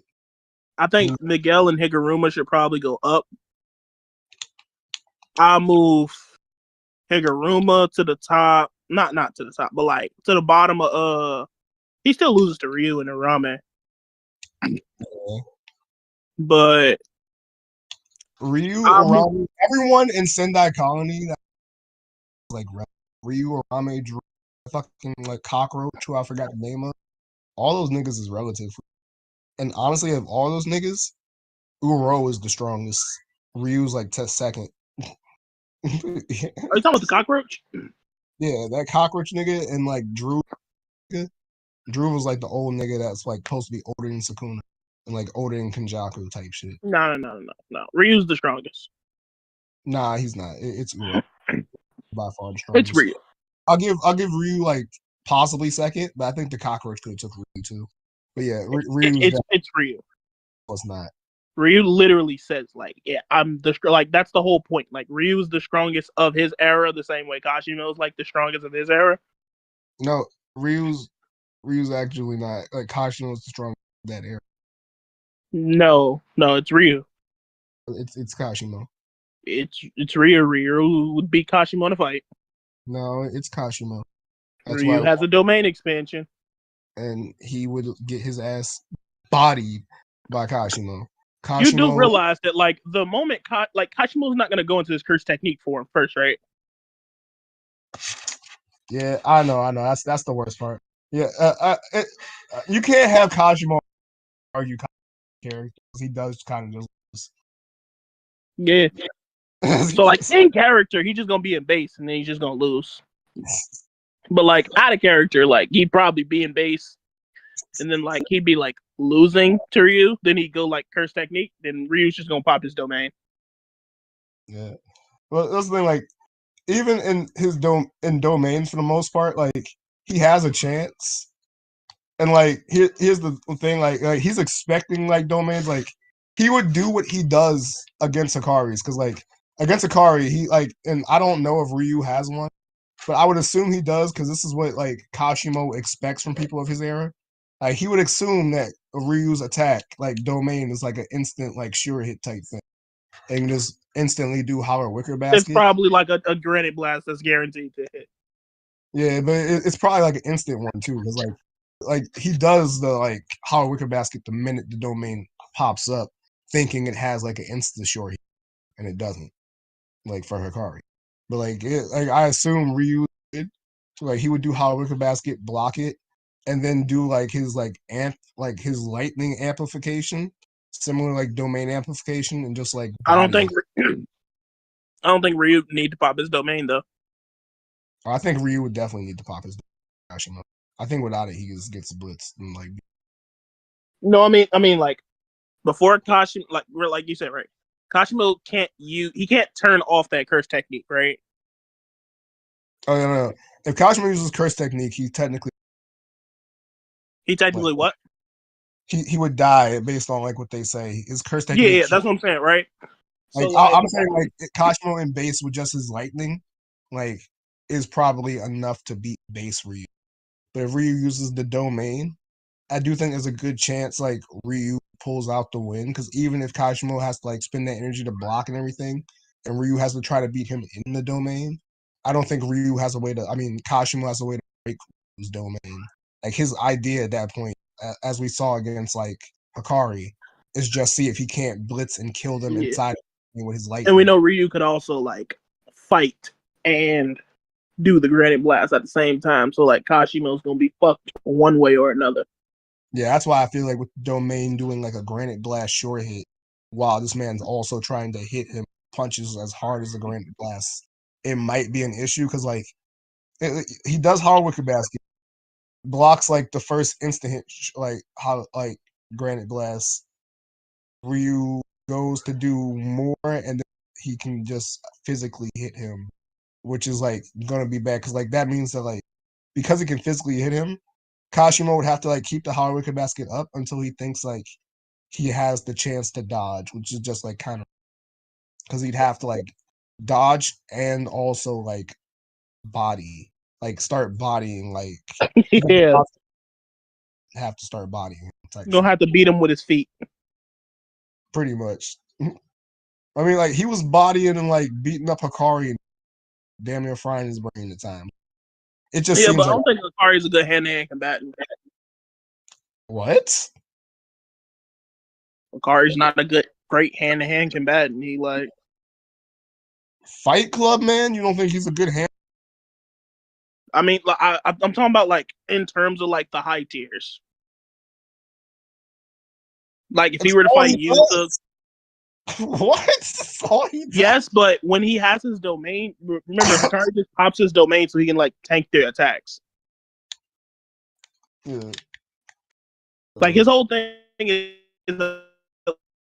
like, yeah, I don't really need to block your attack. I just can focus on offensively beat your ass. And there.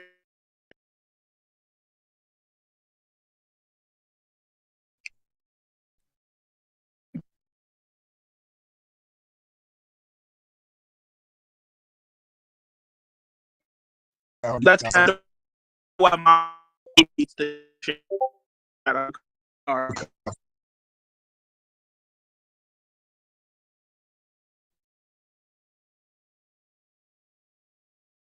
I tend to like beat her in combat. I'm lagging or you're lagging? I don't know. Okay, so you stopped lagging when you asked the question. Can you hear me now? Yeah. Okay, I think you were just lagging mad hard. I don't know what the fuck that was. Okay, I was just saying that Maki is just a better hand-to-hand combatant than Hikari. That's why she'd beat him in a fight, because like he wouldn't be able to use his domain against her, and it would just be her kind of beating his ass. I disagree heavily on that. I think he would win. I think his domain is fine against her the same way innate domain seems to work on her. Innate domain. What are you talking about? Innate domains, similar like so domains that work more like how like sorcerers of the Heian era like we're talked about using them. The innate ones work on what do you call those niggas? Have cursed heavenly restriction users. Like when Ghetto's curse does one and it hits Toji and like that domain, like Toji's actually in it. Same as when like Maki's like awakened type shit. Like she has no cursed energy, killed the Zenin. But like Juzo, when he sees her, pull her into his domain still. Because like it's an innate domain. So Hikari can still like send me the panel.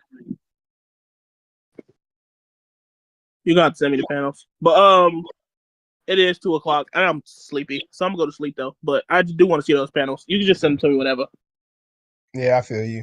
Do you not remember a sumo dude pulling her in the domain? Don't remember. I remember that, but like vaguely. Yeah, sumo dude does it, and then like Ghetto does it with his curse. I'll send it to you probably tomorrow. Okay. All right, man. Deuces. I'll talk to you tomorrow, gang. Peace out, bro.